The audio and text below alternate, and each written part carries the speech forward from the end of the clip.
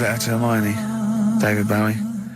Well, we've had the most convincing answer, that it's about 290,000 actual words, but possibly 3 million in our vocabulary, using all jargon and scientific stuff and all that. Sure. 290,000. Still a lot, isn't it? It is a lot. We know so little, don't we? Apparently the average person has about 20,000 words in their vocabulary, right, and uses maybe 2,000 a week. Really? Yeah. Karl, obviously, slightly bringing that average down. Karl, what do you think of that? Single figures. Doesn't matter, get by. Why have you got to use longer words messing about and that? Told you. That word about old, anti-dipuian or something. Just say old. That's a bit old, isn't it? That's a bit anti-dipuian and that. What's the point? Yeah. Get to the point. Sure. Busy.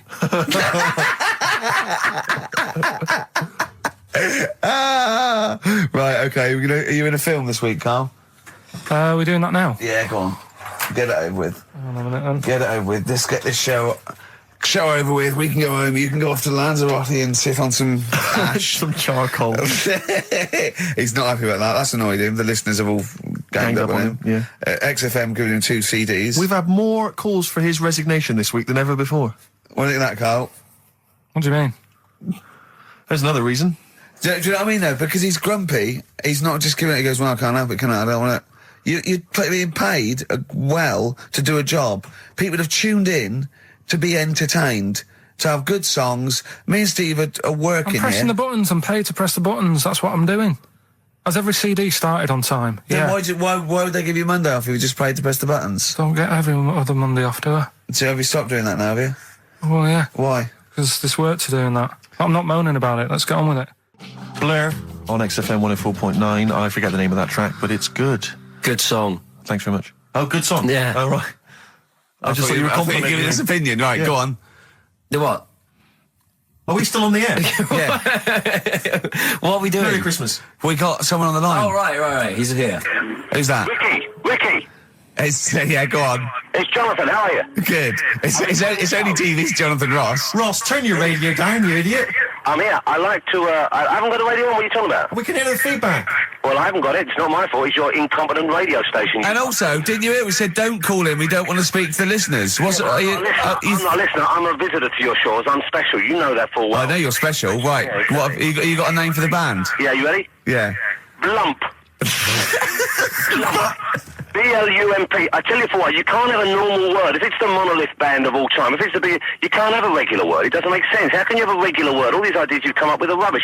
You need a word which only stands for that one thing. No one's heard it before. No one will use it again. Blump. I can't help but feel that that's a more appropriate name for maybe one of Ricky's bands. I love seeing that picture of him in that band. You see it everywhere these days. He was like a girl. He was like a little girl in a suit. It's like a girl, a little dyke at a wedding. What was that? That's got to be the kettle calling the pot black, surely. I've always got nothing but 100% heterosexual. We're not sure about. There's not anything wrong with it, I know that, but look at you. I actually had to get that in. There's not anything wrong with it. I'm Jonathan Ross. Oh, dear. I was thinking the other day, right? Oh, yeah? The Comedy Awards. Yes, sir. You didn't half say some awful things about poor celebrities, poor has-been celebrities with coke addictions and fat lips and faces that where surgery's gone wrong and everything. And when they're on the show, they're going, "Oh, you look lovely." Yeah, oh, I'm nice to so them. good. Well, I'm nice to them to their face, but obviously when I'm not with them, I like to let my true feelings be known. What's wrong with that? That's how everyone. Well, I'll tell you what, you can get anything off your chest you want on this show. Any celebrities you want to talk about? There's no one listening. Yeah, it's just between me and you. A lot of people listen. They listen to my show, and after they've had a few hours of, good laughs, they like something bland to just cool them down afterwards. So they flip over. We know this happens.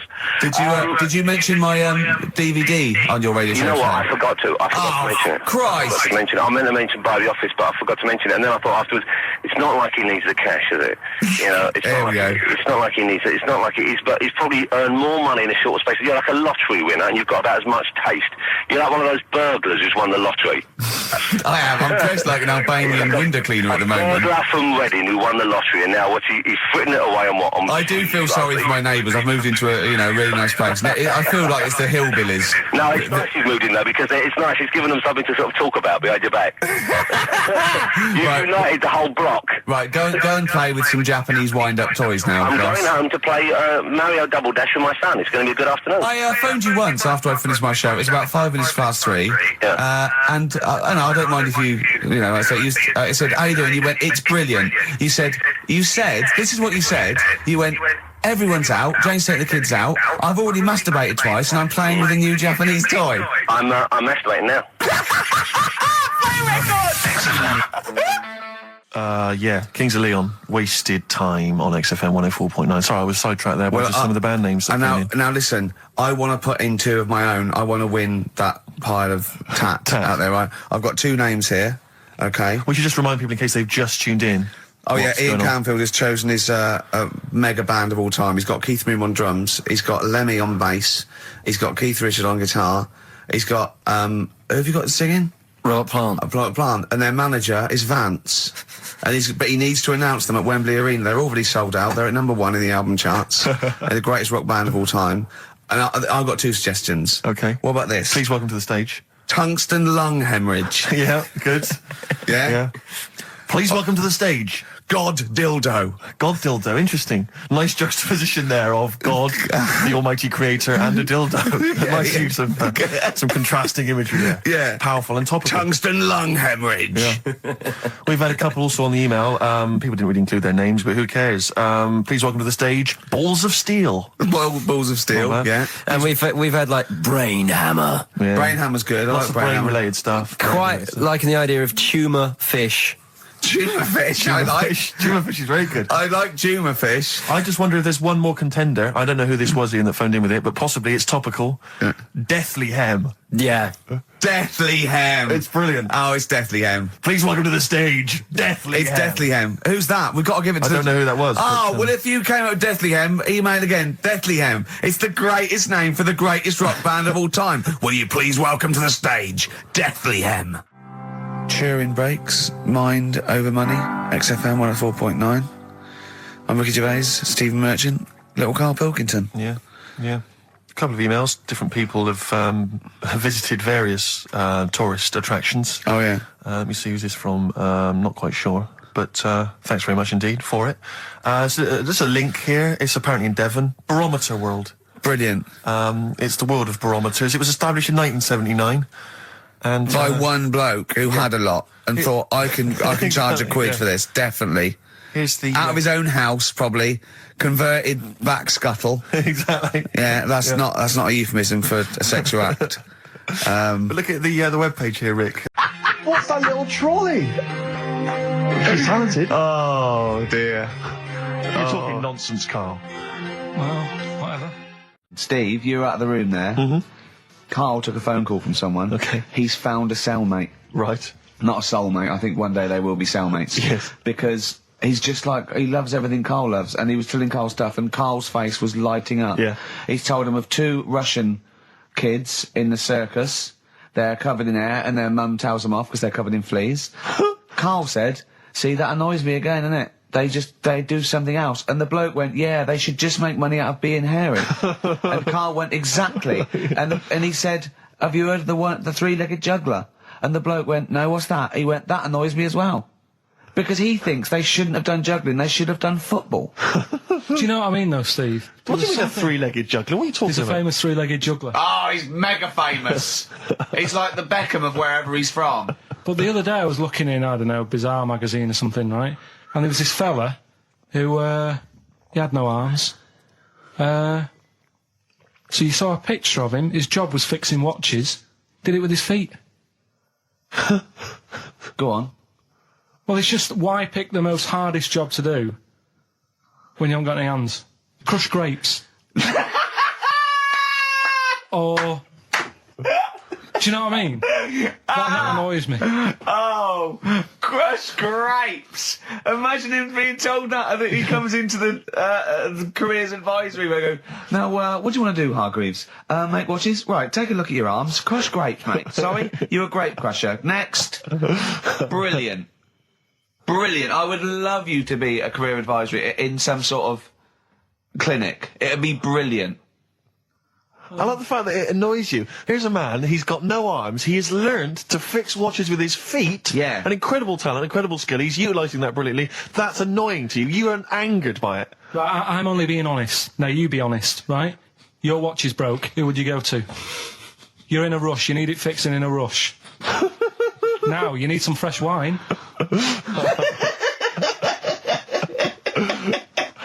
Be honest. Oh, you're amazing. But what's this thing that you've been talking about, this video? Freaks, right. It was a thing that was banned for like 50 years. I think it's been taken off again, but I don't know why, if it's just been deleted, right? It's a quest. If anyone out there has got a copy of Freaks on DVD or VHS, can Karl borrow it, please? I mean, I almost want to set up a camera to see him watching it. It's absolutely real. They used people in the circus of the time. I think it's the 20s or 30s of the Depression. And there's people, there's coneheads, there's a bearded lady, all genuine. There's a bloke they call the Human Slug who's got no arms and no legs, Karl. And he's just there, and he rolls a cigarette and lights it with his mouth. I think I've seen his brother, who isn't called the Human Slug, is called the Pillow. Right. How does he make a living? He, Does anyone want to meet Karl for money? Do you know what I mean? Like, the annoying thing was, right, there was a picture of him. I was going to put it on I think I've seen his brother. on our website, we put things up like this, right? If you go to ricky.gervais at xfm.co.uk / What? You put things like that on my website? It's nothing to do with me. I want people to know that that website is not kept or looked at by me. So, what have you put on there? There's a fella on there who's known as the Pillow. And he's, you see, I get a bit worried with things like this, because we're not sort of having a go or anything. It's just things that Fascinate me. you. Yeah. And, yeah, it's a guy, it might be the same sort of thing. What's your one I called? bet you used to stare at people with goiters, didn't you, when you were little? In Tesco's. Well, just go to xfm.co.uk / Ricky, it is. What's the worst thing you've ever seen on, like, a human face? You know what it is, and I What don't is want it? to talk about it. I can't remember. Have No. you told me? Yeah. What is it? But It's not the elephant lady. Go that used to the, yeah. Is it the elephant lady? You talked about that, I know. Yeah, I don't want to talk about it again. Go to the website and see the Human Pillow. Why is he a human pillow? That's what annoyed me. I thought he was more of a draft excluder. Oh, that breaks all kinds of rules. Buzzcocks, harmony in the head. Now, things are flying here at XFM. People have called in. There is a video of Freaks on the way. Karl's going to see that within the week. That's exciting. That is exciting for me. Do you know what I mean? About our education of Karl. We started off trying to teach him about science and history, and now we just find that he likes pictures of hairy Chinese kids and Who women. doesn't? Who doesn't? No, true. You've got a theory about pictures of freaks, haven't you? You see, you always bring things up that I don't want to talk about, because I'm really worried that people, if you've just tuned in for the first time, it's the first time you hear it, and we're talking about hairy Chinese kids. Yeah. Talking about the human worm. Karl, listen. People don't think that you're taking the piss out of those people. They lump you in with them. Do you know what I mean? They think that you're a freak of nature. So you can say anything you want. Do you know what I mean? Because it's honest, it's from the heart, it's genuine. So don't worry about that. Yeah, but Suzanne was saying last night that I've got a heart of stone, or whatever it is. Why? Because I wasn't crying at Comic Relief. And all I always used to say to her, get out Elephant Man, let me watch that for 30 minutes, I'll be crying my heart out. Why? Why do you care about that but not... Because it's that is more real, isn't it, right? Think of John Merrick. Sorry. What, the film starring John Hurt is more real than footage of starving people in Africa? No, but what I'm saying is, think about... See, this is why I didn't want to bring it up, because people are going to just say... Well, you're allowed to cry at what you like. People can't have you for not crying at someone and crying at someone else. Imagine that, like, if you've seen the film, you know, his head's all, you know, messed up and that. Yeah. He's getting picked on all the time. Yeah. By It's Michael just- Elphick, I remember. Yeah. It's just really, really sad. Whereas, you know, we're trying to help But out you give him a bun people. and he forgets it. Do you know what I mean, though? He never forgets, Rick.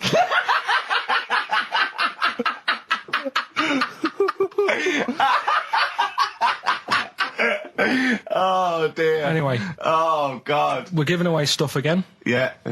Time Tell for me your theory about freaks who have their picture taken. No, I'd leave it. No, can I tell we'll you? do it next week then. Can I tell you what this is? Go on quickly. What is it? Right, when he sees a little picture, like in these books he's got, he carries round those things, right? And there's like a fella with a little head with some like able-bodied people. He goes, the only reason they got to take that picture, right, was so they could show their mates, say, look at me, the little fella with a little head. That's his theory. Yeah. That every picture of a freak, they're being Steve, let me describe the picture to you. This little fella with a little head, right, playing on the piano. I've seen it. All his family stood around and mates and that. When have you ever seen a picture of someone playing the piano and everybody wants to be in on it? Doesn't happen. Maybe it was one of those kind of Christmas cards they sent out to everyone. It wasn't. You could see one of them was like in a rush to go away. He was probably planned to go out, and he was like, "But they were taking a picture. So I'll be in it then before I go out." And it was all. He's out of order. Yeah. If you say, do you know the one? I do know the one you mean. Yeah. What about the one in the when you went down to Cornwall in that little We'll pub? talk about that next week. What you want to get on, do you? Yeah. Right. Right. Now, we got people to send in a little thing for you last week, didn't we? The film Freaks. You got a few sent in. You watched it, did you? Yeah. Now, I should just point out that the film Freaks, for those that don't know, was a movie that was released, I think, it was originally made in about 1932, something like that, and then it was delayed. It was banned for many years, because it did, in actual fact, feature, for want of a better phrase, real-life freaks. Yeah. Bearded ladies being one of the more kind of familiar ones. There's a guy without arms and legs. There's all sorts. And it was actually it's quite a tender film, isn't it? And actually portrays them as a kind of dysfunctional family. It's not exploitative in that sense, but what do you make of it, Carl? Well, you were watching it for the freaks, weren't you? Yeah. I mean, I wish it does take a while to get onto it. What do you mean? Well, straight away I was disappointed, right? Because at the start, like, you put it in, it's like, oh, brilliant. Here we go, you know. I said to Suzanne, we'll watch this, we'll have a good night. Yeah. Have a romantic night. That's it, her birthday. Yeah. You've got your gloves, now we're going to watch some freaks. So, put it on, and it starts off, and it's like, you know, the following film, you think, oh, it's like following films rated 15, which means, you know, might contain scenes of violence, bad language and sex. Yeah. Mention nothing about pinheads. Right. So I thought they missed the trick. Was it last week? There was a programme on about the child who was older than her mum. A child that was older than her mum? Yeah, right, he was looking forward to as much as Oliver, the Humanzee. Humanzee, yeah. And I didn't see it in the end. Did you miss it as well? I missed it. So and is what it is this little girl, and she's got an ageing thing. So he was telling me about this. It's all from him. He went, and what it is, right? She's about 5, right? But she's aged, so she's actually 90. Right? And I went, oh God, really? He went, yeah. And then he went, could she get served in an off licence? I went, no. He went, well, that's not fair. I went, what do you mean? He went, well, I said, she's 5 years old. She's a 5-year-old girl. He went, yeah, but she's got the body of a 90-year-old. So, oh God, let her have a fag. Wouldn't you let her have one if she... If she asked? Yeah. If you worked in an off licence and she wandered in, right, and... So she's 2'6". Well, I don't know, because I haven't seen it. I don't know that much about it. Yeah, she's a 5-year-old. She's 2'6". It's just an ageing process, which is a degeneration of the cells, like what ageing is. It doesn't mean she grew into a 90-year-old woman with a scarf no, exactly. going around the streets. What did you imagine it looked like? I don't know. I mean, she's ageing fast, yeah? Yes, but it's more to do. It's not, yes, yeah. Because it was saying that her mum and dad are pretty stressed out about it, and I kind of thought, well, you'd be forever buying birthday presents. It's not like she's morphing through various ages. Like, my God, look, she's 58 today. 59, we can't keep up. Well, how's it It's work? not that. It's not like it has the same effect as aging on the body. So at a cellular level, there's a degeneration as quick as if she'd gone through. I don't know. I got this from you. I'm guessing, Carl. It's not like she's watching Top of the Pops one week and she's loving it, then the next week she's going, I can't understand what they're saying. This is not like music it's all in my bland day. dance. I remember when I was 4.5. They were real bands. Now, that S Club 7 were excellent. Yeah. But what's this tripe? S Club. But if she wants a fag... She's 5 years old, Carl. But she's got to experience everything in a short spell of time. Do you know what I mean?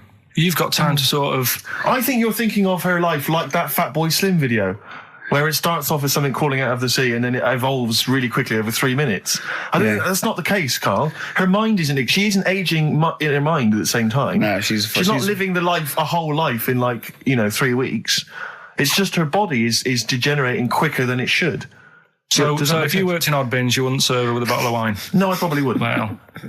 Unless she had some ID, which That's would a probably bit cruel, be fake. isn't it? And so on that, and on top of all her other problems, he wouldn't even give her a glass of... Yeah, a bottle of wine. And her ID wouldn't look right because he's aging all the time. The photo would never match. Yeah. Look at my hair there. That was last week. Well, it was 2002. Exactly. Well, we don't know enough about it, so... No, I haven't seen it, so maybe we should apologise because that could sound callous and cruel because I don't know what the whole... It was just the title. The vibe of the... Yeah, I know the title that excited something you. like, I'm older than my mum. No, it's the child that's older than her mother. Well... Yeah. So that was weird. There was some good stuff on in the week. You missed that, didn't you? You didn't watch that? Didn't see that. Saw... Maybe someone have it on video for you. Yeah, if you taped it and, send it in. Watch it on fast forward, she'd really age then. Imagine that. Whoa! Carl just remembered, we've got Cheeky Freak of the Week to fit in. I don't know what to do. What's your Cheeky Freak of the Week, quickly? Just throw that away. Right, well, it's just like, we look at Cheeky Freaks. Is this show offensive in any way to some people, do you think? Ding dong. Got any buns? Oh, it's the Elephant Man. Go on. Right, well, it's a bit of a problem for you, this one, Steve, right? I'm chucking it forward to you. Remember the Cheeky Freak of the Week that we were talking about? That illness where people age quicker? The 5-year-old girl that was older than her mum, and he said to you, what, if you ran off like you wouldn't serve her fags and beer? And you went, no. You went, why not? And you went, because it's a 5-year-old. Yes. Right? You went, oh, she's got enough problems. Give her some fags. You remember that, don't you? Sure. Yeah, right. So another dilemma for you, right? Picture this. You're running a restaurant, right? Door goes, right? Few people. Most of them look normal. You notice the woman at the back, crawling on all fours. Top half is woman, right? This is real. Yes. This isn't like a comic or anything. This is on, on the internet. I've seen it. They're called dog people, and her legs just come straight down. They're like little twin legs at the back, and so they walk on all fours because it's easier. Dog people, right? Yeah, not dog people. They're human beings with deformed back legs, so they walk. It's easier for them to get around like that because they can't stand up because they can't stabilise, and also it comes straight out of their hips. Right. So you're running a restaurant. It's a busy night. You haven't really got time for any hassle. She comes in.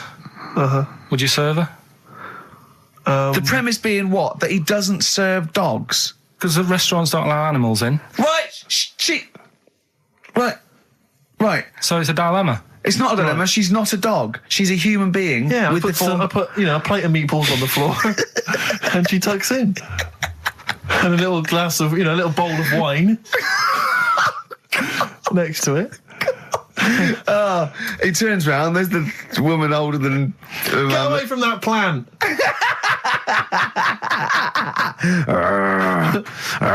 Is service included? Oh, dear. Talking of cheeks, Carl, have we got another instalment of Cheeky Freak of the Week this week? Yeah. I'd still say it's the best job I've ever had. And he means it. No, I really enjoyed it. It's like, you don't have to work with anyone else, right? So you make your own rules. Just think of that. You sort of You're spreading information to people, vital information. Giving a service, and no one else is around. You can just do what you want and think about stuff whilst you're cycling around on your bike. It's really good. Yeah. So anyway, imagine the stuff he's thinking about when he's riding around his bike. So getting in the head of a salamander. So anyway, I loved it, and even though I only got like 50p a day, right? No matter what the weather was like and stuff, I used to get up at 4:30 and go and do the round. And why did you get up at 4:30? Because I wanted to watch the Pink Panther at 5:30, so I wanted to get me paper round done. I said, why didn't you watch the Pink Panther And then did what? He went, I can't sit there thinking I've got my paper round to do. He'll ruin it for him. Yeah. So is it a good job or not? So 4:30 I was up and about, and this morning it was like winter, really bad winter, bad snow, you know, freezing cold, really windy and all that. And my mum said to me before I went to bed, she said, don't be getting up tomorrow, I'll give you the 50p. I said, it's not about the 50p. So, you know, people want the papers and stuff. So, conscientious. So anyway, I went to bed thinking, you know, that's it. I've told her I'm still going, so, you know, whatever. Go to sleep, get up in the morning, and put all my kit on. And I used to have layers of clothing on because it was really cold. I had like a big anorak on with the fur on. I had like waterproof pants, and I got my paper round bag. And I went downstairs to get out and tried to open the door, and it was locked. I thought, oh, God. So she'd locked it so I couldn't go out. So I'm searching around the house looking for the keys. She must have hid them somewhere. I thought, oh, God, you know, I've got the papers to do. So I thought, how can I get out? So I went upstairs, climbed out of the bathroom window. God. Right, and to try and jump out of the bathroom window onto the porch. But the problem was, I had so much gear on, I was like the Michelin Man. So I could hardly move as it is. Yeah. And I'm trying to get out the window, and I'm like, trying to stretch down like that, get my foot on the porch, and my bag got caught on like the hook of, do you know, like how you have a hook so you can put the window open? Right, yeah, the little arm goes on. My bag had got caught on that. I was holding on to the wall and my foot on the thing, so I couldn't sort of pull it away in case I pulled it away and then fell on my head. Yeah. So I'm stuck there. Dangling. My dad comes back from working nights. Yeah. He thinks I'm a burglar. Gets out his gun. So he's shouting and stuff, going mad and going, Dad, it's me. And he had to give us a hand using a... He's heard that wily trick in Manchester before. He had to help me using a washing prop thing, a big stick. What did he do? Well, he said, just hold on for your dear life, and I'll sort of push the paper bag off the hook. Why didn't he go upstairs and sort it out? It was at that point where I was in the middle. There was nothing you could do. Do you know what I mean?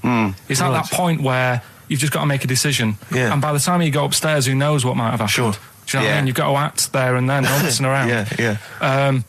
So and you could hear downstairs, now here he is, the Pink Panther. Yeah. Dad! Hurry up! Panther, ever so pink. Oh. So that was close to death, because I must have been about 30 foot in the air. So, to cut a long story short, he gave me about 4 or 5 near-death experiences, and he went, and the whole point of this, he went, so that's why I think I'm going to die of something horrible, like cancer. And I went, why? He went, right, you ready for this? Yeah. He said, well, I don't check my balls. Wait. He said, I don't like the feel. Carl, always check your balls. Do you I check don't yours? like the feel. Why don't you like the feel of your own balls? They just... I mean, you know that I don't like bodies anyway. Right. Do you know what I mean? It worries me a bit that... Carl, why have you got a headache? You got a headache? Just a bit stressful because the moves on this week. Are you moving house? Oh, by the way, the XFM listeners came round to my house and bought the futon and table. Did they? Were they happy with it? Quite normal. They were well happy. Yeah. Couldn't believe the luck with it. What do you mean quite normal? What do you mean quite normal? Well, it's always a bit scared, isn't it, getting people round. I imagine they were scared. No. And were they excited to see you? Could you tell that they were pretty pleased to see you? No, I don't think so. I mean... You're Karl Pilkington. Yeah, but the fellas sort of... I mean, they brought the whole family round, which was a bit odd. Well, it's not often they get the chance to visit a living creek. Anyway, no, they were nice. And you're moving now. He said he phoned me up today. You know, it was absolutely tipping it down. He had to cycle in. Because he said, because of the move, he doesn't want to leave his bike round there. And he said, and Suzanne, I can't say this in case he's listening, can I? He won't know. He said Suzanne's hired the oldest removal man in London. You should hear him. And the thing is, right, we booked him because everyone else happened to be booked out, but this fella's free, right? So he called up this morning. I've never spoke to him, but he was on the phone. He sounded about 90. Yeah. God thinks that he's going to have to do all the work. And the thing is, right, it seems to be All he cheap. wanted some Werther originals. Yeah, Right, yeah. listen, it seems to be cheap because it's £50 an hour. But how long is it going to take him? Yeah. that's So, genius. When's the move on then? When's the... Oh, he's coming round. He came round today to bring some empty boxes, and he was struggling with them.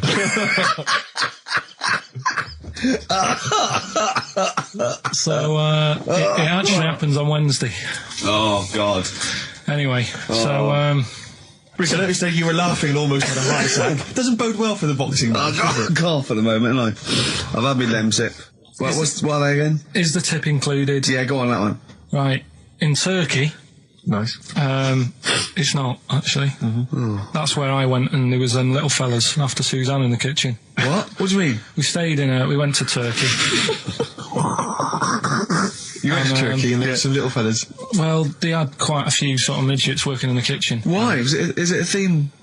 No, Was it a it's theme just- holiday? I don't know. Might get them cheaper or something. Was it?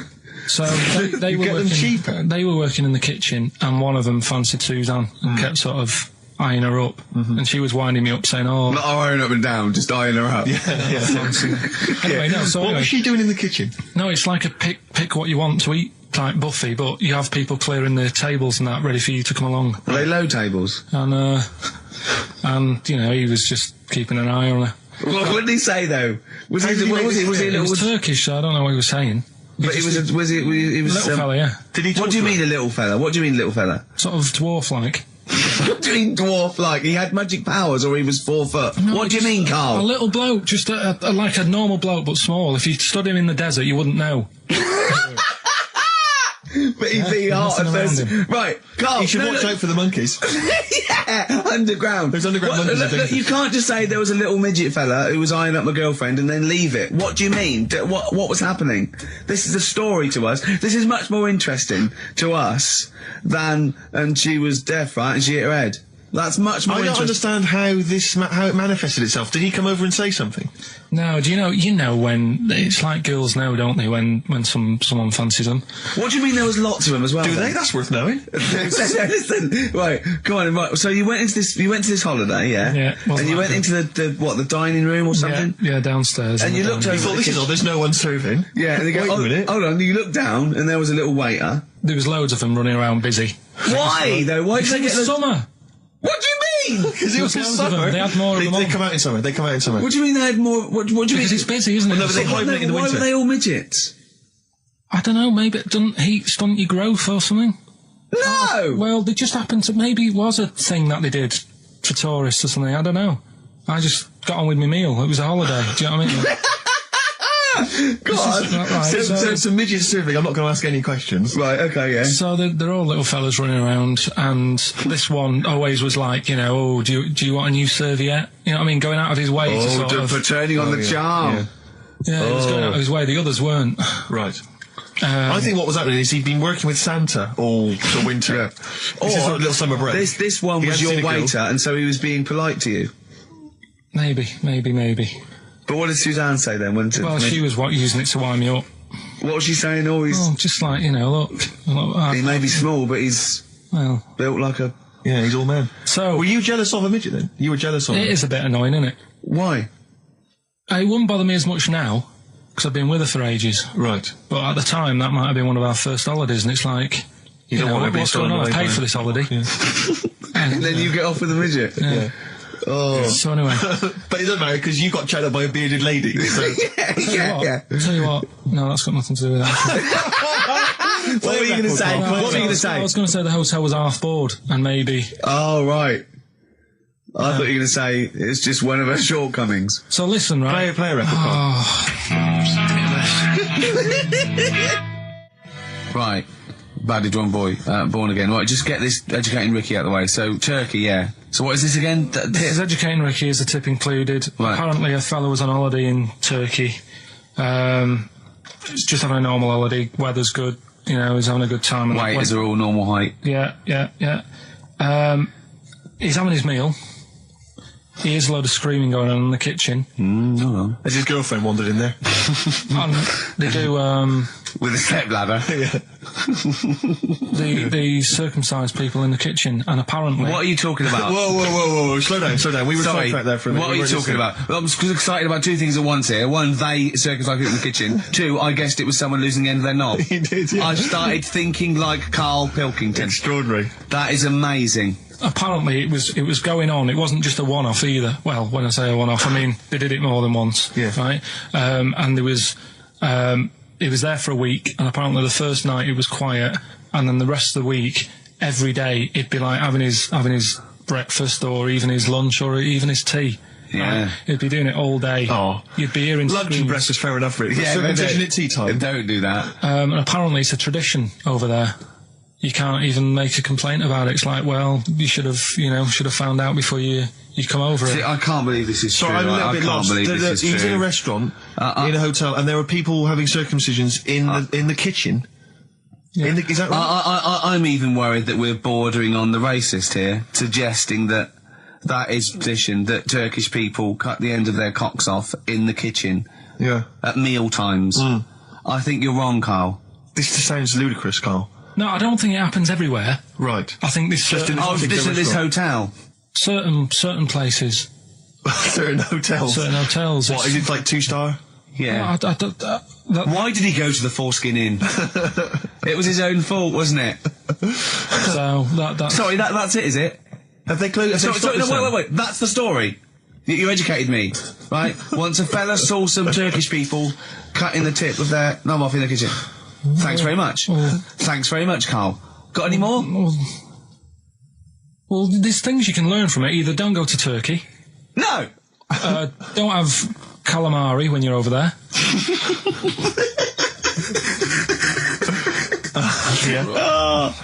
Carl, you've done it again. Well, but we're talking about MTV, right? And I was feeling a bit nervous, wasn't I? About like, you know, the way I look. Right. And what have you. And then I watched a bit of Celebrity Big Brother and all the fuss that Mark Owen's getting, and he's not that good looking, is he? He's very. I want to be Mark Owen's mate. If anyone who knows Mark Owen or Mark Owen's listening, I want to be his mate. Yeah, I think he's brilliant. I think he's a nice lad, but what I'm saying is, right, all the girls go mad over him. Yeah. And he's not that. There's the microphone moving Yeah, I now, know. that's the squeaking going Oh, on. I've broken You've the broken the CD. CD rack. You I could know. actually, of course, you could move the CD rack by getting up and moving it. No, that's too much effort. You've got to try and do that whilst angled on the seat. I'm nearly laying down. It's almost horizontal. It's the most you can get. Well, I'll tell you what. I don't know what those listeners are thinking of what Steve Merchant say, but don't believe a word. All right? Oh, nice. Yeah, classy. Yeah. 5 minutes past 1 o'clock on XFM 104.9. Look at Gervais, Steve Merchant, Karl Pilkington. A retro cut there, Thin Lizzy. Don't believe a word on XFM 104.9. I'm Ricky Gervais, with me Steve Merchant. Bubba-doo-boo. Who's that over there? It's Carly Pilk Boys. You all right, Carl? Oh, that's clever. How you doing? Yeah, I'm all right, yeah. Yeah. Wallace Chambers, Kings of Leon on XFM 104.9. I'm Ricky Gervais, with me Steve Merchant and Karl Pilkington. And England are world champions again then, so... Oh, it's brilliant. It was amazing, wasn't it? See, I'm not a rugby man at all. I never watched rugby. I think the last time, was when we won about 12 years ago, whenever it was. And I got into it last week because I realised we were doing so well. I watch England win anything. Yeah. Do you know what I mean? I don't care what... In fact, I wasn't into war when I was little until I realised we were so bloody good at it. We are really good at it. It is, you know, it's brilliant. But, yeah, fantastic. Yeah, it was great. Right, that's the rugby thing over. That's What dealt next? with. That's it. That's all I've got. That's all I had today. It does steam me. Sometimes I watch it and it does remind me of when I play rugby, because one of them will boot it down the field, and then someone will catch it and boot it straight back again. Yeah. Which is essentially how we I was play made rugby to at play school. rugby. I had to play rugby. Yeah. And I don't think I'd get rid of the ball so quickly. Yeah. I don't think I ever got tackled or fell over. Yeah. I think I touched the ball about 20 times in the 2 years it was compulsory. Yeah. I was terrified. Yeah, And absolutely. that's same as cricket. I can't. I'm a terrible batsman. I'm all right at bowling, but it seemed like the pastime for people I went to school was to injure you. Yes. It was funny to see someone poleaxe. It was funny to see someone get a cricket ball in the head. Absolutely, yeah. You know, I never so- relaxed into rugby because the first day I was going to play it, my mum, I swear to God, my mother said, "You're playing rugby today. You got the kit and everything. Enjoy it. Be careful." There was a kid at my school who who broke his neck. And Cheers, Mum. yeah, thanks very much for that. See you later. So I just went to school absolutely Man, one thing, petrified. broken neck, is that all? Does you get better in a couple of days? Oh, No, you can find your wheelchair. No. Enjoy the game, though. Yeah, no, it was absolutely petrified. I was just petrified from that day See, on. at least American football, you know, Got the helmets. padding, the helmets. Yeah, but anyway, no injuries, thank God. Thank goodness. So, Well, I tried to play rugby, but it's awkward when you've got glasses. I don't know, there's something about You didn't really play with glasses on? Yeah, I couldn't see anything, could I? I couldn't see anything. How else was I going to play? Oh my God! And so you're bound to be cautious, because inevitably you're a bit more cautious when you've got glass next to your face. You were the tallest person on the pitch as well. Yeah. I mean, you were when you were about 14, you were probably 6 foot already, weren't you? Yeah. And everyone else was what, 5'2"? Yeah. So you were towering above them, and with glasses on. Just with the glasses on. And you've got pretty cool glasses now. You've had a bit of a makeover. It's like Trinity and Suzanne said. First thing to go, the glasses. Sure, sort them out. Yeah. Yeah, and presumably you used to have those National Health sort of bottle. Pretty much. Yeah. Is it true? You've never been able to mosh? I tried to mosh.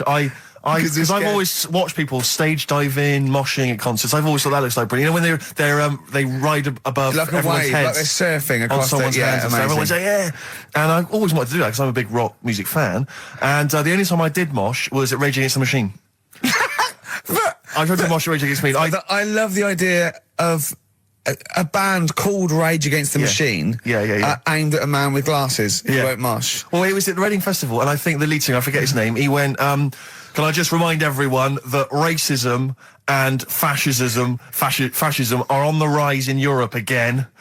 Let's not let it happen. What did you do? And we all cheered, obviously. I mean, if there's one thing that guarantees a cheer at Reading Festival, it's down with fascism. And what did they do about it after the concert? Pretty much went back and... went home and had a cup of tea? Probably, I don't know what they got. Sure. They didn't go to Europe then and try and stop... I don't think they got involved politically in Europe. I think they just continued to rage. Against the Machine? Yeah, but largely in America, I think. Sure. I tried to mosh, and I got moshing, and glasses flew off.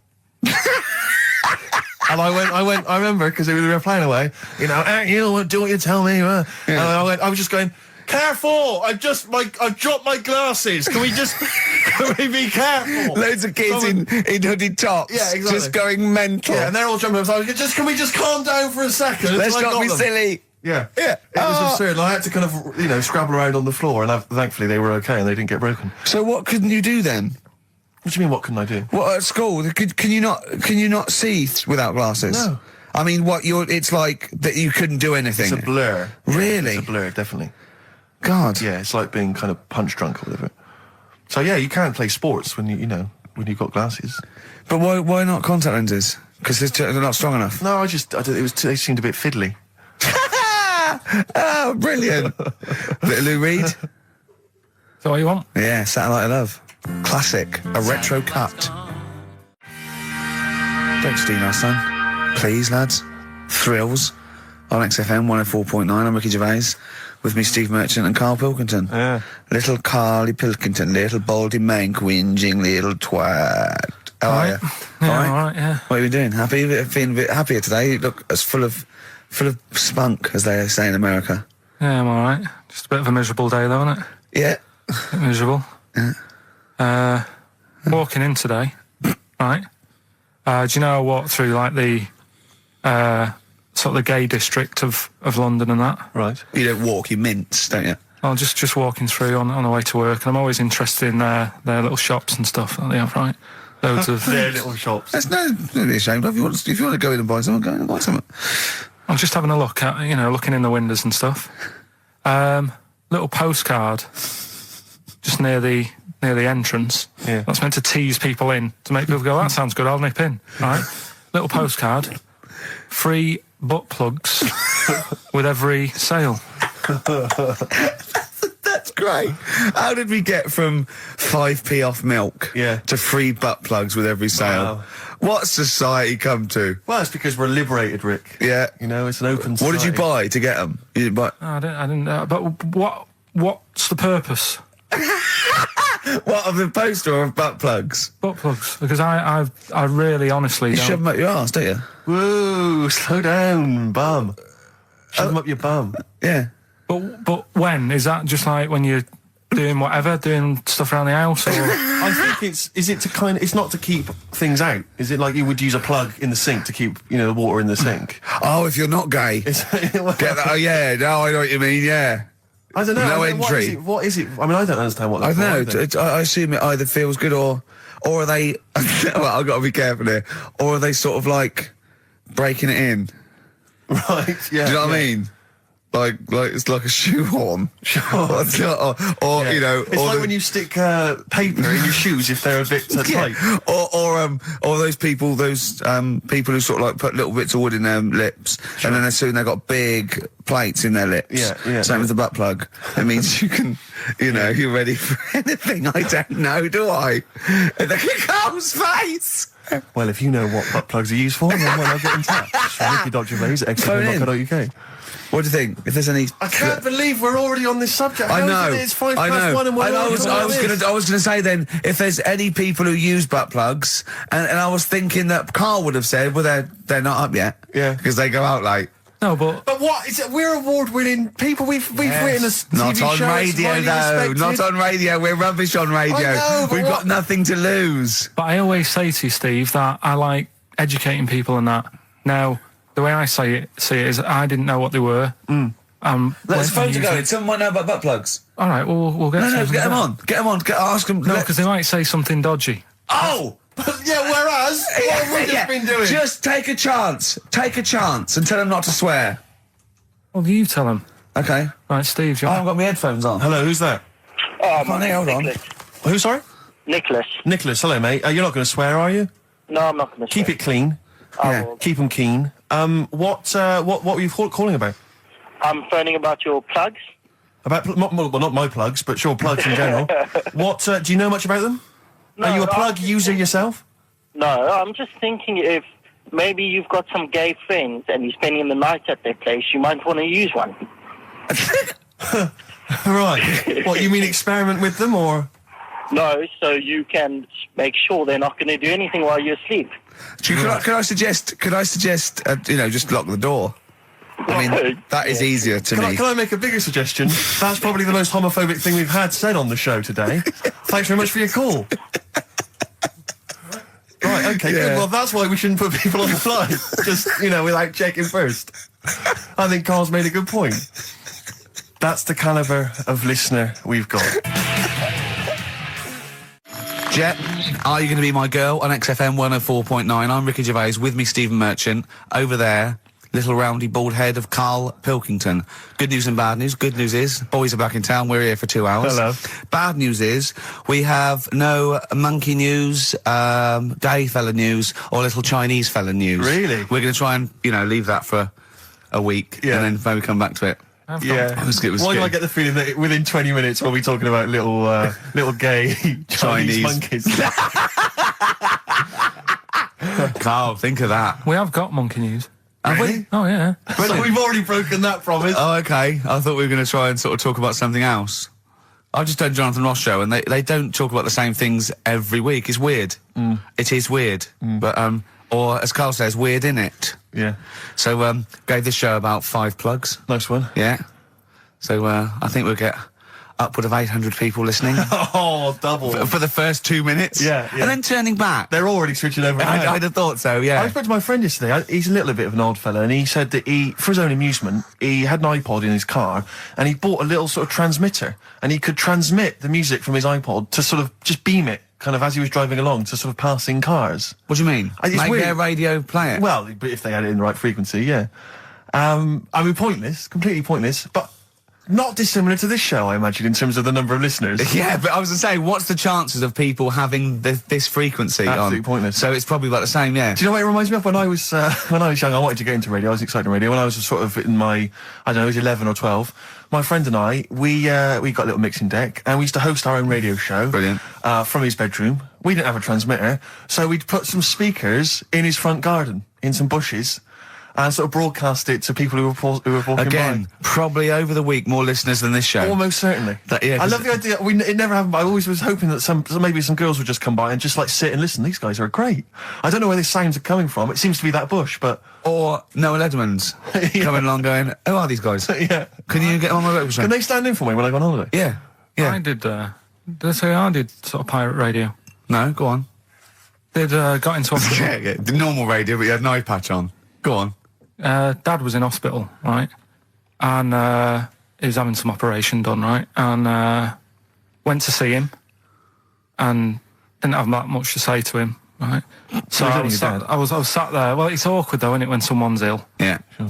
And you don't know. Boring, isn't it? Boring. boring. So I was flicking around on that little radio thing they have. Yeah. And I heard, like, they had a radio station in the hospital, so I said, I'm going to go and join this. So I wandered off to go and find it. Yeah. Sort of joined that, did a little show on there, thought I can sort of get out to the masses here. My mate made a little transmitter, did a little pirate radio show from the... got kicked out because they found out, and apparently I put the station at risk because all the stuff could have been taken off us. But from Little Acorn, 16 years later, he's on a show with less listeners. Yes. Brilliant. Can you imagine if you've gone into hospital, you're already pretty depressed, there's the fear of these bugs, super bugs in the hospital. Yeah. Maybe you've got some quite serious illness, you know, you don't know if you're going to make it. His voice is what you hear to cheer you up. All right, weird, isn't it? There is a light that never goes out by the Smiths. I phoned Karl up in the week. Yeah, and I said, what are you doing? He went, well, even though it's one of my days off, I'm just doing some research on the web. Found anything that said, yeah, I'm doing science. And then he said, you can get wigs for dogs in Tokyo. That's his scientific fact. And I went, what do you mean? Dogs, if they need a wig? I said, if they need a wig, what? Dogs going bald? And he went, like, this is fine to him. He went, it's a stressful city, Tokyo. The world's all right with Karl. He's always got an explanation. I've only ever seen him confused once. When in Edinburgh, he looked out of his window one day and he saw a bloke putting a parking ticket on some rubbish. Yeah. And that genuinely confused him. Yeah. He couldn't work out, could you? It's a bit weird, isn't it? And the woman breastfeeding her 8-year-old child, you didn't like, did you? I don't like that. But the what's the name? Animals with wigs. I kind of thought, after I put the phone down to you, I kind of thought about it, thought, yeah, it's a bit daft, that. Are you sure he's not the ageing pop group? No. The Animals? But when you think, have you ever seen, like, a bald pet? No. It's weird. What do you mean? Because my mum, we had a cat, we used to get through loads of cats because we lived on a... Oh, God, it started early today, isn't it? What do you mean you got through a It's lot only of 10 past Just 1. 'cause What we are you lived doing? No, Running a restaurant? We lived on... Oh, God, what do you mean? No, we lived on, like, a main road. Oh, yeah. Right? So Yeah. we used to get through a lot of them. My dad It was kept their saying, risk. you know, stop wasting money, you know, it's not Stop good. wasting money, not wasting cats. Right, so anyway, we had this cat that was ill all the time. And It's just bag of nerves, probably. Yeah, malingerer. Yeah, I'm terrified. I'm going to which house? Rome. Oh, God, bloody hell. Rome. Don't let me go to the Pilkingtons. and it, for some reason, it kept being sick all the time. Right? Yeah, that is nerves. That's definitely nerves. So my mum kind of thought, I've had enough of this, and she shaved it. Whoa. Whoa. Now, I know you're not vets in your family, but what correlation did your mum think there was between you being sick and shaving it? Because it kept being sick, and it was a pain to wash, because it kept getting So caught she up. wanted a dry wipe cat. So Why didn't you just varnish it? What? it's weird. It's weird, though. So now he's cold and sick. No, but not all of it. She left sort of the back half, but sort of from its waist, sort of. I love that. Shave it because it's sick on itself. And That is it was the genius. weirdest looking thing. I mean, normally I like cats. I'm always like giving yours a stroke on the head and that. Yeah. But as soon as she did that, it was like, oh, Yeah. can't touch it. And then So now it's sick, cold, and hated. Yeah.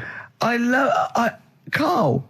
It must have, I mean, the other cats must have been taking the mick out of it constantly. It's just making things worse. Did it get, I'm hoping that it got run over and was put out of its misery. now I think it got all right, that one. Or is that the? Yeah, it did get run over. It did. But Rick, I just need to mention something quickly to you. When did I last see you? I saw you yesterday, didn't I? Yeah. Because we went up to Edinburgh yesterday. We were very nicely invited to go and talk at the Edinburgh International Television Festival. It was quite a big deal. We went up there and we were interviewed. And Ricky chose to go on the train because it takes like 4 hours. Is it 4.5 hours or something on the train? Yeah. But it's quite leisurely. It's quite sort of gentlemanly thing to do. Yeah. I opted to go for the plane option and fly up there. More modern. Exactly. And they bankrolled that. They paid for it all, and that was all not very nice. And as I recall, when I last saw you, we got a cab, didn't we? And you asked if you could get the cab to drop you off at the train station. Yeah. And then it took me on to the airport. Yeah. Did I? Now that was before. The last time I saw you was before I got to the airport and missed my flight, wasn't it? Because I had to drop you off in the centre of town. Yeah. No, that was just before I had to pay £165 to upgrade to another ticket. How did you not tell me that in the last hour? £165, Ricky. I had to pay because we dropped you off at the train station. So, I mean, do you want to go halves on that? Or how do you want to deal with that? How do you want to sort that whole mess out? Why were you late? Why was I late? Because we dropped you off in the centre of Edinburgh. And do you know how hard it is to get out of Edinburgh in rush hour traffic? But it was only 3 minutes away, so you'd have missed it anyway. No, because if we'd gone the other direction, it would have been 20 minutes. It took me like an hour to get to the airport. And I got there, and the plane had already left, and the cabbie was just laughing. He was saying, we're never going to make it. He goes, you were a religious man, you better start praying. I thought he was being facetious. He was absolutely right. £165. But hold on, why didn't he tell you that when he picked up at £4:15? It makes you wonder. So obviously I'm a little bit annoyed, because you know I'm not a man who likes to sort of spend unnecessarily. But wait, this is not my fault, because you were there when we made that decision. I didn't impose this on you. We both decided that might be. It's both our fault. I mean, it's no one's fault. It's both our fault. That's fair. That's all I wanted to hear. It's both our fault. Therefore, it's both our financial obligation. No. £165. Just split that in half. Write a cheque, Rick. Write a cheque. It's fine. I trust you. You know. Phone in. I think everyone. This is. You're clearly obvious. irresponsible. No, of course I'm not. If you share a cab and then one person's lucky enough to not be late and one person is unlucky enough, and that's what it is, bad luck. I don't think you share the obligation. It's a moral dilemma, this, isn't it? But it's more than that, though, isn't it? Because let's be honest. Even if you had known that I was going to get there late, you'd have wanted me to hang around just so you weren't left around waiting for a train on your own. No, because I got there. Because you get bored sitting there. So you'd have wanted me to at least got in that cab. I got there way too early. I actually got there I was there about 30 minutes early. You made it fine then. Well, exactly. So, I mean, I sacrificed me hanging around for half an hour so you could get it at 4:15. And the other thing is this. You were going to get it at 4:15 anyway. Yeah, but I would, if I'd gone the other direction and not dropped you off in the centre, I would have been there in time. Wow, would we? Well, is that true? Wow. Only God knows. Well, and the cabbie. What I mentioned it to. So, I'll tell you what will cheer you up. I'll tell you what's better than 80 quid. I'll tell you what's better than, shall I? Go on. Music. What, are you paying the whole 165? But, because when I was younger, I remember being outside a post office once when I was about 10 or 12, and finding a purse, and thinking, oh, that's nice. And opening it up, there was some money in there, and a pension book, and so it was obviously an old lady. I found an address, I sent it to her, and my mum said, you know, you've been so good there, you'll probably get a little reward. She'll probably send you a little reward. Nothing. I got maybe a thank you note, but no cash, no moolah, nothing. Really? And I was livid, because I'd been told that I was going to get a reward. I thought I've been a good Samaritan, nothing. So, many moons later, when I was at university, I learnt from that, and this is the most bizarre thing. This explains a lot, doesn't it, Carl? This is like the Mary Celeste. I went to a cash point to I thought, I can't get my card in here. And I realised there was already somebody's card in the machine. They put the code in, but then they just disappeared. They'd been kidnapped or something. So it was just there, waiting, sitting. It said, what do you want to do? And it gave you a number of options. I thought, interesting. Steal or go to heaven? Yeah, exactly. You went, oh dear. Yeah. Well, I pressed balance just to check what their bank balance was. Unbelievable. It was a considerable sum of money. I'm not going to lie to you. It was not typical student debt. It was like, I think they were a foreign student. There was a lot of cash in there. A lot of money. Did you feel a slight bulge in your trousers when you saw the amount of money? I couldn't believe my luck. I thought to myself, now then, I could just take that card out and hand it in, or I could teach them a small lesson. Right. And maybe give myself a reward, because last time I did that, I didn't get a reward. So if I give myself £30, then I'll take the card out. 30? Give myself 30 You didn't really? Well, I thought that's a good reward. And I went in, I handed the card in, I took that. Steve, and that's a little reward for me. And I'll tell you this, don't think it's evil, because I went in and I bought everyone a drink. Well, brilliant. Yeah, I didn't tell them I got the money free. Well done. Excellent. So probably gangsters are quite generous with the money they've stolen from other people. Yes, but someone's negligence, Rick, has lent... the thing is this, Steve, right? I believe it, except that buying people a drink, Carl. What do you think? Well, I kind of thought that when he said it, but then I thought, but they'll be buying him back. So he's still up. So in a way, he's still a winner. Yeah. Everyone's a winner in that situation, including the student, because frankly, if there had been a less scrupulous person who found it, they'd have probably helped themselves to a considerable sum. I cannot believe he did that. There was thousands and thousands of pounds in there. What if Beadle had jumped out and slapped you with his little claw and said, we've been filming this merchant? Well, so what? How old were you then? I don't know, 19, 20? Would you do it again, or was it just to get the world back for the old lady's purse? possibly do it again, yeah. You're joking. Well, you've got to think of it this way. You've got to think of it as there was a lot of money in there, and someone less scrupulous than me would have taken a fortune. They'd have cleaned them out. Whereas I just took a small reward, which I thought was more than enough for someone's negligence. And I've returned the car. They've got the car back. Everything's fine. Think of someone else. I could have gone on a spending spree. I could have been buying stuff, all sorts. Yeah, but it wasn't yours at all. Yes, but they probably would have given me a reward. And because, you know, sometimes people forget or, you know, they don't give you a reward, I thought I should You had take to it go at your myself. dad for nicking a loaf of bread out of a phone box. Yeah, but that's because it's for old people, geriatrics and stuff. How do you know how old was your people who you were robbing from? It was on a student campus. Well. Wow. I think it was more... I thought it was excellent behaviour. I thought it was that's good, honourable incredible. behaviour. That's shown another side to him, isn't it? What would you have done, Karl, in that situation? And tell the truth. I might have helped myself a little bit. There you are. I don't know what this is helping No, yourself but- a bit. Like you say, just sort of, you know, send them back and sort of say, you know... If you find a £1 coin in the street and you can be bothered to bend over for it, then have it. But someone's cash point card or personal belongings... I'd let them know, though. Did you send it to them and say, I've service charge included? I've took that out already. No, I handed it in to the... You let them know? What do you mean you'd let them know? I'd say, you know, you're lucky here. Right, I just took, I'd probably said 20, actually. Okay. Because that's just like one note. Sorry, right, okay. You are winding me up. No, I'm not. I mean, not for once. I mean, I know what Steve's like. He is tight, right? He is. And you know that, don't you, Steve? Financially, you mean? Well, no, I mean, just the way you are. You're very sort of, you know, you're not wasteful with your money. I'm careful. No, I'm not wasteful. Absolutely right. No, but to the extreme. Not towards the extreme. Not towards the extreme. No. Look out for the pennies. The pounds will take care of themselves. All right? Simple to remember. Good advice. Yeah, all right? But the thing is, right, I know that I take the mickey out of you for, like, you know, the way you look and stuff. Sure. Right? Well, I'm right back at you. But the thing is, you can't help that. Absolutely. But I'll tell you something that women don't like. Sure. And it's fellas who are tight with the money. Sure. I'm not frugal with money with ladies. I'm frugal with money with you. Well, I've got no reason to splash money out on you. I've never seen you splash money out. Well, you've never been out with me. Steve, have you ever splashed out on a lady? No, but I hope to one day. The right lady. Play a record. Right, yeah. This is the, I didn't want to do this. What do you want to do it? Well, I wanted to give you 3 and I gave you one. It was like the alien man gets a beard or whatever. Yeah, And which was total rubbish, so this one should be better, maybe. Hairy Chinese kid. Right, well, we've talked about hairy people in the past. True enough. Haven't we? Yeah. You know, the little kids who grew up in woods and hung around with wolves and that. Yeah, again, you're confusing it. Yeah, they're not, there were some people that were born very hirsute. They were not the people who were brought up with wolves. Yeah. You just put that together in your Homer Simpson type mind. Right, well, this is like a sort of close to that sort of story. But the weird thing is, right, Chinese people aren't that hairy as a nation.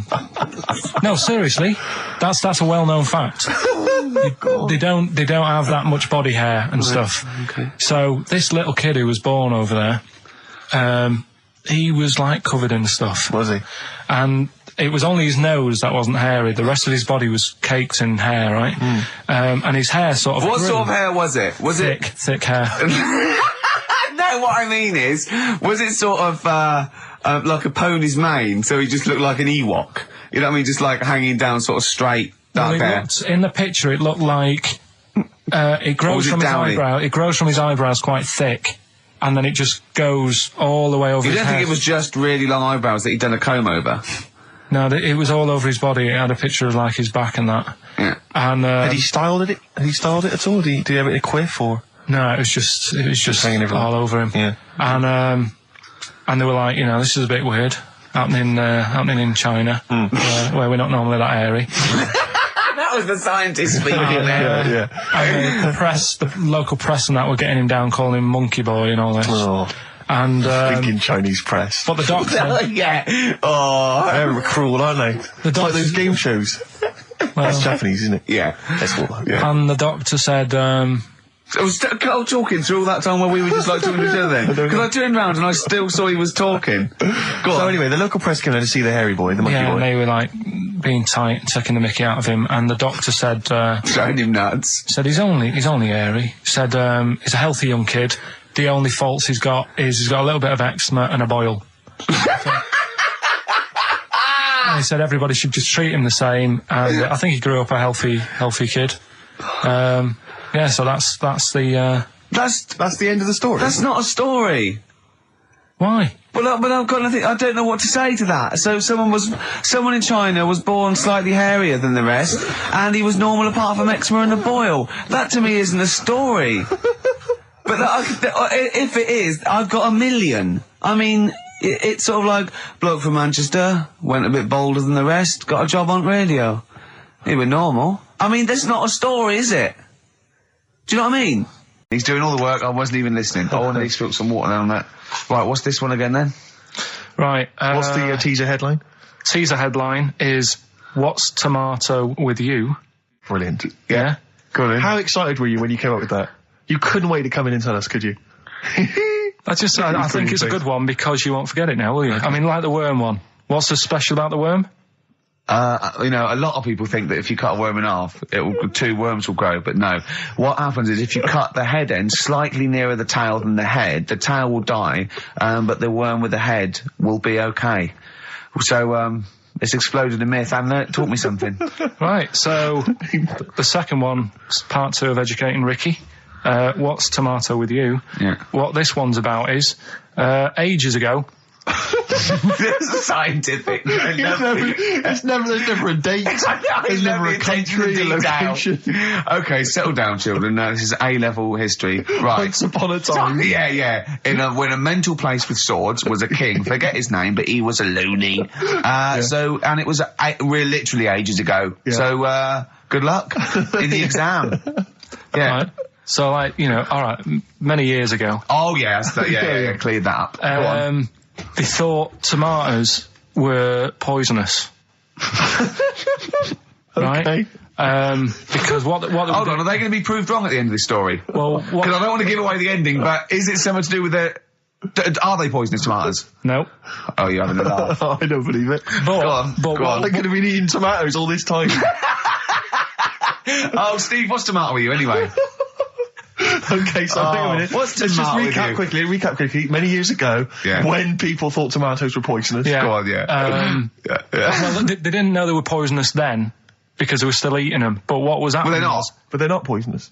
But hang on a minute. All right, and it's not. I'm just going to listen. I'm not even going to talk. Okay, I'm not going to tackle it. So, if you remember, years ago they didn't have like pottery plates. They had lead plates.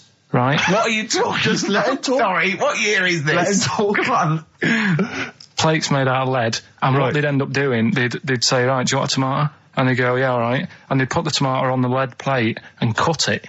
And because of the acid in the tomato, right, it would sort of make the lead runny, and the lead would go into the tomato, and they'd say, oh, it's lovely this, and they'd be eating it. They'd get food poisoning, lead poisoning, what have you, and they'd be really ill. So they thought tomatoes were poisonous, so they didn't eat them for many years. And when you say they, do you mean the people of Narnia? Yeah, this didn't happen. Where was this happening? Sort of in Britain and that. You put him on the spot there. Oh, I hope there's no uppity pupils at this school when they go, what do you mean, sir? Oh, if you're going to... Oh, I'm fed up with you. Do you understand? No. So the No, you've got... No, right, okay, first of all, Carl, where'd you get this information from? Where 14 times as well? Do you know... You can't remember? I don't know where I got that from. I don't know where I got it from. But why don't you think that makes sense? But what? Someone once got lead poisoning from a tomato? Not just one, loads, and then all of a sudden... No. Why is this educating me? Because I'm telling you that tomatoes... I can't take anything away from this. Yeah, I don't know what to take away from this. What have I learned? What have I learned? Don't mix lead with tomatoes. Why is this educational in any shape or form? What are you telling me? A long time ago in the land of Glunk, right, where the ninnies did slib, right, they thought tomatoes were poisonous because they ate plates of lead. What are you talking about? Yeah, but we all know tomatoes aren't poisonous. Is that what we're taking from the story? Is that the moral of the story? Don't believe these people that I'd never heard of before. What are you talking about, Carl? I think it's a bit weird. It's a bit weird, yeah. It's the same people that were spreading those malicious worm rumours. Can't we just... Don't get the just because so far you've come up with nothing. What's the last one? Give us the teaser clue again. It was, I want to come here in hindsight. I wouldn't have come here in hindsight. Yeah. Right, give me some education. This will be the thing that teaches me something. I can feel it in my bones. Come on. There's a kid in Kenya. He was messing about with some beans. Magic. We guessed that as well. You did, yeah. He's fed up because we've guessed his puns, I think. He put one of them in his ear. Yeah. The mum or the dad said, what have you done that for, or whatever. Yeah. So I'll have to take you to the doctors now. So they took the kid to the doctors, and the doctor said, he said, I can get that out, I can sort that out for you. So he took it out, and the doctor said, right, that's £3.50. And the dad said, I've only got £2.70 on me. And the doctor said, right, well, and he put the bean back in his kid's ear.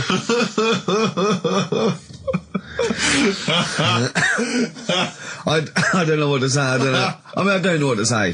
I mean, a couple of questions from me very quickly. Are you sure that those were definitely the sums involved, were they? Well, the equivalent of whatever the deal with in Kenya. Yeah. It was the equivalent of £3.50. So what currency was it, Carl, that you translated into sterling?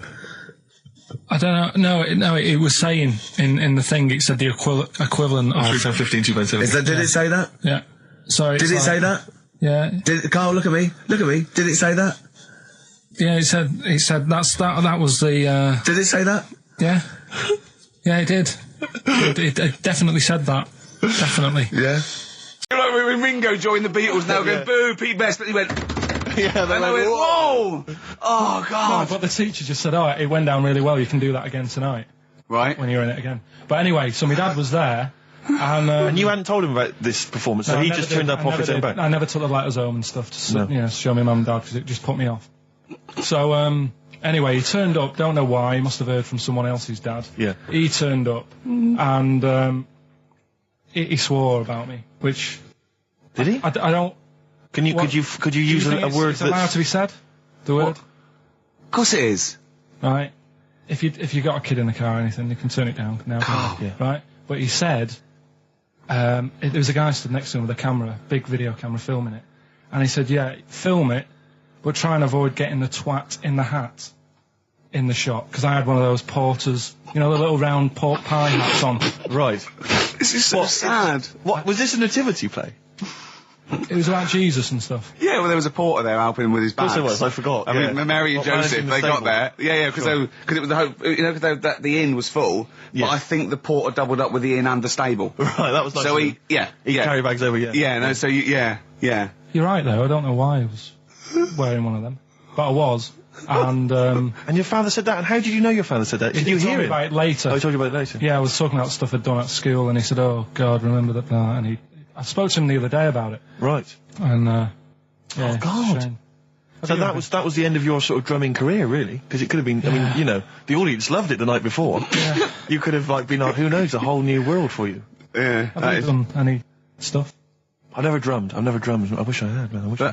That is that's a movie story, but is that, and that's why your mum and dad don't know you on the radio, do they? I think when they were down the other weekend, they had to come in. I just said, I'll just go in and press the buttons. Because they could listen on Sky Digital, couldn't they? They could do. But you wouldn't want that, would you? I don't want that. No.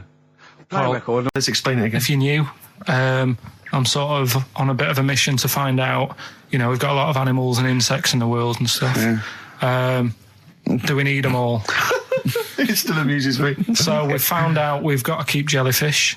We've done octopus. She said we've got to keep them. This week, snails. Do we need them?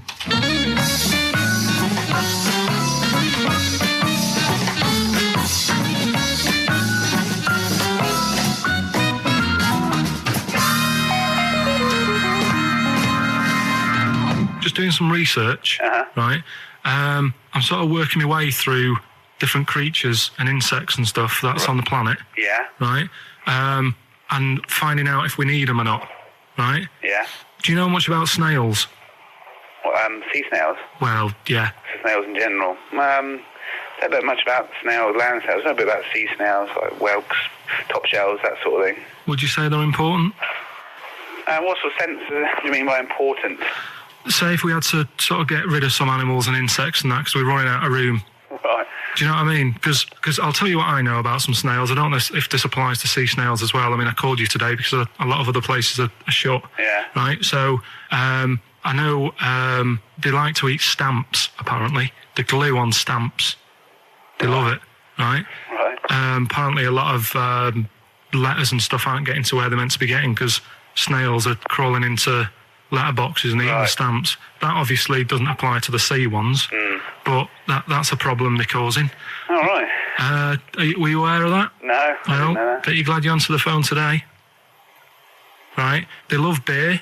Beer, yeah, who doesn't? And also, I don't know if this is right, but I heard that they sleep for 13 years, or can do. Right, I wouldn't know if they can sleep for 13 years or not, but... I mean, sea snails are pretty important. Yeah, they do quite a good job in the sea. They graze on algae and they provide food for other animals. I mean, you can say that about any fish, you know, or any animal. Why do they exist? Would you be upset if, you know, someone said, we're getting rid of them? Oh, yeah. You would be? They're an animal, you know, I wouldn't... Forget being like favouritism and all that I get for them, right? There'll be other things knocking around you can sort of spend your time looking after. You'll still have a job. Don't be worrying about that. Because I'm not going to get rid of all the fish. Jellyfish need looking after, so you're safe. Yeah. But do we need them? Come on, there's loads of people saying, come on, we've got to move on through the animals, and you're holding them up saying, well, I want to keep them. Well, who's saying we need to... That just sounds a bit crazy to me. Just imagine. Do you know what I mean? And they would come to you because you're working in an aquarium, so they'd be asking for your advice. Right. And you're slowing it down. Well, they asked my advice and I'm giving it to them, so, you know, that's what I think anyway. Yeah, but snails, you know, I mean, like I say, they drink beer and that, you know. What did they do apart from some food for a whelk? They were around, their descendants were around a lot longer than we have been. Yeah, they've been around a long time, but what have they done? Well, they've survived that long, so they must be doing something pretty good. Well, apparently they sleep for 13 years, so really, even though they've been around for ages... I think that sounds a bit... I don't think they sleep for 13 years. Not all of them, just the tired ones. So, snails, do we need them? Well, yeah, I just think they've got to, just as, you know, it's not for us to say, do we need them or not, we can't just... So you think we should keep them? Yeah, definitely.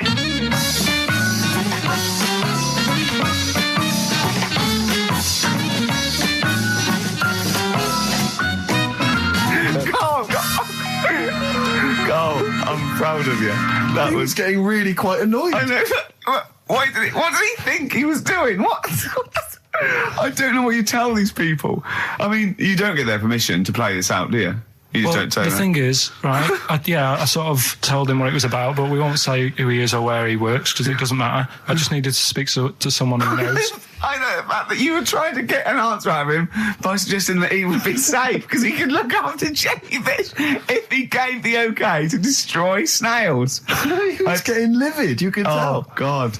Brilliant. So he's been around a long time, but what have they done? That was great, Carl. Play a record. Well done. God, can I just tell this quickly? In the week, I'm talking to you now, the listener.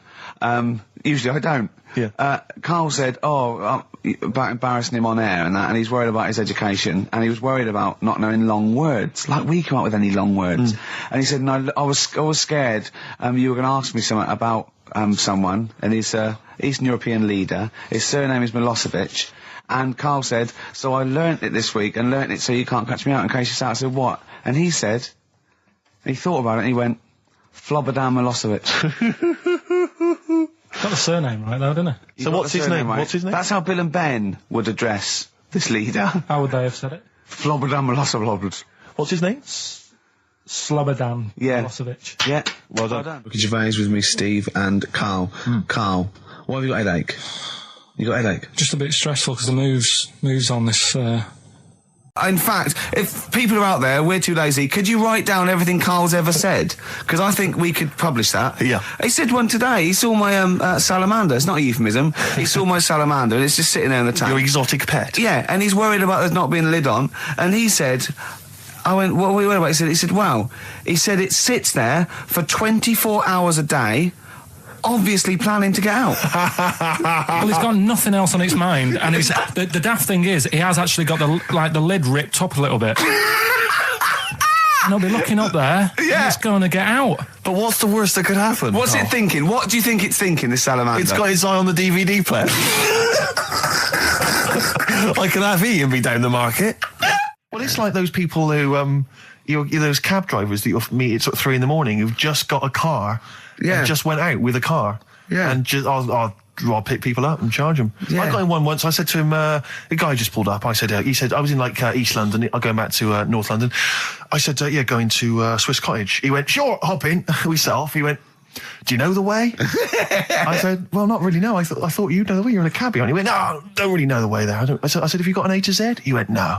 I thought, well, if you're going to go out just on the, just winging it as a cab driver, two things, take a map and a torch. He didn't have either. He said, well, I'll probably get to Camden. I said, well, I'll direct you from there. Drove on for about 5 minutes, making conversation. About 5 minutes later, he went, do you know the way to Camden? I thought you knew the way to Camden. I don't really know the way. I thought I did. Oh. It was lewd. I mean, let me out. £4. Exactly. And that's, I don't know who's got that sort of time on their hands that they just think it's 3 a.m. I'm at a loose end. I think I'll go out doing a bit of cabbing. Wow. Yeah. Because your dad was a cabbie, wasn't he? Yeah, he was, couldn't stand it, but it's good money. He was he wasn't like a chancer though. What was he doing when he put that little Forrest Gump in a weedie bin? That was part of the cab company thing. They had to do like a charity event once a year, and he did it one year. Never asked him again. Tell us the story again. I'd rather not, because we got a few sort of complaints about it. Why? Why did you get complaints about it? Because he put a kid in a bin, and it's not the thing to do. So, but we could use it as a sort of sobering lesson for people. Yeah, tell it like a, you shouldn't do it. Nah, but that's how I did it last time. But people still didn't like it. All the stuff I tell you, we don't take the mickey out of people on purpose. No. It's real life, innit? And that goes on in life. Yeah. My dad was saying that in hospital, though. Do you know I was in hospital? Yeah. He did some jokes about old people and that. And he said, at the end of the day, if something makes you laugh, it's funny. And if it makes you laugh, you can't help laughing, can you? Do you know what I mean? So, what are you meant to do? And laughing's good for you. Yeah. So... But being laughed at isn't as good for you, is it? No, but there's probably more people laughing at one person. So if you balance it out, there's only one person who's upset and there's a bunch of people laughing. So it's Jesus. Give me an example of that. Give me an example. Well, for instance, Karl Pilkington as he talks and the people listening. Yeah. No, give me an example of I can't, because again, that's what I'm saying. I can't tell you the story because there might be someone out there who... This person might even be listening and think, I forgot about that and you brought it all back to me. So I prefer to leave it, but I think people know... Why did he put him in the bin in the first place? Because he was getting out of hand. What was he doing, though? You see, I can't explain. You can, don't be silly. I prefer to leave it, honestly. What was he doing? Was he annoying him? Okay, what's the next one? What's the educating Ricky? I don't know. See, like I say, I was looking around and there's stuff that is interesting. Right, I was looking on the web. But there's no point. Well, it's just that I found one about... What's the point? About a lad who 8 years old, but he's still breastfed. Now, I don't know if you can get anything out of that. Is that what his mum said?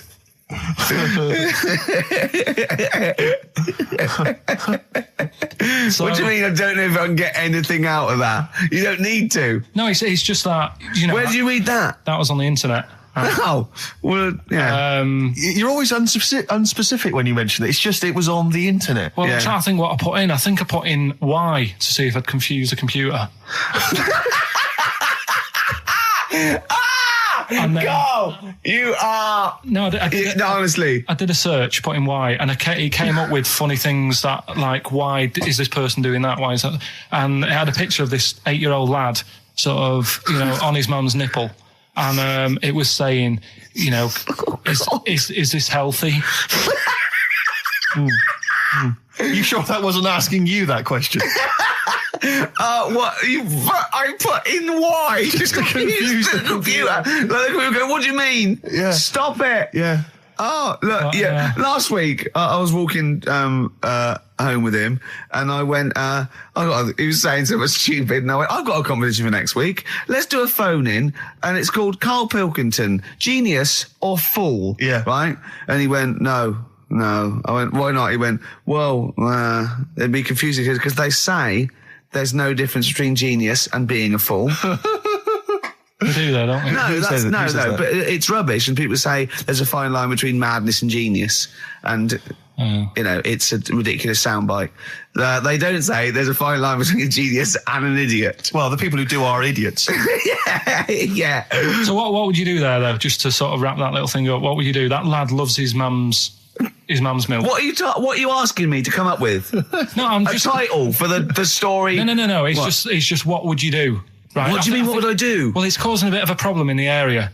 Right. What area? In America, I think it was. Oh, America are a problem, are they? George Bush is worried about this kid who's breastfeeding at 8. Imagine it like this, right? Right. No, so Carl, what are you asking me?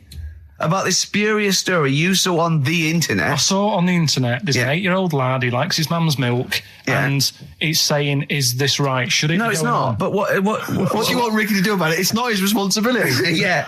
No, but the little town that he lives in, they're all causing an uproar, right?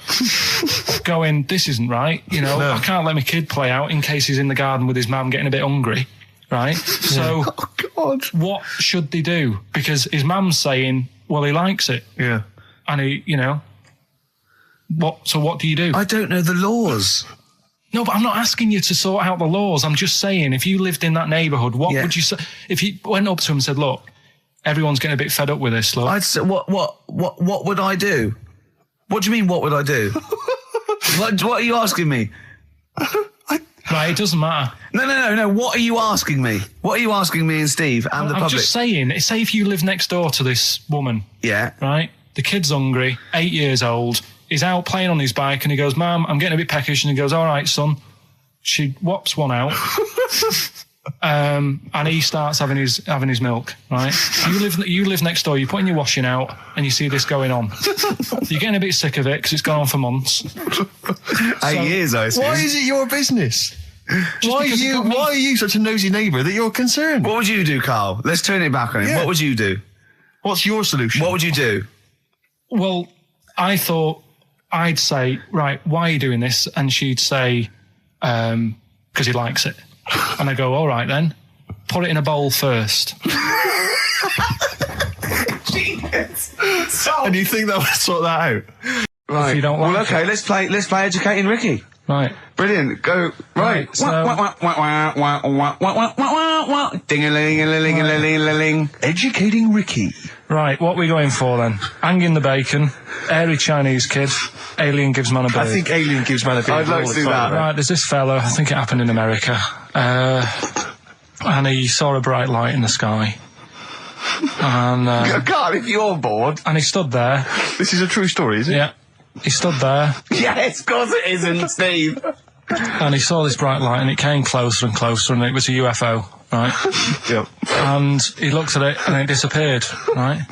And he gets back in his car, He looks in the mirror. and he looks in the mirror. Yep. He's only got a beard. He hasn't. You sure it wasn't someone else who got in the car and he was still standing out there? Right? What? And it turned out, Yeah. he got home and said to his wife or his girlfriend, it's a bit weird. So I just got out of the car to look at a bright light, and I got back in the car and I grew a beard, and she said, never mind your beard, where have you been for 3 days? And what had happened is... He passed out because he was pissed. No. The UFO had taken him for 3 days. Yeah. But he'd only thought that he'd only looked at it and it went away. Yeah. But what had happened is he yeah. took him and he grew a beard because he hasn't had a shave. Right, okay. I mean, was Will Smith or Tommy Lee Jones anything to do with this at all? Did you see this on a video maybe and thought it was an educational film? No, it's from a book that some kind person sent in to me. here. Can I just ask again, just again, I'm just throwing this right back at you. Do you think there's any other possible answer here? Right? A man is absent for 3 days from home. He's the grown a length beard. of time that it could take to grow a beard, lest we forget. What if he hadn't actually seen a bright light in the sky? What if he was lying? What if he was lying? He got knocked unconscious. He'd had a car crash. Just any lying. number of No, other things. just lying. Or he was just lying. Yeah, he'd been on a bender, getting pissed for 3 days and that with was his an mates. excuse to his wife. And they went, Dennis, what are you going to tell your wife? Well, wait a minute. Wait a minute. You're not going to believe I was out with you, lads. Just say you're only away for a minute. No, I wasn't away from it because of the beard. Oh yeah, look, it looks like you've been out for 3 days. Well, we have. That's Exactly. right. Okay, we've got to cover that then. Alien abduction. Great one. Okay, let's try that. Do you see? That's a little scenario there that could have been played out. So when you say educating Ricky, what have I learnt from this? Never listen to you again. That's all I've learnt so far. Never listen to you. yeah. Do you in the week? You just hide in your little sound booth thing and you really don't talk to anyone, do you? Much? Not really. No. I mean, you might call up. Yeah. But no, I keep myself to myself. Yeah. Then you don't get bogged down in the office politics and stuff. Yeah. Is there a lot of office politics here? I don't know. I don't get involved in it. Oh, yeah. Proved your point. So when we're away and we're like out of action, who, other than Suzanne, who will you talk to of the day? How will you get a sort of feedback from the world? How will you get sort of like input and... I always, if ever I've got like a question on anything, the internet's sat there and I can just go online and find out. The internet is good, It's brilliant. but it's not all verified. It's not all necessarily factually accurate. Anyone can put things onto the internet. It's it's freaks and things that put on Well, things here's one that I read in the week, right? Go on. About this woman. Yeah. She was a bit of a punk. And to get her hair done like she wanted it. Super glue. Right, no. She got lard. Apparently it's a popular thing, you might know.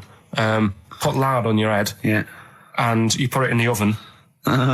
Now, apparently the heat that you get from the oven is different from the sort of heat you get from an hairdryer, right? And she had to do that to get the style that she wanted.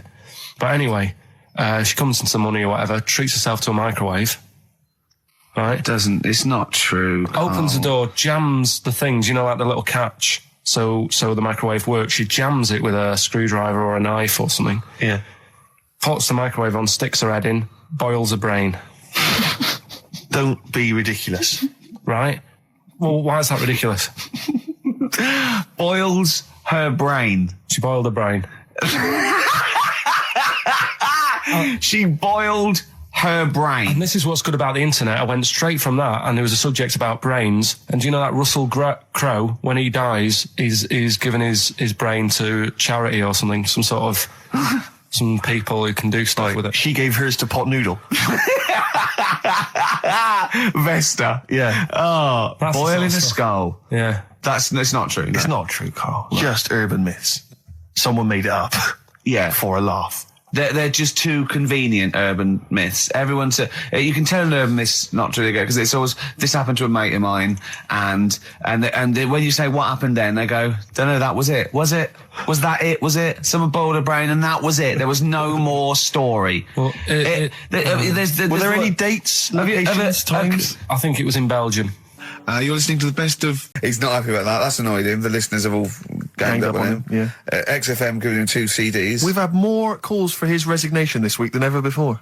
What do you think of that, Carl? What do you mean? There's another reason. Do you know what I mean, though? Because he's grumpy. He's not just giving it. He goes, well, I can't help it, can I? I don't want it. You're being paid well to do a job. People have tuned in to be entertained, to have good songs. Me and Steve are working I'm pressing here. the buttons. I'm paid to press the buttons. That's what I'm doing. Has every CD started on time? Then why would they give you Monday off if you just paid to press the buttons? Don't get every other Monday off, do I? So have you stopped doing that now, have you? Well, yeah. Why? Because there's work to do in that. I'm not moaning about it. Let's get on with it. So It's you in the film Scrooge. Yeah, Which yes. version of Scrooge? the old one. Is it if it's just you moaning with bells, I'll be annoyed. Right, go That on. is essentially Scrooge. yeah. Right, Scrooge, listen to this, and then there's some question at the end. All right. And you can win some stuff and that. Yeah. All right. Yeah.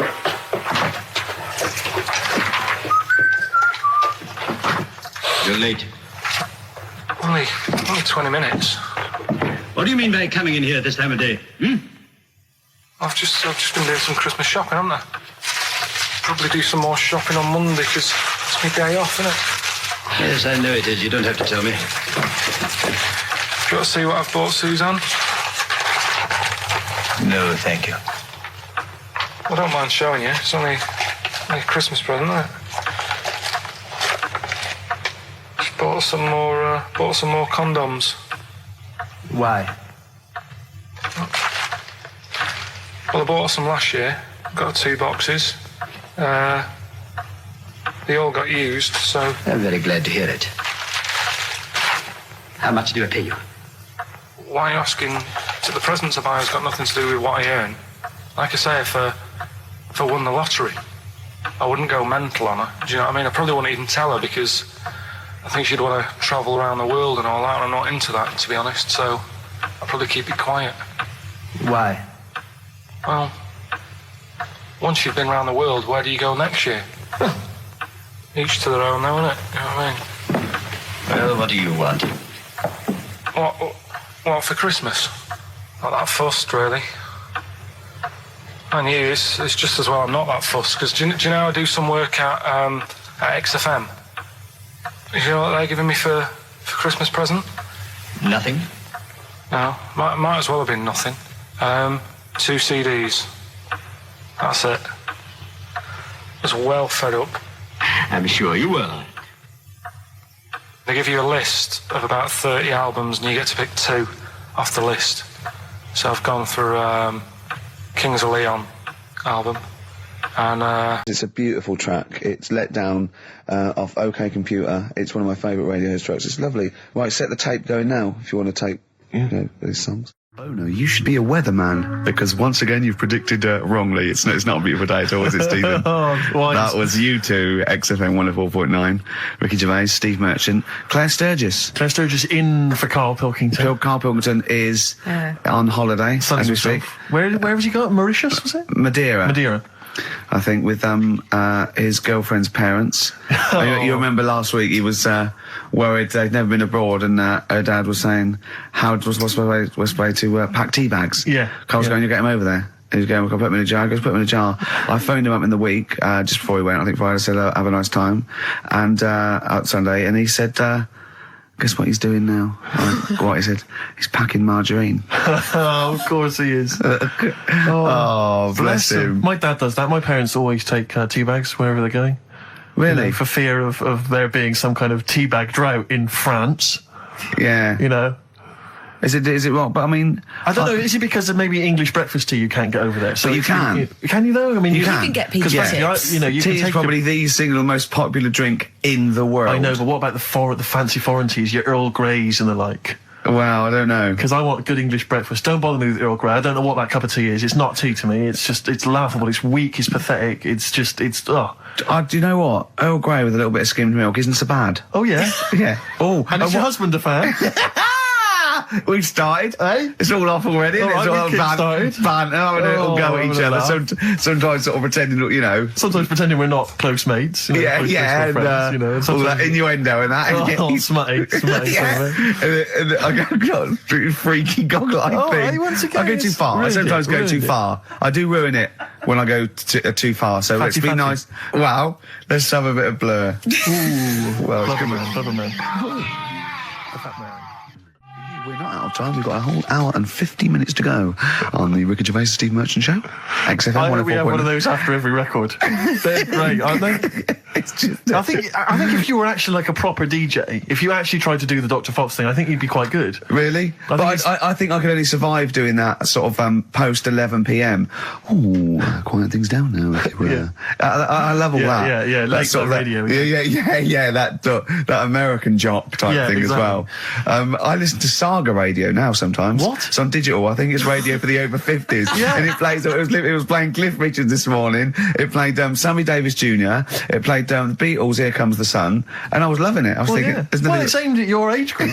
Yeah, exactly. And I've got a bad back. I've been complaining of a bad back all week. He's been ill. Don't even start. We haven't worked this week. He's been ill with the flu. Still not bad. I'll tell you this. I Wednesday morning, I think it was, I woke up and I had the head, the sore throat, the aching body, and I immediately thought I've got the SARS virus. I really do. I genuinely, because I've always been a bit of a hypochondriac. I mean, Ricky pretends to be, but I genuinely was petrified. That doesn't make sense, does it? How can you pretend to be a hypochondriac? No, I am a hypochondriac, and you are genuinely always ill. You always you've always got a bit of a snuffle. So I'm justified in thinking it might be the deadly. You're a sickly child. I don't know what's happened to you. Well, I think it's so much to do with West Country breeding, and you haven't. I don't know. No, he hasn't got normal sort of barriers to sort of flu and cold. His immune system is all shot. Claire, look at him. I'm quite a weak child. Yeah, I know. I'll probably die in a garret having written some bloody brilliant poetry. But then I'll die of consumption. Yeah. But anyway, so I went online to check out what exactly the symptoms of the SARS virus were. And seriously, I did. I was so panicked, so I went straight online, and it was exactly what I had. It is a strain of flu. That's why. Exactly. That was the thing. That's what I had. So I was thinking to myself, because it said the incubation period was between 2 and 7 days. I thought, well, where have I been that I could maybe have got contact with people from? And then I thought, wait a minute, BAFTAs. I think I brushed against a couple of the guys from Banzai. I know. I'm thinking, hang on. Yeah. Wait a minute, that makes sense. Yeah.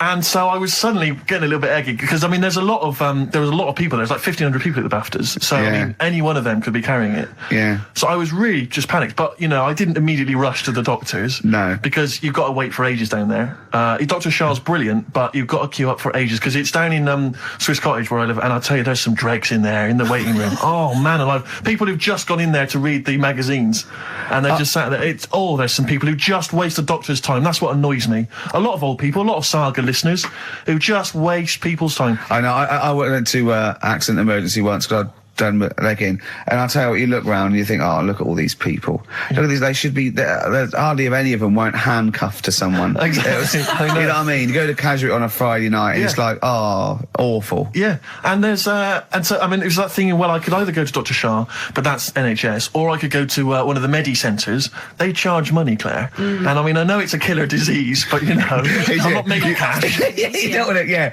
you don't want to, because what if it isn't? That's money wasted. You don't get your money back, do you? I mean, I really need him to say, you've got the deadly SARS virus for it to be worth the 80 quid. Exactly. You know? Exactly. And as I suspected that, you know, it was 50-50, I decided not. I decided to ride it out. And thankfully, so far, I've not died. Looking all right. No, you're all right. You're all right. I'm okay, so you're all right. Yeah. Well, that's lucky. So I noticed that I phoned him up. I said, I don't think I can work. And I mean, Ricky's a close friend of mine. I've known him for a time now, and I really consider him one of my best mates. But I'll be honest with you, you didn't rush round with a bowl of soup. Did you? I don't want to catch it, do I? There's no point in both of us being ill. Well, this was the implication, because it wasn't that you explicitly said, in this relationship, you're the one that's expendable. But that was the sort of underlying suggestion I felt. No. But You made her giggle like a little schoolgirl. I knew it was safe, though, to say that thing about her drinking, because I'd done a non-broadcast pilot with her this year. For a friend was the producer, and it's a new show called Look Who's Coming to Dinner. And the premise is I choose sort of 6 heroes that are alive, and so I knew it was all right, so I didn't just go out there and start insulting this poor middle-aged woman. I sort of knew she could take a joke. She's all right. She's obviously she's not really like that, so yeah. No, but I loved the way she just giggled like a little girl. I think she was quite good, actually. I think it's better when she's sort of ad-libbing. I don't think she's as good when she's sort of got lines and she's hitting marks. She's quite good when she's sort of like when Peter Kay came on, she went, "Have you dyed your hair?" And he went, "Have I dyed my hair?" I said, "What sort of talk is that?" Which I thought was quite nice. Your quote was good though. What? When you went peace, or war. I just hate it when oh god, celebrities get their political. I've got to say something political because there's all that suffering in the world, and I don't know. It's like those things you see in the papers where it's got general elections or war, and it's got a picture of Billie Piper, just a picture, and it goes Labour. Or what an amazing night that was. Extraordinary. Yeah. They are incredible places. Yeah. Joint effort. I saw a documentary. I'm sure I saw a documentary which is finding out what the likes of David Copperfield are up to now. And he was a Thatcher, wasn't he? Wasn't he mending roofs?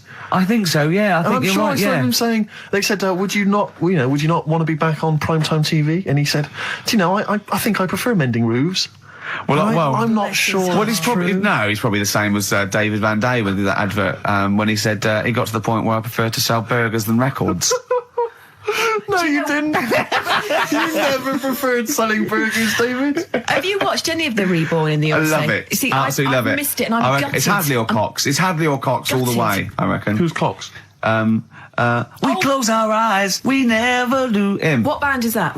Go West. Go West. Oh, right. Yeah, he's probably the best singer in a sort of stand-up And cabaret how way. does it work? Do they get voted out as they go around? Yeah, So yeah. like Sonia's gone, isn't No, she? they're two from the studio audience. Two are nominated, the lowest, I think the lowest people, and then Britain, people in Britain vote one back Can I on the just ask bus. why they're doing it in the States? Why didn't they just do it in this country? Well, because it was meant to be relaunch their career without prejudice, I assume, Okay. and also as an excuse to go to America, I suppose, and people not know him. Although fame is creeping in, I think a lot of people recognise Tony Hadley, yeah. particularly when he sang "True" at karaoke. Yes. Is he yeah. as good as ever? He's fine. He's a bit dramatic, but he's all right. Now, He's- from he's- your sort of your brief pop phase, Yeah. are any of these faces familiar to you? Did you ever bump into them? Oh no, but no, You know, no. you never hung out with Hadley or. No, we all lived in the same house. Yeah, you did. No. Didn't you have a run-in with Bucks Fizz? Oh, yeah. did Well, you? once when we were going up to do a TV show, and A&R man had just forgotten about us, and we were there. We were at the airport. We didn't have the tickets, and so Bucks Fizz were doing the same show, and I remember they tried to smuggle us through. They had sort of like them and their crew, and they just like showed us the tickets. They went through, and they went, "Well, like that would work." They went, "I went, oh, okay, sorry." Did the two girls stand in the lobby, whip off their skirts? Everyone was sidetracked while you legged it through. Well, I was on the shoulders of Bobby G and wearing a really long coat. Yeah. And they went, "Bobby, what a lot." He went, "Yes, I am taller You're a now." lot taller in Yeah. the flesh than you are on top of the pops. Yeah. And fatter.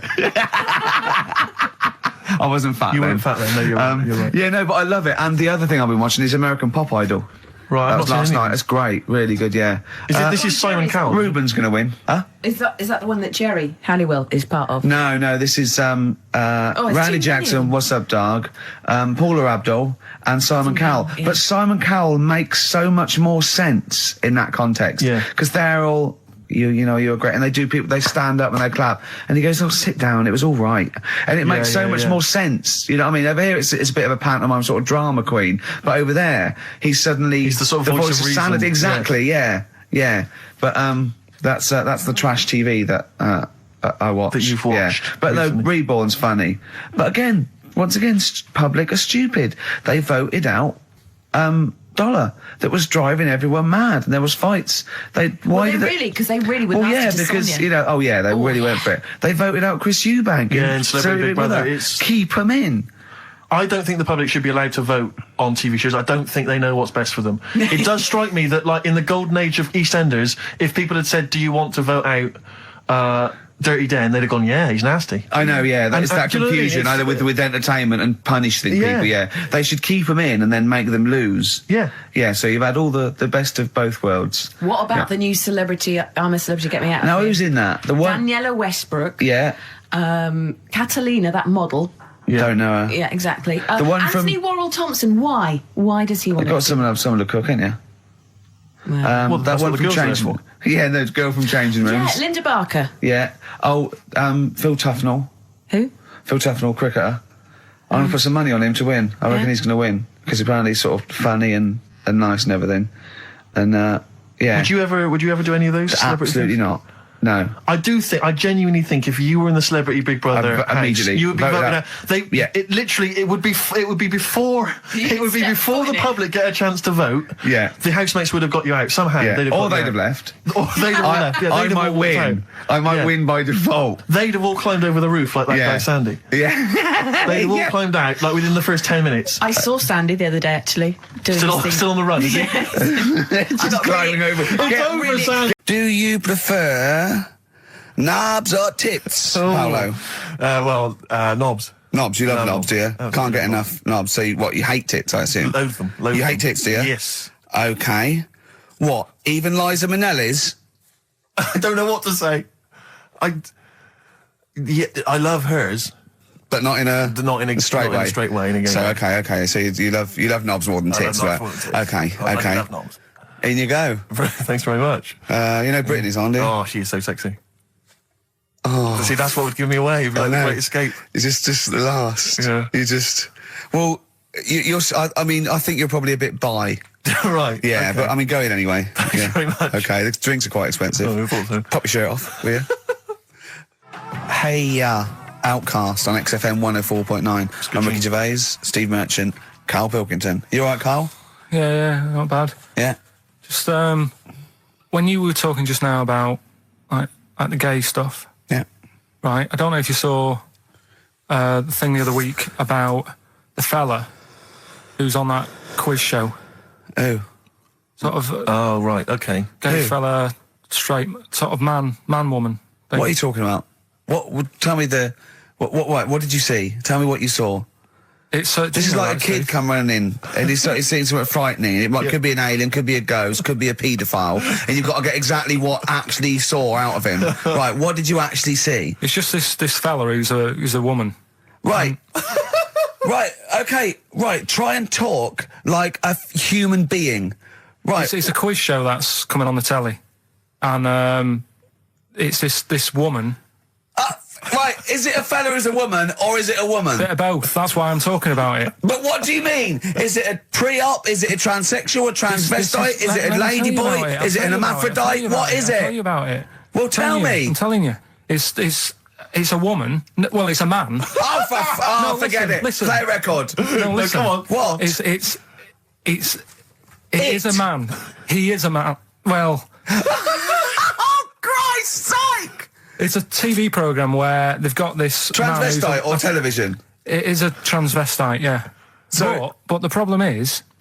I'll tell you, just because you don't know about it, the programme is... I don't know, I still don't know about it. I don't know anything about it still. I don't know. It's a woman, man, woman, TV programme, look, TV. No, it's a man who is now sort of half a woman. And... A man who is now half a woman! No, well, this is what's weird about it. He's got the top half, but not the bottom half. What do you mean? He's got breasts and a wig? But he's still got his boys downstairs. Why do you do that? His caps and the boys are still there with his wide fronts. Why but that? Upstairs, he's got a lovely pair of dumplings. Why do that? Well, he's halfway through. But why not get it all done in one go? Maybe he couldn't afford it. Well, wait until you've got all the money. That just looks a mess.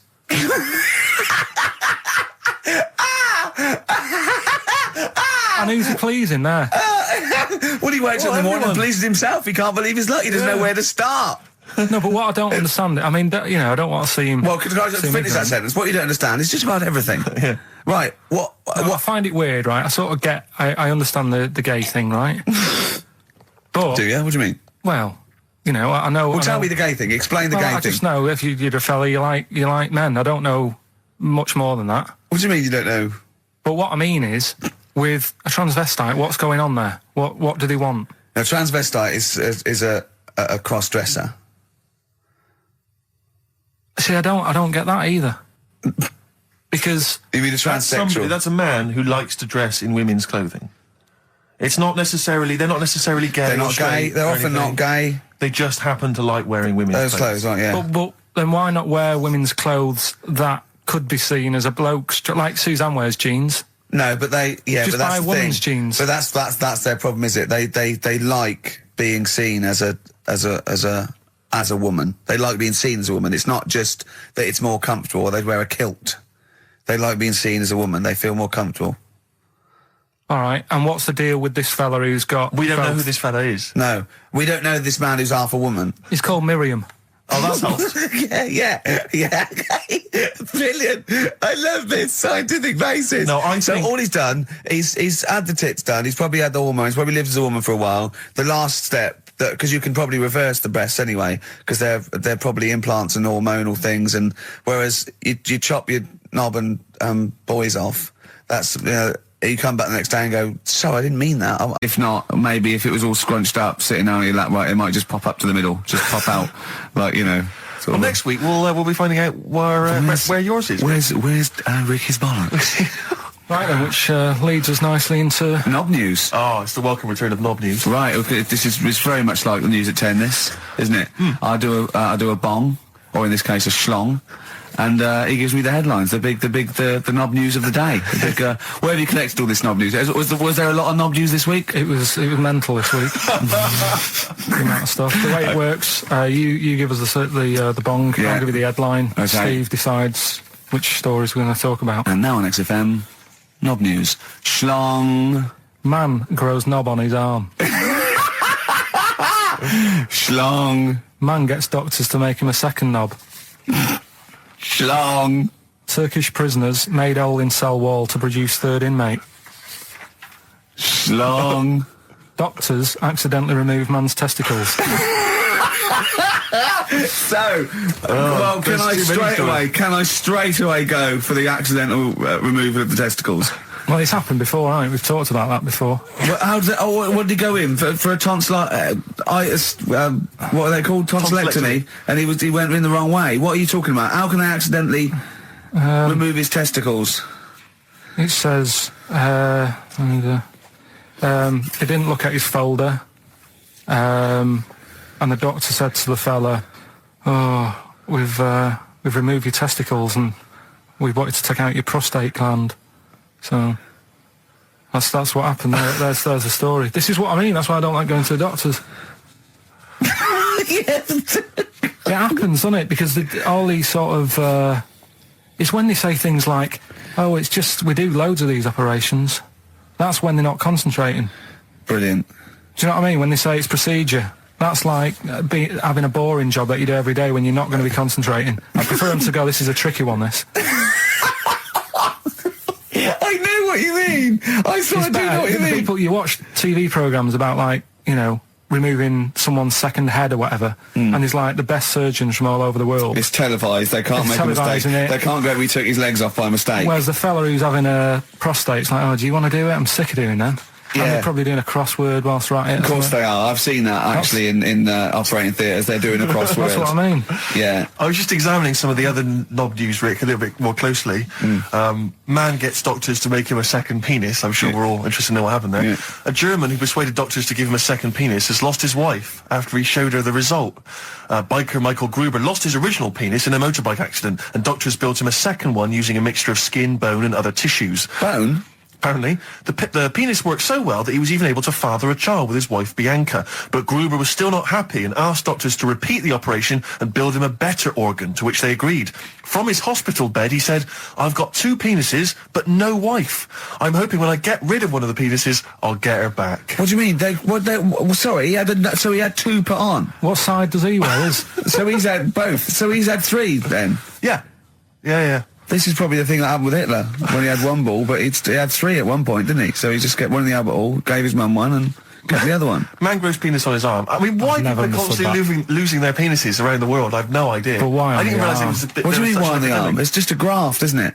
Yeah, but put it on like your buttock or your side. Not you can't wear a short sleeve shirt. Why do they've done that before? I don't understand it. Why not just graph it onto the side of your leg or something where it's high up, close to where it should be? I don't know. To get it used to the environment, like when you were like release a duck into the wild. I've never understood that. If there's a doctor, again, you know, we had a doctor last time. This is someone who can let us know why they put it on the arm. So they can keep an eye on it, presumably. He's not going to work with this knob on his arm. He's probably in a hospital bed and under examination. Right. So what do you think? They pop the knob on the arm, say, "Come back in 3 weeks." What do you do, by the way? "I'm a mechanic. Keep the knob, keep the long sleeve shirt," because the blokes go, "Why have you got a knob on your arm, mate? What are you talking about?" He doesn't go back to normal as a teacher. "Sir, what is it? What is it, Simpkins? You got a knob on your arm. No, don't worry about that. Do your maths." What do you think this bloke's walking around with a big knob coming out of his arm? Why on the arm? So they can keep an eye on it. So it's not. But if he's in bed, just get him to not put any undies on or whatever, and just have a little sly look at how it's going. Even in hospital, if you're in a shared like little hospital room, people going, "Oh, I've had heart problems. What's your problem?" He's there with his arm out.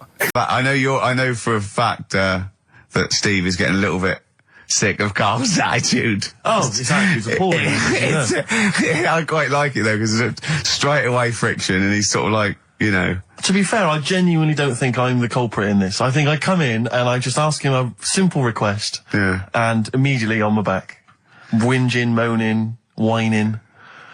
I don't know if there's any evidence Well, it's funny you sort say of that actually, because in a support survey, anyone it came up this week. It's quite extensive. Mancunians take more sick days than anyone else. Mancunians take more sick days than workers in any other city in Britain and Ireland, according to Manchester-based employment firm. Survey by Peninsula found employees in Manchester take 11 sick days per year, whereas closest rivals Edinburgh and Dublin take an average of 9. Liverpool, Newcastle, Birmingham, Cardiff only 8. Is Reading mentioned there? Or no, Bristol? it's not even in there. They don't take days off. London is only 7. So the point is, I mean, I don't know you can take anything from it, but if you were an employer and you had a Mancunian and a Liverpudlian and they were equal on everything else, but you really couldn't afford them to be away, Liverpudlian's going to probably be away for 8 days. Sure. The Manc's going to be away for 11, phoning in sick. And so what can you? I mean, just analysing the data there. What would you extrapolate from that? I really don't know. I mean, call in if you've got any clues, or email us in if you've got any. I don't know why they. I think maybe. I don't know. Mancunians. I don't really know many people from Manchester. Well, I only know one, but I know he was off sick because he put on wet trousers and he got a cold, I think. Yeah. Well, he just said he was. Didn't come in for. He left early as well once. Yeah. But I don't know. I mean, that's the survey. I don't know.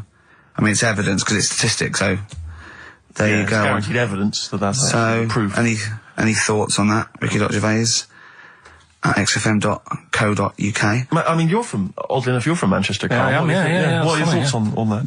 On what, sorry? No, on the survey. Oh, wasn't really listening. Sure. Well, Mancunians take off more sick days. They call in sick. I mean, presumably spuriously. Yeah. I mean, because they've got the same body. They're biologically the same, so... they're obviously making up their life. Yeah, some of the days. Maybe there's just the 3 extra they're making up. Yeah, they're moaning. Probably because we work a lot harder than the others, so we're tired, so you're sick, so you need time off. Probably. Seems unlikely. I mean, the Scousers, to be honest, take them on, let them work in your office. But you know how many computers are going to go missing? Right, that... So offensive. Is offensive. Right. This is a survey that proved. You just made that up. You just carried on the myth that Liverpudlians thieve. Now that's not true. That is not true. Well, it's not. Well, some of them do. There's been no survey that you're more likely to thieve if you're from Liverpool than if you're in Manchester. So that hasn't been proven yet. So all I've got is the evidence from a survey of, I think, 3,500 people. It's proof that Mancunians take off more sick days. XFM 104.9. This is April Come She Will by Simon and Garfunkel. Simon and Garfunkel, April Come She Will. A lovely love song there. The X-List was all about sort of like sexy songs because of death of Barry White, of course. And Carl and Steve having a little argument. Steve said, well, there are such thing as sexy songs, of course. Carl said, I can't understand it. How can something be sexy? How can you woo one with a song? Steve went, well, you don't woo one with it, you just put it on the background. Carl said, stick the telly on. Stick the telly on. I love that. You don't believe there's any such thing as a sexy song, is that right? I don't think it can get you in the mood. You know what I mean? Right. You're either in with a chance or you're not. I don't think it matters what song you put on. Well, I don't think it ups your chances. I don't think if you it does. If you put Channel 5 on a Friday night, right, see a little bit of that action, gets anyone going. It's worked for me, and that's all. What's that, when pets go mad? No, you know, like, I don't know the titles of them, I don't look at the titles, but... That show with Chris Moyles? Do you mean the kind of erotic thrillers? Yeah, put one of them on, that gets you going a bit. I might be tired and that, but... What does the woman go, oh, that's an idea. Hey, that's an idea. They're normally called something like illegal briefs, and they're normally about some kind of female solicitor who's defending a guy who may or may not be a killer, but maybe in a former life they were lovers. It's always some nonsense like that, and presumably there's normally some gruesome murders. So how is that getting you in the mood? It's plot development. Yes, the narrative. I love narrative. Yeah. I'll tell you what, that's a lovely twist. I've got the horn. Yeah. Brilliant. So, if you're from Manchester, sorry about that. I mean, it is true. We weren't making that up. We weren't doing a stupid stereotype like Kyle did with Liverpudlians. It's just a survey that Mancunians take off more sick days. But there might be right? Here we are then. 1 o'clock. Yeah. Hey? XFM. I'll tell you what you should play. No, I'll tell you what, before you say. Yeah. We're back then. Yeah. We're back in town. Well, that was what I was going to say. You should play Boys Are Back in Town. No, this is Boys Are Back in Town. You should play that then. It's just it. Talk then. Someone should talk. It's obviously already a shambles. Can you believe that? I'm amazed that we're back on the air and it's already a shambles. What are you doing? What? What are you talking about? I'm talking, no one was speaking, the record was ending, no one was speaking, it was just, well, I might shut off. Already, I might shut off. It's like nothing's changed. Boys are back in town on XFM 104.9. We're back then, aren't we, Carl? I'm Ricky Gervais, with me Stephen Merchant and Karl Pilkington. I'm not coming back, I'm definitely not coming back. Oh, care someone, care that I'm not coming back. Rick, I seem to remember the end of the last time we were on, what was that, 3 months ago? Yeah, 3 months ago. Carl said he's never going to do the show again. There was nothing that was going to bring him back. Yeah. He didn't enjoy it, wasn't going to do it. All a ruse, right? Really? Yes. I've only been coming back for about 2 months, you know, because he's got our agent now representing him. I thought he was a fool. Really? Why? Well, what's he done for me? What's he done for us? No, I know, but I mean, he's your agent, so, and he's sort of calling Graham. And it was all a con, so Carl could get Mondays off. Poor Graham, the station's struggling enough as it is. Yeah. It's like running around like a headless chicken. Yeah. No one's listening. That's why I don't bother talking on a record then, because there's no loss to London. Sure. Right? It's pointless, this show. We don't do it for the money, we don't do it for the kudos. I don't know why we do it. No. Is there anything on telly at this time? I'm going to have to lie in. I know. But, it's all a ruse to get Mondays. He's got Mondays off now, because he has to do the show, 2 hours, right? And he's still getting paid. And it's all a con, because he knows that he's holding him over a barrel, and it's like, we've got to keep Carl happy. Right? I had Mondays and Tuesdays off before Duncan got involved. No, but you know what I mean, though? And it's like, poor Graham, who's the MD, that in charge of the thing, probably pulling his hair out, worrying about the station, right? You know, it's a sinking ship. And then Karl Pilkington, well, I'll do it, but I want Mondays off. He's probably sitting home now. His family, he's probably ridiculed by his wife. His kids almost certainly would have lost all respect for him. He's been fooled by Karl Pilkington. He calls his mates and goes, oh, I'm busy, Graham. I don't, I can't think. It's embarrassing. But do you know what I mean? And you think it's funny, and you think you've got one over him. He's going, Mondays off for 2 hours. Yeah, you do. You think, and now you're embarrassed. We've said it on air. But you're only conning yourself in the long run. Because, do you know what I mean? I hate that sort of, the world owes me a living, what can I get out of the world? What are you going to give back to the world, Carl? What are you doing now then? Are you going to prepare Mondays? What have you prepared for this show now? You've had 3 months to prepare. Yeah. What have you got? What have you got for us? Okay, what's happened in the last 3 months? What? In this place or just my life? Well, what have you got for us? With 3 months, we're cloning about, you get Mondays off, you're getting paid for it, you've got a cushy deal, you're having a laugh, you're taking the piss out of the management, right? So, what have you got for us? Give it to us. I've kind of, updated Rockbusters a bit. Right, brilliant. Yeah. Right, so, and you said don't mess with it. If something's good, don't mess with it. What do you mean it wasn't good? It was never good. It was never good. Of course we had to fix it.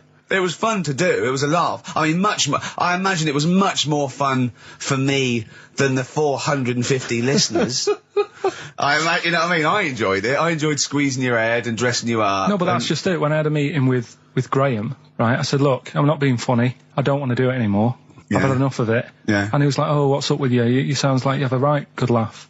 I said, yeah, but that's all good acting and stuff. I said, it's hell in there. I said, like he's talking about Vietnam. Yeah. I said, having my head squoze, right? What? Squoze is still not a word. We've been away 3 months. It's still not a word. Right. Yeah. I said, he's putting a dustbin lid on my head. Yeah. You told this to the MD. He's hitting me with a tray. Yeah. He's chucking toilet paper at me. Yeah. And he said, yeah, but that's all over 2 years. I said, no, that was the same day. Okay then, what has changed in 3 months? They're listening, they've been listening for 6 minutes now. Come on, give us something. Bit of Nickelback. What's happened in 3 play a record and let him 3 months? What, in my life or in here? Nothing's happened here, nothing's changed here. Right. But, I don't know, do you know last time we were on? Yeah. Right? And, that was the record before us, and here we are, pre-recorded, because we did this a few weeks ago, because we're not here at the moment, are we? We're away in that. I'm Ricky Gervais, with me Stephen Merchant. Hello there. And Karl Pilkington. He's not actually with us. He'll be in some of the best of clips that will be coming up shortly. Yeah, this is just us, isn't it? This is just us.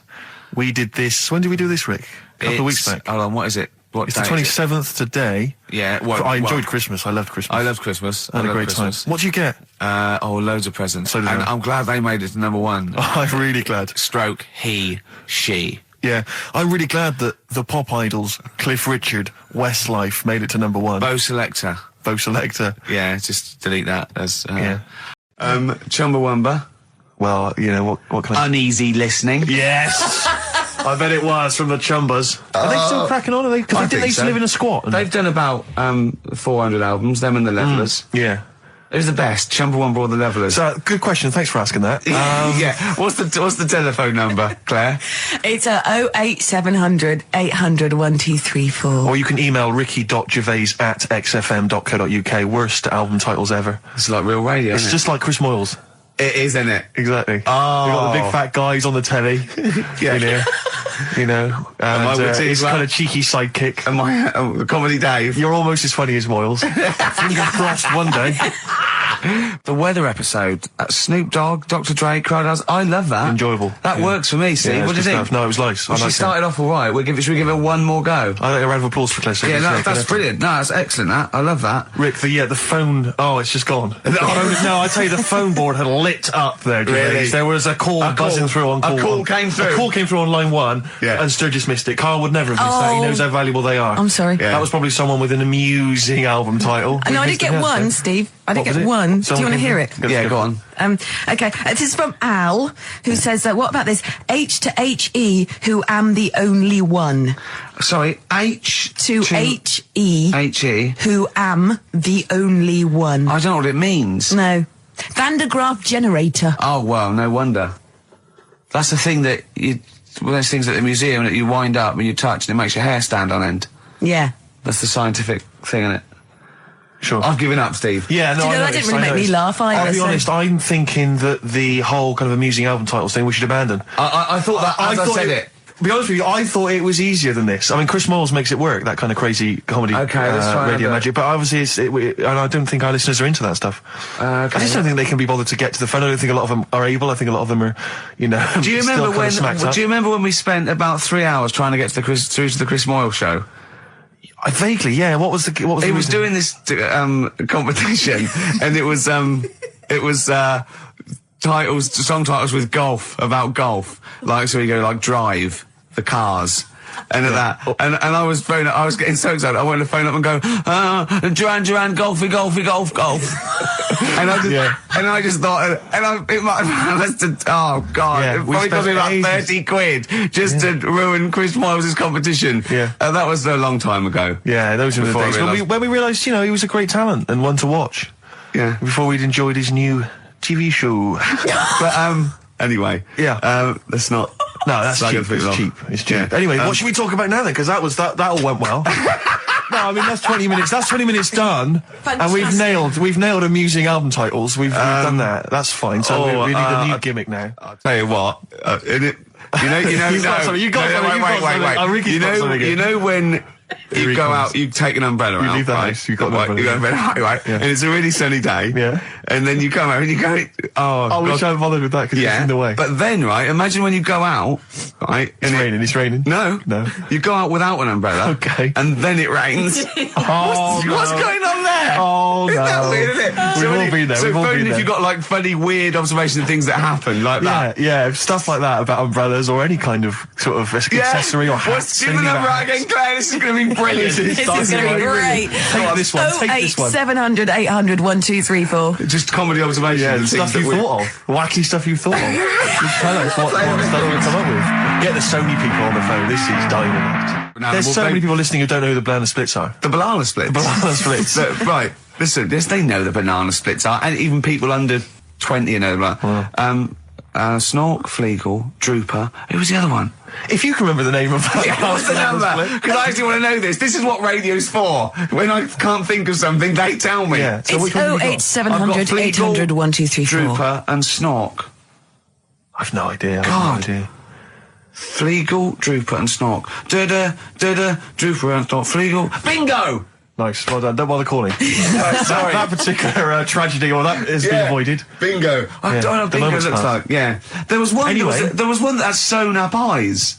Drooper, I think. Sorry, go on. No, anyway, my point was this. Go on. Pink. I can't be bothered. No, really? I can't be bothered. I think we can play that new one by Pink. You 'cause it's cannot sort of play like, Pink. Why? Because it's too poppy. They just won't allow Pink on XFM. They what? They will not allow Pink on XFM. They what? Wait a minute, that's red rag to a bull. I've always been a rebel. Someone's telling you that you can't do something. That's crazy. Right, let's also get the new Justin Timberlake single. The thing is, Ricky, you're going to have to nip down and have a word with Foxy, because we haven't got it up here. Really? Yeah. I mean, he'll have it. Can't you call someone at Capital Radio? Well, yeah. What's that one by Busted? That's what I go to school for. What about Abs? Dynamite. Abs, the new one from Abs. Dynamite. Yeah. Well, play a record and we'll discuss this Pink thing. Would you want a bit of Cat? Oh, Cat Stevens. Yeah? Yeah, Cat's Full of Four. This is Sittings. Lovely. Piano and everything, isn't it? Oh, this was the tune we were originally going to use as the theme music for TV's The Office. That starts again on Monday, I think. Just play it. I wish people had to wear hats now. I can carry it off because my shape and size. I look like Bertie Bassett, whereas you look like Basil Rathbone. I'd look pretty good at all sort of Christopher Lee. Yeah. Wow. You would. Because I'd sweep into a room. I know. See, I think you look like. And don't get this wrong. Don't take this wrong. Right, we're mates. I think you look like a freak with a cape on. Okay. So, all right. Well. And at which point would you take it one step further and add the Deerstalker? You know, and go the whole Sherlock Holmes. So I'd have the cape, the pipe, the Deerstalker, and I'd solve crimes. It'd be great. It'd look like some sort You could be my fat companion. I could be. What sort of like get padding and stuff. Yeah. No, I like that. Yeah. I'd like to solve more crimes. If I'm being truthful, I would love to solve crimes. Just to solve one crime would be great. I wouldn't matter if I solved it. If they please came to me and said, I'd just look at the first bloke, go in. Yeah. Just get it off the streets. You know what I mean? Just like tick, done that. Sure. Yeah. But I just feel there'd be something. I feel like maybe because like in TV shows, it always used to be they were a doctor who also solved crimes. They were a plumber. They solved crimes. Quincy. But a couple of sort of BAFTA-winning writers. What did Heart to Heart also do? solve crimes? That's good. That'd be good. That'd be great. What did Heart to Heart do? They were just millionaires. They were just a millionaire couple who would invariably what was the murder she wrote? They did that every week, though. Every week, Heart to Heart. Murder She Wrote. She wrote it and she solved it. We solved it. It's brilliant. Murder She Did wouldn't have been such a good sort of thing. No. But this is what you don't seem to get that anymore. People who do one job for a living. DJ who also solves crimes. The DJ who solved crime, that was Shoestring. Was he a DJ? Yeah. He was a private ear, wasn't he? He was a private ear on the radio. Is that the thing they did? Not private eye, private ear. Is that what they said? Yeah. And how did he solve it? He worked out clues for call-ins and stuff? Yeah. No, he used to leave the building. He didn't just sit there and play records and then try and guess. That's great. Give us a call on the usual number if you've got any idea who murdered. No, it's Snitch Hour. Got a letter here. Who reckons she knows? I know a lot of my friends are big fans of Midnight Caller. Do you remember Midnight Caller? Was he a DJ who solved crimes? Yeah, it was one of those late night things in America, wasn't it? But was he a DJ? He solved crimes, didn't he? I don't know if he'd solved crimes or just solved... If you've ever solved a crime, email us. Puzzles. He had one of those puzzler books. Weren't you on the front cover of Puzzler once? One of those things you get. Weren't you? Puzzler. Were you? Was I? No, I don't think so. Oh, it was your other friend who was a DJ, it was Puzzler magazine. That's it, yeah. So was Puzzler a rude thing? No, it was one of those things that those puzzle books you can buy. Actually, it's a puzzler. You do for coach journeys, and they just put people's pictures on without permission. Yeah. I don't think they're just like, well, I didn't give permission. They just find like celebrities, and they just get their picture and they stick them on the front. Well, they would have used me then, would they? Well, I forgot. I didn't. Hey, Pink. Should we play Pink? Yeah. Oh man, I don't live by the rules. Be on your head. Here we go.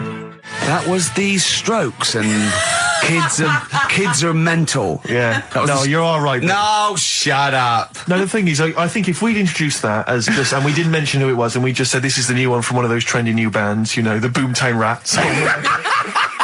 And then I'm sure these listeners would have happily accepted it. But as it was, they knew it was Pink, and the phone lines have gone crazy. We had upwards of 2 calls. So I'll tell you this, we had between 2 and 4 calls. And they've not enjoyed it. Why do we do this show? We don't need to do this show. Because you love us. We could be on Radio 1. Oh, man, we could be on Radio 2, probably. Yeah. I don't know. Virgin, I think, called once. Yeah. Someone just emailed, they just said, Pink sounds like Run for the Sun by Bucks Fizz. I can see what they're thinking. What do they want then? Well, yes. Okay, what's the phone number again? You know what people like? I never understand who phones a radio. Who tries? It took us like 2 hours to fail to get through to Chris Moyles. People will phone radio stations. Can you please play the new one by The Strokes? You just buy it, or you'll have the album. Why have you got to hear it on the radio? What difference does that make? Some guy talks at the end and the beginning of it, partially ruins the song. I can't understand who phones up for a request. We're really alienating our listeners now, aren't we? Nice We're going, we don't care what you think, go and buy it. We're going to play what we want and we don't care. Yeah. I mean, we're not being particularly funny or interesting. We haven't even got that to fall back on. I'll tell you what it is, Rick, arrogance. Laziness. When you've got a hit TV show on your hand and you've won the awards and you're making the kind of money that you are at those massive corporate gigs, where they're paying you thousands of pounds to turn up for 10 minutes. You don't need this. I mean, Steve, don't you get that then? I'm afraid I don't, Claire. We carved it up early on that Steve would not be making the sort of money that I would. Yes. And he shook on that. That was written contractually. So I think. So you did shake on that? Oh, yeah. yes. It would be horrible to go back. I don't think he realised quite the difference. Yeah. But the huge success. I don't think he'd want me to Welsh on it. Right. I don't think he'd be happy with himself if I gave him any. I couldn't live with myself if you gave me some of that cash. Well, what should we play then? Should we play some Should we play the Strokes or something? By playing the Strokes. Go on then. That's it. Oh, thank God for that. There's an email here from Davey Monroe. Look, it's lit up. No, wait a minute. Look at that. Oh my God! They've gone mad. They answer it. Put them live. Oh. They might know the answer. Hang on. We'll give them some. We'll give them some CD. How do you put it live? While you figure that out, let me just read this email. Go on. If you're having to play, it says here, if you're having to play extra ad breaks and 8-minute-long songs, it just goes to show who provides all the material for that radio show of yours. Did Karl secretly write The Office as well? And I think to myself, it's like, what do you want from us? Just see if someone's on the phone. The most incredible rock and roll tunes ever laid down on vinyl, and you're whinging. I know. Because you'd rather have our inane banter. What kind of a person are you? No, they'd rather have Carl's inane banter. Clearly. Don't big your roll up. They don't want us at all, Steve. I've just had a phone call from a very nice girl saying, "Where's Karl?" I said, "Well, he's back next week. What's wrong with me?" She went, "No, you're lovely, Claire." She said, "But Karl calms the other two down." Sure, really. Can we just see if someone's on the phone? Yeah, go on. There? Right, what are we going to give them? We're going to give them some CDs or something. We'll take the name. Right. Anyone there? Hello. Hello. Oh, God, someone there. Oh, I've got to put my headphones on. Oh, hang on. What was the lyric again? Stay there, please. All right. It's on America's tortured brow that Mickey Mouse has grown up a cow. Life on Mars, David. Life on Mars, David Bowie. It's easy as that. Hey. What's your name? It's John Ball. John Ball. John, I'll be honest with you, we got nothing. We got nothing to give you. It's not good enough. No, we'll get him some. We'll give him an office CD. We can't keep doing that, Rick. We've got nothing else. They don't give us anything, do they? It's a wonder we get into the building. No one's around on Saturdays. No one cares. Office DVD. Yeah, what would you really like, though, if you could have anything? Yeah, Office DVD. See? There you go. Brilliant. Okay. Stay on the line, mate, and I'll get you details, okay? Excellent. That was a competition. That was like real radio. Well done. It was like real radio. Now we've got to play David Bowie, haven't we? That's what they do. Down, Rick, I can see what you mean. No, but Foxy would have it lined up. Rick, you're going to have a heart attack. Am I? Live on air. I mean, it's dramatic radio, and that's Sony Award winning. I know that. Any kind of... I still remember when Tony Blackburn had his breakdown on there. I think, did he win awards for that? I mean, it was pretty impressive stuff. It was pretty intense. Yeah, what breakdown award? Have a breakdown, yeah. Excellent. This year's best breakdown on radio. Tony Blackburn. Yeah, but or Tessa, Marry Me. Yeah, it was something like that, wasn't it? Yeah. He played the same song again and again and again. Must be fascinating radio. That sounds like Capital Now. Oh, that's satire. High five. Nice We've done there. Oh, well done. Well done. Are we owned by Capital? You've got, remember what happened last time? Sure. And now Richard Park, who owned Capital, is the Grandmaster. What? The Grandmaster? He's a grandfather. No, he's a headmaster of Fame Academy. Oh, is he? Yeah. Okay, let's play a record now, because you have to lie down, because you're just getting so worked up and now. I can tell when there's an excitement and enthusiasm and sweat, beads of sweat run down your brow. Well, it started off so badly, we had nothing, but then I did a competition, gave away some things. You've got an email that really annoyed you, haven't you? Well, we can talk about that later. Yeah. But yeah, whenever I see beads of sweat, I know, because that's not the Ricky Gervais I know. Okay. It worries me. You never work yourself up into any kind of sweat. Okay, so let's play. We're going so well, aren't we? What about a bit of Beck? Let's play a lovely bit of Beck, just to chill everything out. Just calm everything down. Yeah. All right. Yeah. All right, relax. Yeah. Okay,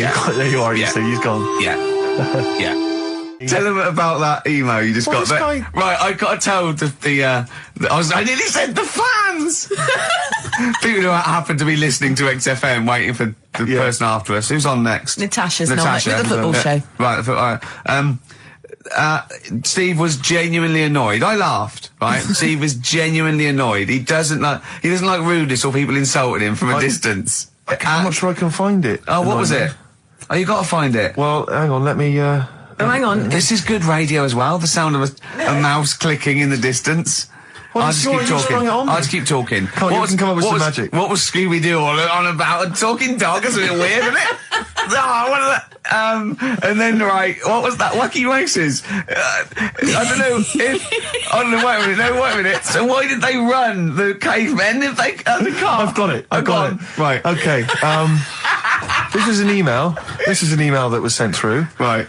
And this is my feeling. I think if you're going to email an insult, you've got to at least be clear what the insult is.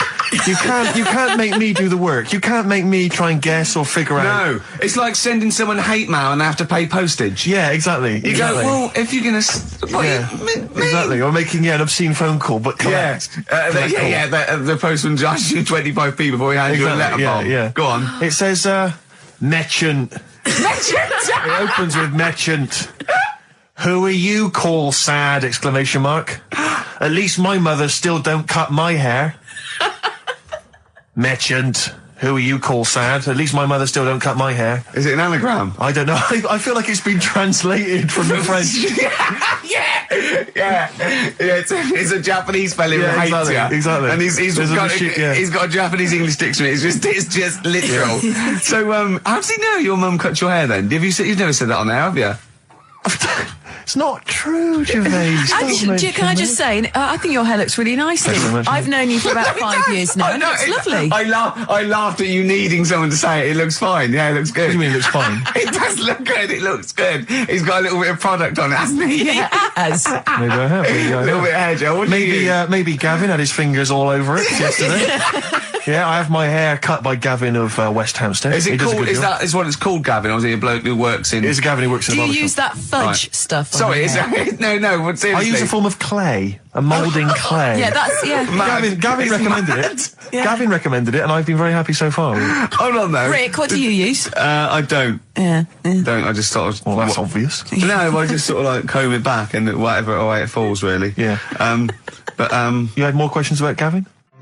Good to hear that again. It's fantastic. Waiting on a Friend by the Rolling Stones. Yeah? Go on then, Carl. On XFM 104.9, Ricky Gervais, Steve Merchant, Karl Pilkington. Go on. Right, this one. Remember Blockbusters? Uh-huh. Right, this one is good, and we'll do this one. Rockbusters. And remember how Bob Holness used to give you a letter? Yeah. And it'd give you a question, and the answer to that question is that letter. Yes. Right, well, it works like that. So if I said to you, we'll test it out on you, Steve, right? See, like I say, I was looking around, and there's stuff that is interesting, right? I was looking on the web. But there's no point. Well, it's just that I found one about... What's the point? About a lad who, 8 years old, yeah, but he's still breastfed. Now, I don't know if you can get anything out of that. Is that what his mum said?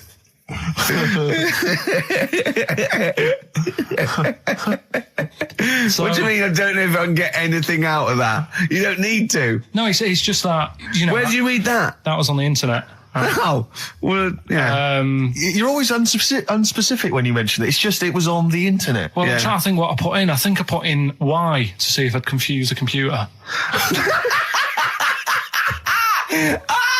Go! You are... No, honestly. I did a search, put in Y, and he came up with funny things that, like, why is this person doing that? Why is that? And it had a picture of this 8-year-old lad, sort of, on his mum's nipple.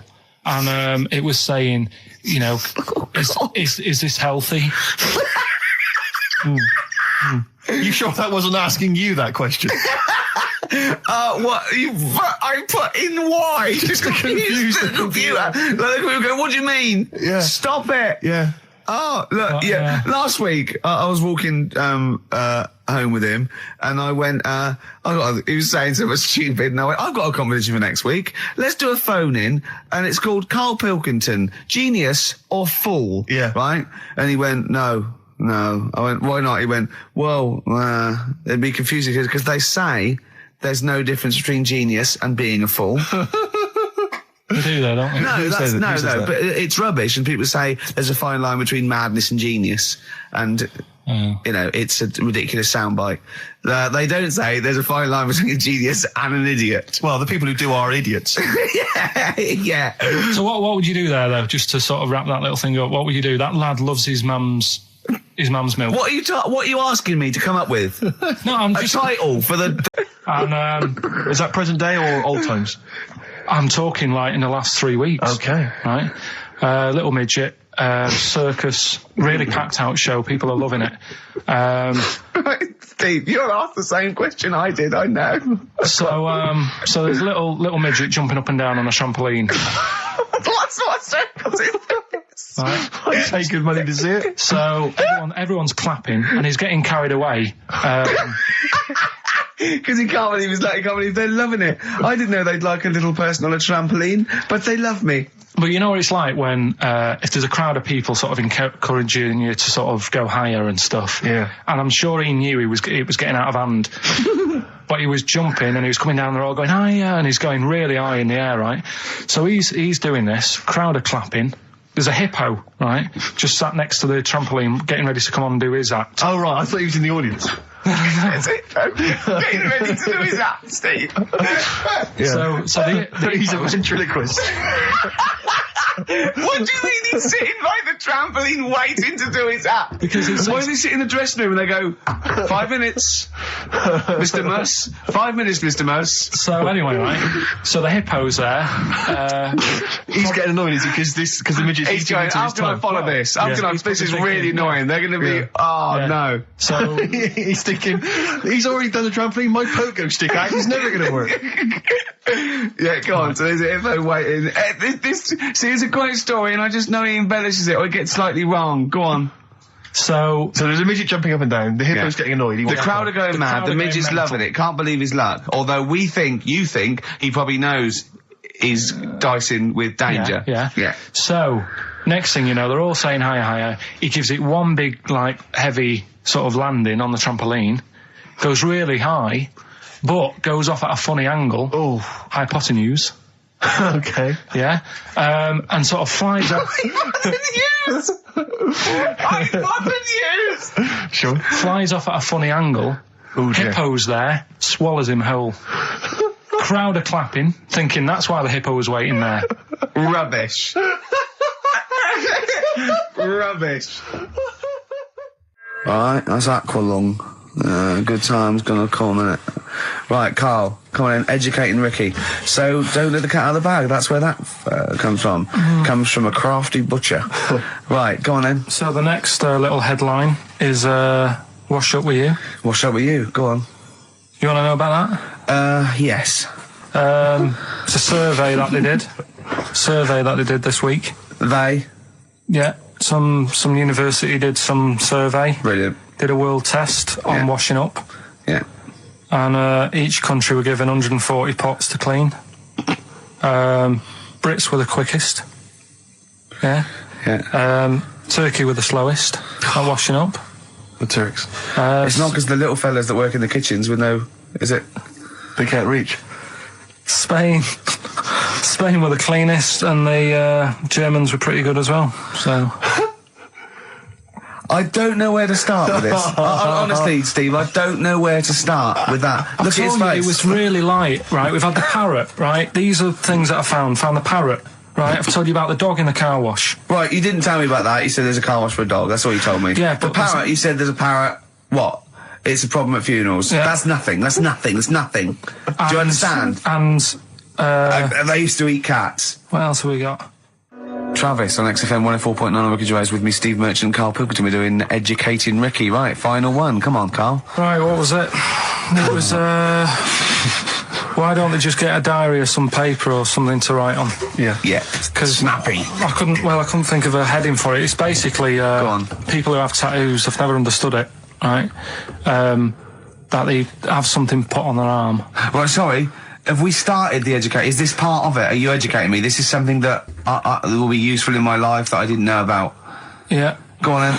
No, it's just that they've got a machine out, right, that does tattoos. Tattoos. You come up with a design you want, and you sort of this machine scans it, and you put your arm in this thing, and you press print or whatever, and then it does the tattoo on your hand or on your arm. Like loads of little needles that follow a pattern?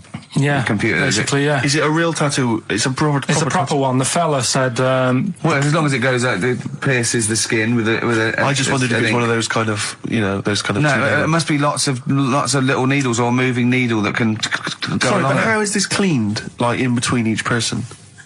Dunno, probably... I don't know. Well, no, as long it's only that if it's one needle, it's just the head, isn't it? If it's one needle that moves, and does it like like loads of little... What are we gaining from a machine doing it?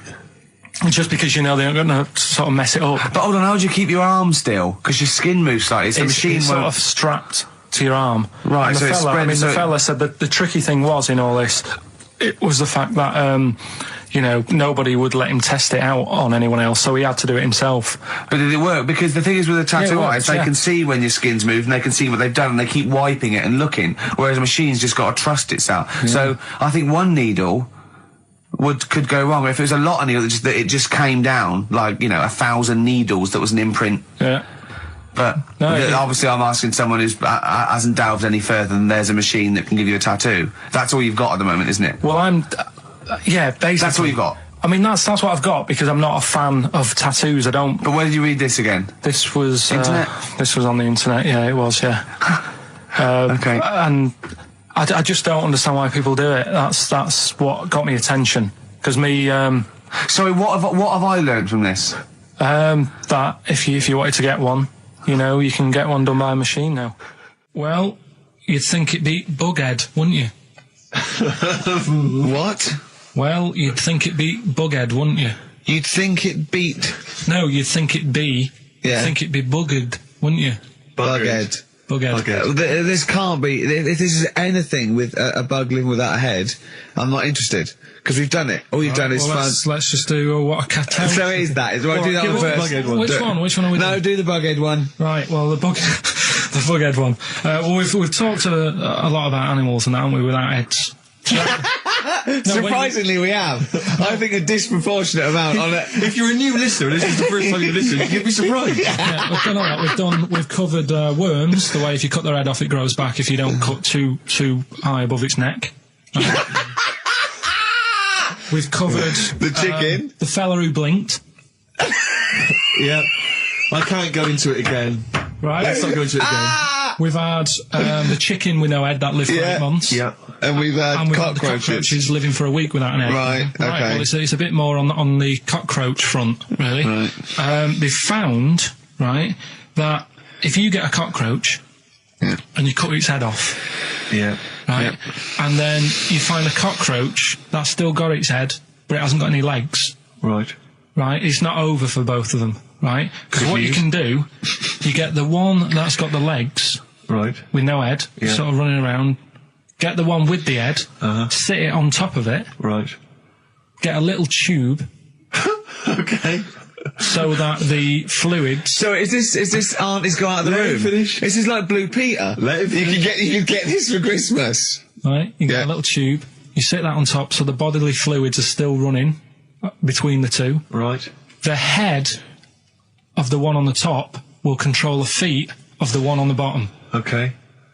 What about that? Good. And will it continue to live? Yeah. Okay, you don't know that for sure, do you? That was just a question out of the blue he wasn't expecting. Well, what do you think of that? Good, yeah, it's great. Yeah, just a primitive nervous system that can, yeah. Did you expect us to be more impressed and excited by that?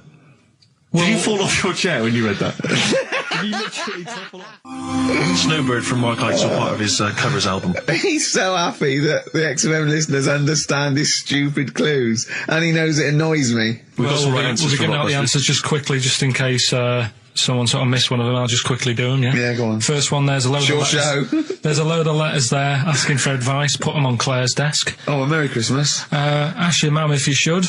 Oh, a Merry Christmas. And a couple of people were arguing in the supermarket. It was Christmas, and that's veg why. counter. And that's B. Okay, we'll give those answers out shortly. Yeah. Right, here's the last clues of the year. You had There's a load of letters there asking for advice. Put them on Claire's desk. That was F. That was for foreigner. Foreigner. I don't know what you mean. Claire Rayner, she took advice, she gave people advice, so that's a foreigner. That is shit. Right. I'm sorry, that may be Christmas, that is absolute garbage. A lot of people got the right answer. I know, Yeah, well, that they annoys don't me even like- more. Yeah. Right, before I went away, I told you about Alfred. He was the monkey where there was a robbery going on in a bank. And then he nicked the robber's loot and backed out with a gun. Yeah, He sort of stole. He robbed the robber, didn't he? Yeah. Did he take his gun as well? He took the weapons. He took all the weapons. There was like a couple of robbers.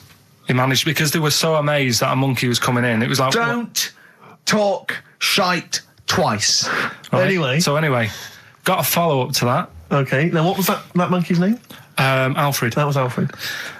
So anyway, because a lot of people wanted to know, well, you know, what did he do? Did he go off and have a holiday? Did he? No. Right, so the follow up is, what happened is the monkey had the guns, had the cash, which was $250,000. Sure. Right. It went back to the zoo. Right. Right, Carl, you're talking shit. Ricky, I get angry with you when you won't let him finish his monkey news. Right. Can we just get out the official Imagine thing? if people were interrupting Trevor McDonald. It wouldn't happen. I want to make sure I don't get anything wrong. No, of course not. So check the internet. So the monkey goes back to the zoo, right, where all the zookeepers come out and go, get him. He's got the guns. Yeah. He hands out a couple of guns to his mates. What? His monkey mates? His monkey mates, so they've all got a couple of guns each. Oh, Carl, Steve, I can't, mate. I cannot Just stand it. let me- Honestly, I want to scream. Please, I really get annoyed with you. They tried to do him a deal. They said, how about if... I'm going. Tell him that. I'm not going. No, I can't. Step out for a moment. Okay, we'll just do it. 'cause Look, it's don't listen, step out and I'll paraphrase what I hear for you when you come back in. Step out. Now, please, I need to hear the end of this. This is monkey news. This is important stuff. Right. Ricky now has left the room. He cannot bear to hear it, which is surprising to me. Right, so anyway, so yeah, they've got the money, and they say to the zookeepers, how about we give you some cash? Yes. And they go, Sorry, hang on. Sorry, the zookeeper said that to the monkeys. yeah. Right. No, the monkeys who have got the £250,000 Right. say to the zookeepers, we'll sort you some money out if you let us go. Sorry, the monkeys say to the zookeepers, we'll give you some money. Yeah. You don't see any problem with that? Right, listen. Okay. It's nearly finished. Right, I'm listening out there. This is ridiculous. What do you mean the monkeys say? What do you mean the monkeys say to the zookeeper? They were probably holding the money out, like kind of going, look, you know, we'll do your deal. Right, okay, come on. And what happened is, I think they were happy with that. I think they left, and that was that. They wanted to get out of the zoo because they didn't like it in there. There's the thing. Right, I don't... Just have a look. Right, Carl, think. Right, how did they get out in the first place, this one? Just let Steve have a... So why did he go... So he went and robbed... He thought... he knew there was going to be a robbery that day, did he? He might have been getting some money before they went to escape, and then that happened and they had more money. They might have been withdrawing some stuff out. What do you mean? If he was planning on leaving the zoo, he's going to get his savings. What are you talking about? What have you read there, Steve? I've got a feeling this is a review of one of the Planet of the Apes films. I think it's Escape from the Planet of the Apes. I'm not certain. It could be Beneath the Planet of the Apes. Right, Carl, think. Please think, right? So this monkey, right, he leaves the zoo, right? So he leaves the zoo, which he can do, presumably. What, they leave him the keys or what? They're chatting to him, they might as well.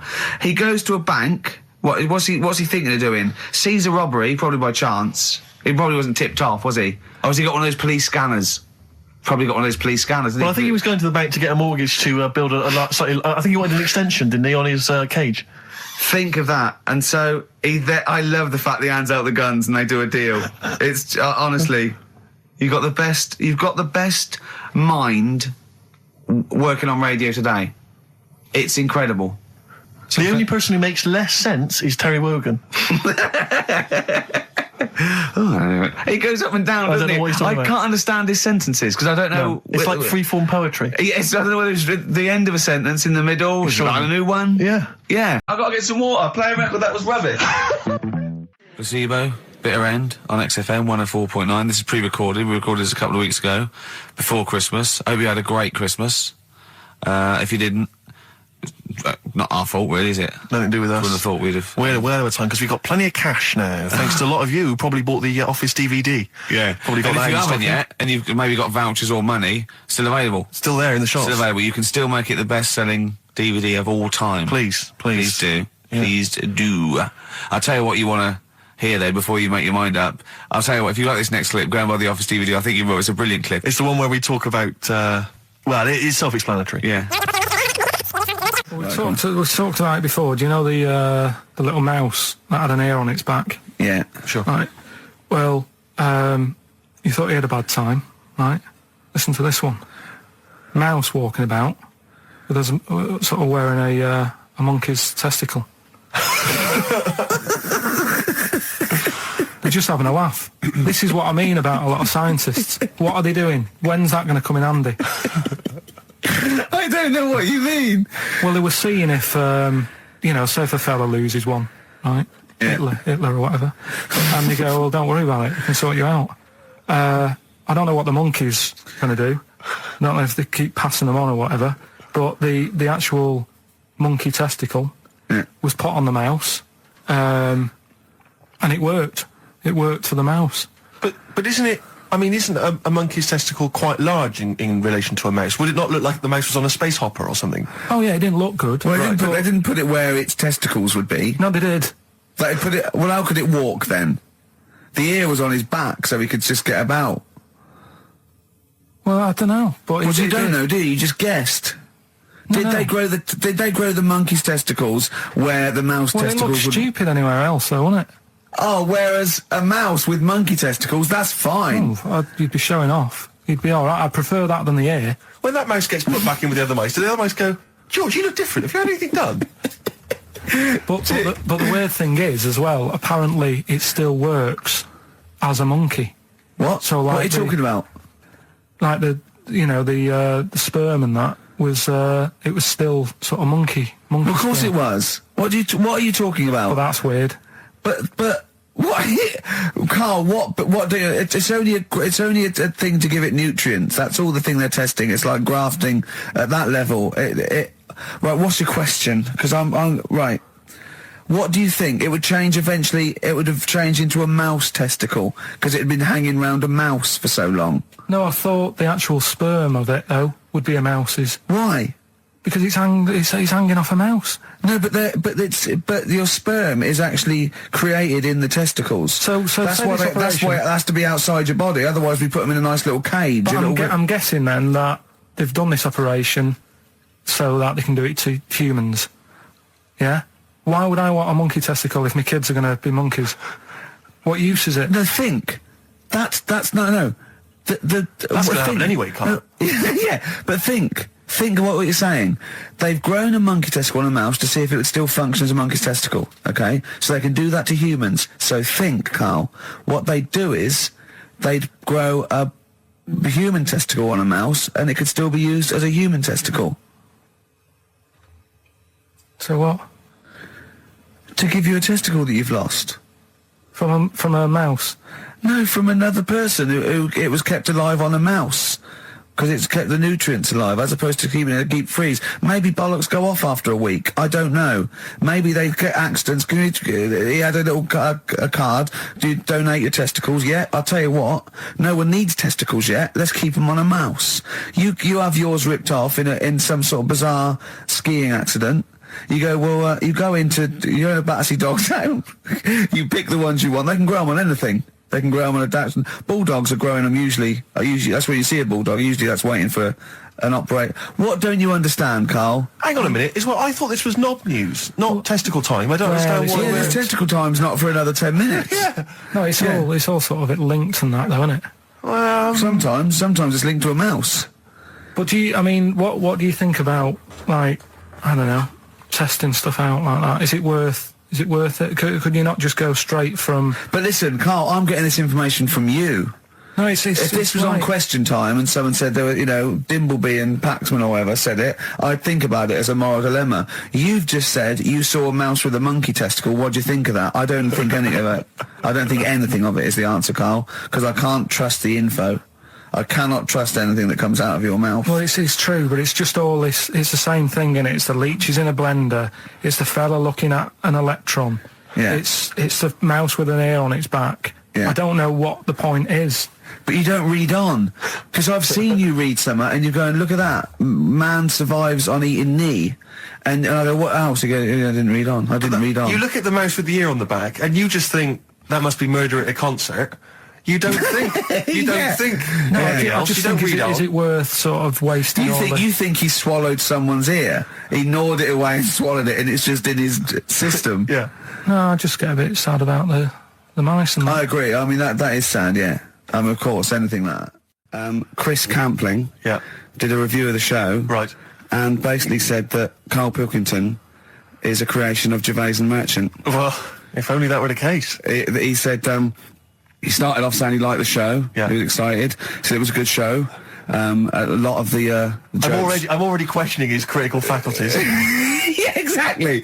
And basically said that we didn't contribute much, or seemingly didn't seem to contribute much, and we couldn't sort of like ad lib or anything. We just laughed at, particularly me, laughed at Karl Pilkington, who was coming up with some, you know, quite funny stuff. Yeah. Right? But then he does a twist on it. He goes, but the thing is, we're the puppet masters. He's a created person. We've created the persona Karl Pilkington for our own amusement. Right. He bases this on simply that we talked about... What was it we talked about? The Chinese not aging well, and he heard him talk about that on my DVD. But clearly I say, Carl, remember when you were talking about that? It's a news, or remember in the week, and so he thinks it's all scripted now. Imagine if this show was scripted. I'd be ashamed. Yeah. If this show was scripted, I would send back the BAFTAs for the shows the actual shows we've written, and I would say... I'm having a go at Chris Campling. He's nice about our other work. He likes The Office, and he likes my stand-up and everything, and he likes the show, but he's saying...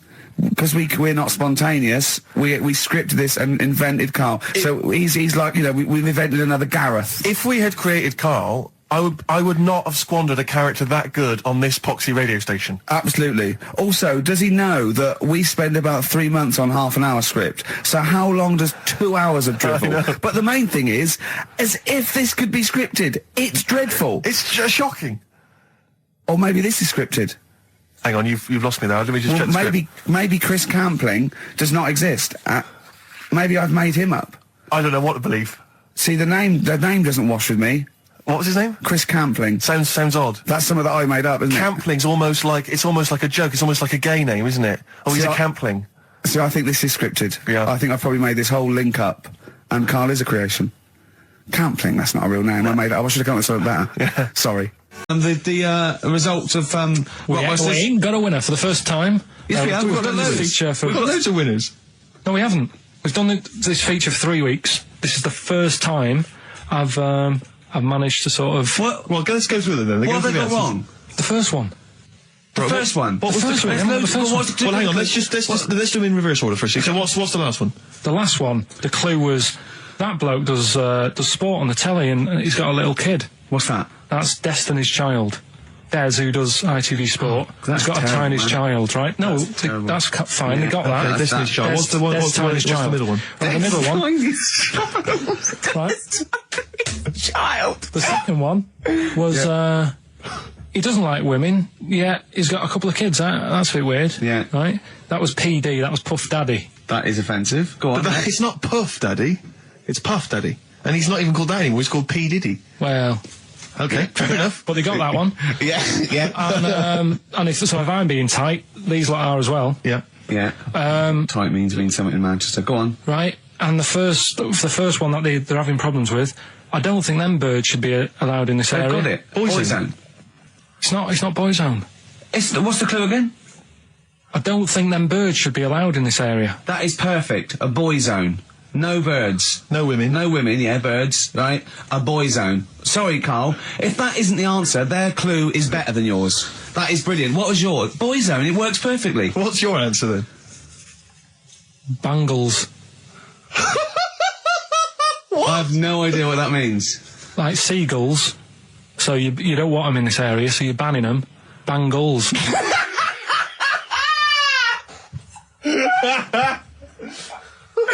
Oh, well, give it to Boyzone, because Boyzone's better. Don't use Virtually Loudest area, it's a Boyzone. I think we should have a rollover. Carl beat them. Carl beat them. You have to use his logic, surely. But theirs works. You can't do what am I thinking. No, that's not what I'm thinking. It perfectly. It works perfectly. I think you've got to give it to the ones that got the Boyzone. Well, how about, right, because they didn't actually get into my head. And my way of thinking, heaven right? forbid. How about we just keep back the David Attenborough, and they can have, I'll chuck in the Hellraiser, right? Okay. And Blondie album and the Madness Yeah, one. okay, pick a winner at random. Pick a winner, Steve. I'm going to give it to Paul Sloman, who got those answers, and he also says, P.S. Carl, you're a moron. So, I'm giving that to Paul, and good luck to him. Right, well, he's got a crazy night tonight. If we can rush these over to him, he's got a cracking Saturday night. Well, if I'm a moron, I might get your address wrong when I send them to you. White Stripes and their version of Jolene.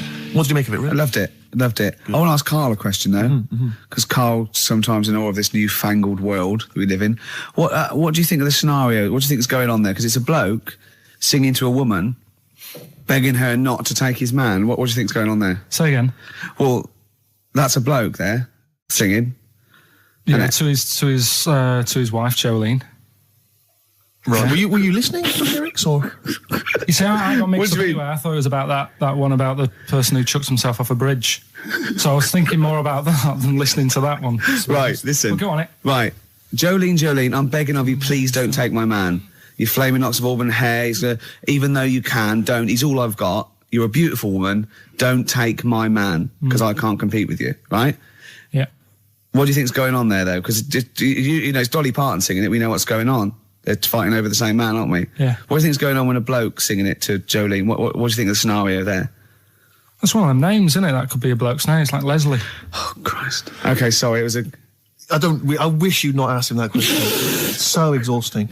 I'm saying you don't mind the insults freak boy or goggle eye or... swore off a duck's back, mate. Do you know what I mean? Or a new phrase that's been coined because of Steve's phrase, walk off a frog's back. Who's saying that? Just a lot of your... A lot of friends and that. But I mean... My friends? Yeah, a lot of the people... Can you name names, or...? I can't really... You made promises, you can't. I can't really... really... anyone up? I think it's the Kaggle. Looks good. It does look good. It's waterproof, Rick, and it's also stylish. I wear nothing underneath.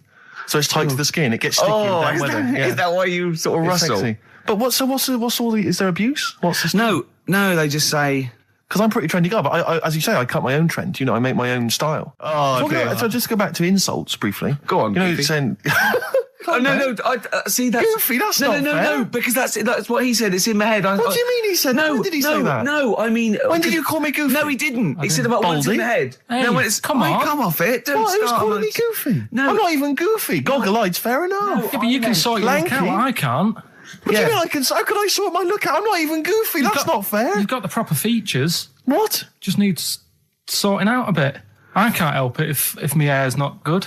I noticed the other day when Carl was sitting on your knee having his picture taken. Yeah. It's a long story, right? He's got a completely spherical head. It's slightly too small. I'm not being funny because, I mean, you know, I'm not perfect. But he's got a completely spherical little head. He looks a little bit like a baby hamburger. You know hamburger off McDonald's? Sure. He looks like a little baby hamburger. And it's sort of quite put upon. Suzanne thinks I look like that thing in that Dulux advert. Do you know when the woman pulls the head off that? A little plasticine morph type. And then they make a new head for it. And it's like a little head. Really? And that's your girlfriend saying it. I know. Anyway, listen, let's get back to business here. I had a bit of good news this morning. Go on. I was on the tube coming down, and I don't want to sound arrogant, I don't want to sound pushy, but I was at Green Park, and I'm fairly certain, Rick, it's not 100% corroborated, I'm fairly certain that a woman pinched my arse. So what do you think of that? Yes. There's a lot of pickpockets around Green Park. No. My wallet was still there. Really? But even if it wasn't, you know, that would have been money well spent. But the wallet was still there. So what do you think of them apples? Eh? So what did you just pinch off? I can't confirm it at this stage, exactly what happened, but it certainly felt like a pinch. I looked round, there was a woman behind me. Right.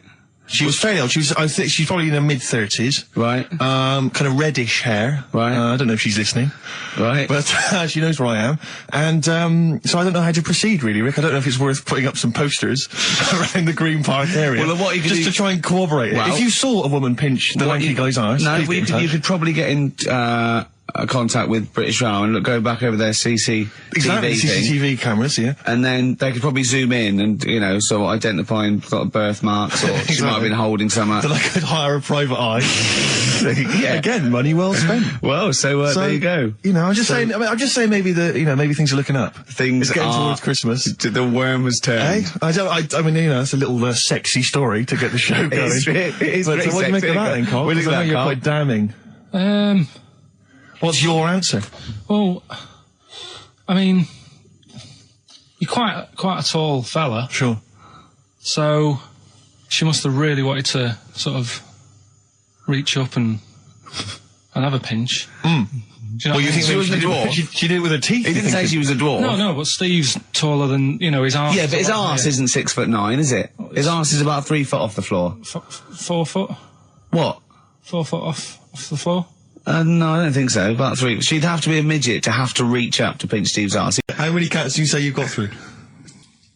I'd say whilst I was living at home, I mean, it's still on the increase even though I'm not there. So whilst I was there, probably 5. God. Wow. Oh. Yeah. And were you upset each time, or you just got used to it? It's one of them things, isn't it? Like I've said before, when you first see something, it's a bit of a shock. Do you know what I mean? It's like the Elephant Man or whatever. Yeah. First time you see him, it's that sort of, oh, look at that. Yeah. Do you remember the first time you saw Steve? No, I'm not being funny. Do you remember the first... Yeah, but I've said this before. It's always, then you get used to how people look, and you don't... No. I'm gonna burst. You have to play a record. No, because I just see Steve's... Well, what it was, right, just before the quiz started, I had to go to the toilet, right, because the rule is, right, people who don't go to it, once it starts, phones off, no more toilet. They take it dead serious, don't they, right? Yeah. So, I went to the toilet. Now, I'm not being out of order here, it just got me thinking, right? I went to the toilet. The gay fella in there, right? There was a gay fella in there. Gay fella in the toilet. Now, how could you tell? How did you know? Just typical, everything about it, right? Everything about it, right, yeah. Oh. What, large handlebar moustache, leather cap. Butt plugs, amyl nitrate. Could I just say that these views do not reflect the views of the management of XFM or me and Steve. Or most of the people in this country. Go on, Carl. What's your problem? Yeah, but this is what I'm worried about, really. But this is why I only got Danny Minogue right. Right? Because this was floating around my mind. Went to the toilet. Gay icon, now, isn't she? Go into the toilet. They have like men's cubicle and they have women's cubicle. Yeah. Mm. Now, without sounding out of order, is it wrong for me to think gay men should have their own little cubicle? Go in. They should have their own... Well, not cubicle, you mean an actual toilet, I suppose. When I was at the urinal, normally, there's a fella there and then you go, all right, and there's no pressure. But I couldn't go. I was thinking, should I wait? If I go into the toilet, it'll look obvious. Yeah. I had loads of pressure and but this was going on. What were you worried about? I'm so sorry. What were you concerned about? Viewers? I'm so sorry. Well, it's like, right, listen, when I was a kid, right, and it's all right for you to go into women's toilets when you're a kid. It's like, oh, it's a bit cute, right? As long as you're not, like, over 15 or something, right? Right. But when I was a kid, I went into a toilet, and women, when they use their little cubicles, they don't shut the door. Some of them just sit down on the toilet, right? And you see everything. And, no, seriously, that's probably one of the first times I saw, like, a woman. Yeah. That, right? And my Auntie Nora when she was staying over. What happened with your Auntie Nora? She was, she's into wearing caftans. Into wearing what? Caftans. Oh, yeah. What are caftans? Big, bellowy sort of dresses. Right. And, I used to sit on the floor at home in front of the telly. Sure. She was on the chair behind. Yeah. She did a bit of a sort of a Sharon Stone scene. Oh, God. Yeah. Did you see it? There was no underwear? No. What age were you? What was it like? What age were you? It was like a ripped tennis ball. What? Right, we're off there. Let's play Educating Ricky. Right. Brilliant. Go. Right. Ding-a-ling-a-ling-a-ling-a-ling. Educating Ricky. Right, what are we going for then? Hanging the bacon, airy Chinese kid, alien gives man a beard. I think Alien gives man a beard. I'd like to do that. Right, there's this fella, I think it happened in America, and he saw a bright light in the sky. And, God, if you're bored. and he stood there. This is a true story, is it? Yeah. He stood there, Yes, of course it isn't, Steve. and he saw this bright light, and it came closer and closer, and it was a UFO, right? Yep. And he looked at it, and it disappeared, right? And he gets back in his car, He looks in the mirror. and he looks in the mirror. Yep. He's only got a beard. He has. You sure it wasn't someone else who got in the car and he was still standing out there? Right? What? And it turned out, Yeah. he got home and said to his wife or his girlfriend, it's a bit weird. So I just got out of the car to look at a bright light, and I got back in the car and I grew a beard, and she said, never mind your beard, where have you been for 3 days? And what had happened is... He passed out because he was pissed. No. The UFO had taken him for 3 days. Yeah. But he'd only thought that he'd only looked at it and it went away. Yeah. But what had happened is, he took him, and Yeah. he grew a beard because he hasn't had a shave. Right, okay. I mean, was Will Smith or Tommy Lee Jones anything to do with this at all? Did you see this on a video maybe and thought it was an educational film? No, it's from a book that some kind person sent in to me. Here. Can I just ask again, just again, I'm just throwing this right back at you. Do you think there's any other possible answer here? Right? A man is absent for 3 days from home. He's grown a length beard. of time that it could take to grow a beard, lest we forget. What if he hadn't actually seen a bright light in the sky? What if he was lying? What if he was lying? He'd got knocked unconscious. He'd had a car crash. Just any lying. number of other No, things. just lying. Or he was just lying. Yeah, he'd been on a bender, getting pissed for 3 days and that with was his his mates. excuse to his wife. And they went, Dennis, what are you gonna tell your wife? Well, wait a minute. Wait a minute. He's not going to believe I was out with you, lads. Just say you're only away for a minute. No, I wasn't away from it because of the beard. Oh yeah, look, it looks like you've been out for 3 days. Well, we have. That's Exactly. right. Okay, we've got to cover that then. Alien abduction. Great one. Okay, let's try that. Do you see? That's a little scenario there that could have been played out. So, when you say educating Ricky, what have I learnt from this? Never listen to you again. That's all I've learnt so far. Never listen to you. Yeah, we'll add a little bit more in here, right? To Well, spice this no. up. What do you mean? Add a little bit more. We'll add a bit more to this what I'm educating you about. Go on. Right? There's only a law in America that says if you touch a UFO, you're going to get done. Now, why would they make a rule? I don't know that. Do you know, like, all their rules have a code? Carl, I genuinely do not know what you're talking about. Right. Do you know, like, how here they might have... Do you know I what? have no idea. Right. Okay. Do you know, like, over here... I'm listening to Capital on these headphones. I got Foxy on for yesterday. Right, let's bin that. No way, it's great. No, I want to hear about Airy Chinese Kid. Let's play a tune. And Okay, let's come play a back with tune. Come back with Airy Chinese Wait a Kid, bit, definitely. Some doors. Yeah, I Yeah. just thought I'd go back, Oh. take it back to the 60s. This is a tune that a friend of mine sent If me. you touch a UFO, you get done. Soul Kitchen from the Doors. Shambles today, this. David Bowie, Slow Burn. Yeah. Quite a Eno trilogy Yeah, feel not bad about at it. all, yeah. Lodger Is it and a sort new of tune? low type. Yeah. But yeah. Enjoyable. Now, okay. That's stressful, isn't it? I think we've got things working now. We've had people coming in and out, just shaking their head, going, "Shouldn't have bought that desk." But it's all sorted now, I think. And You notice how it took about What? 25 minutes for them to come down as well, though? Do you feel like we're maybe quite low in the pecking order in the building? Definitely. You know, it's like Capital First, Capital Gold. They can shoot off to other sort of pirate stations. People's car radios, then they come back here. Oh dear. Oh, I had a job at Richard Sounds. Yeah. Light fitting was buzzing. Now, but we've got. Thanks for staying, listening. Right, okay. Educating Ricky. What have we got? Airy Chinese Kid. Go on. Right, yeah. This is the... I didn't want to do this. What do you mean you want to do it? Well, I wanted to give you three, and I gave you one. It was like the alien man gets a beard or whatever. Yeah, which was total rubbish, so this one should be better, maybe. Hairy Chinese Kid. Right, well, we've talked about airy people in the past. True enough. Haven't we? Yeah. You know, the little kids who grew up in woods and hung around with wolves and that. Yeah, again, you're confusing it. Yeah, they're not. There were some people that were born very hirsute. They were not the people who were brought up with wolves. You just put that together in your Homer Simpson type mind. Right, well, this is like a sort of close to that sort of story. But the weird thing is, right, Chinese people aren't that hairy as a nation. No, seriously, that's a well-known fact. They don't have that much body hair and stuff. Okay. So this little kid who was born over there, he was like covered in stuff. Was he? And it was only his nose that wasn't hairy. The rest of his body was caked in hair, right?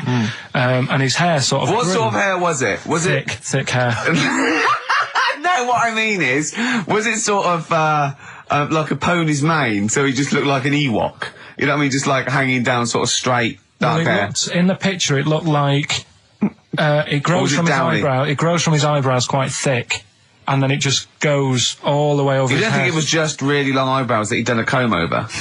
No, it was all over his body. It had a picture of like his back and that. Yeah. And had he styled it? Had he styled it at all? Did he have it in a quiff or? No, it was just hanging all over him. Yeah. And they were like, this is a bit weird happening in China, where we're not normally that hairy. That was the scientist speaking there. And the local press and that were getting him down, calling him Monkey Boy and all this. Oh. And thinking Chinese press. But the doctor, yeah. Oh, they're cruel, aren't they? The doctor, like those game shows. That's Japanese, isn't it? Yeah. That's what. Yeah. And the doctor said. I was talking through all that time while we were just like talking to each other then. Because I turned round and I still saw he was talking. So anyway, the local press came in to see the hairy boy, the monkey boy. Yeah, and they were like being tight, taking the mickey out of him, and the doctor said... showing him nuts. Said he's only hairy. Said he's a healthy young kid. The only faults he's got is he's got a little bit of eczema and a boil. And he said everybody should just treat him the same, and I think he grew up a healthy kid. Yeah, so that's the end of the story. That's not a story. Why? But I've got nothing. I don't know what to say to that. So someone in China was born slightly hairier than the rest, and he was normal apart from eczema and a boil. That to me isn't a story. But if it is, I've got a million. I mean, it's sort of like bloke from Manchester went a bit bolder than the rest, got a job on radio. He was normal. I mean, that's not a story, is it? Do you know what I mean? Dandy Warhols and Bohemian Like You on XFM 104.9. I'm Ricky Gervais, with me Steve Merchant and Karl Pilkington. Karl, what's the story then? Right, so what did you say you're going for? You've got your 3 titles, your 3 teasers. Well, I think I'm going to go for Don't Do That to It. You know it can't live without an edge. I'm looking forward to this. Right. So this is educating Ricky, for those that have just tuned in. Now, something that Ricky told me about when he was educating me was that a cockroach, if you cut its head off, it lives for a week. Yeah. Right? And the only reason it dies is because it can't take on water. Sure. It doesn't have a great time in that week, though, does it? I mean, it doesn't get much done, I don't imagine. It just needs water, and because it can't find any, like its eyes, it eventually dies. Yeah. Right? No. So what? No, it's not. That's not. It's anyway. It can't drink. Anyway. So have you heard that one about worms? Okay. I have. Go on. If you cut a worm in half, a lot of people have said in the past that it'll turn into 2 worms. Right. But that isn't actually true. Okay. Who said that? No, it used to be like, kids at school said it on, kids at school and stuff. Yeah. So that, a lot of people think that. Don't pick him up on stuff, Steve. It's bad enough. Sure. So, but what they can do, if you get a worm, right, and you find out which end its head's at. Right. If you you've got its head there at the left-hand side, right, and if you sort of cut it in half. Right. But not in half. So there's more of its neck than the tail, if you know what I mean. Yeah. The bit that you've cut off will sort of die, and the rest of the worm will get better. So in a way, you can cut it in half, and it'll survive, but only one half will survive. Okay. Yeah? What have you learned there? I wish you hadn't chosen that one. I know, because it's nothing, is it? Yeah. You know that joke, how would you tell a worm's head from its eye? You put it in a bowl of flour and wait till it farts. Yes. Right? I told my mate that, Right? And he went, what if it coughs? Yeah. Yeah. So, there is a bit of truth in that myth of cutting one in half. Where did you get this information? I don't understand where you get this information That was from the Fortean Times. It was like the myth about worms. Yeah. That was the big article that week. Did it take you as long to read that article as it took you to tell us just then? I like the fact that it starts off debunking a myth that we hadn't heard of anyway. Exactly. You know the big thing about cutting a worm in half and making 2 worms? No. Yeah. What's the other one? It's not the thing to do either, by the way. Don't go doing it. No. It's not very nice. It's cruel. But it can get by. And it's pointless. Yeah. There's no scientific worth. Yeah. In that. Well, there you go. Okay then. So the others now, you see what I do. No, I'll tell you the other titles. You're not having them yet. That's the whole idea of this. People will be driving or about to go out doing the shopping. They'll think about that now. What was the other 2? Well, the other 2 They won't think about that. They've forgotten that. No, they will. No, they've forgotten that already. If only it was raining and what's tomato with you. Right, I'm looking forward to that one. Use Rooster's Pride Pop Soup as a snack with crackers or toast. Still thinking of a normal knob. An appetizer, again, or a soup base. That doesn't really work as an Indian. No, a spoon. That's disappointing. We'll work on that, though. The Darkness growing on me on XFM 104.9. Going well, isn't it? I've enjoyed it so far. It's been a bit naughty and everything. Yeah, a bit smart. Nothing wrong with that. No. I was on the way in today, right, Steve? Mm-hmm. Walking in, always walking in. I get left early and stuff. I like to get in early, get some bits done, that. Monkey News, songs of phrase. That sort of thing. And living in London, right, there's a lot of shops that open early and stuff. Do you know what I mean? People say that's a good thing about London. Yeah. It's almost like 24-hour city and stuff, right? I'm walking in and there's like, you've got your news agents open. Obviously. Selling newspapers and that. That's good. They've got to be open early. Yeah. Then you've got your coffee shops, your Starbucks. Have a cup of coffee in the morning. Do you know what I mean? They're doing well in the morning. Yeah. Then you see like the odd restaurant and you think, well, maybe they sort of got the doors open, but they're preparing for lunch, so you think, fair enough. Yeah, I'll let that pass. Yeah. Carrying on walking down the road. Bondage shop. Open. Sure. About 10:30. Yeah. Busy, was it? There's a couple in. Really? Some good offers. 10:30 for a bondage shop. I'm assuming if you're into bondage, though, you stock up at any time, day or night. I mean, you don't... Yeah? Well, I assume it... I suppose you get up and you go, I've got nothing on, I need to be a bit tied down. Yeah. I need some rope. These clothes are too baggy, I need more belts. Oh, God. I need more straps. Yeah, get some rubber on my face. Weird, though, isn't it? What were you doing in there? So, just having a browse. But, so a bit worried really, because the things that I've noticed this week like that's probably a little bit small. You've brought your soup in. I just found it out there. Sorry, yeah. It is Rooster's Pride, cock soup, noodle soup mix, chicken flavour. But I mean, do they not know that is obviously just going to be used on the Graham Norton show and Chris Tarrant when he's doing his show abroad? Yeah. I mean, do you know what I mean? How could they call it cock soup in this day and age? Don't keep saying it. Well, no, it's fine, because you can say cock as long as it means the male we've done this. Oh, do you mean the chicken? Yeah, look, it's a picture of a chicken. Yeah, sorry. What did you think it meant? No, I don't know, I don't know in my head. Okay. Sorry. Yeah. But, there's something else that's a bit sort of...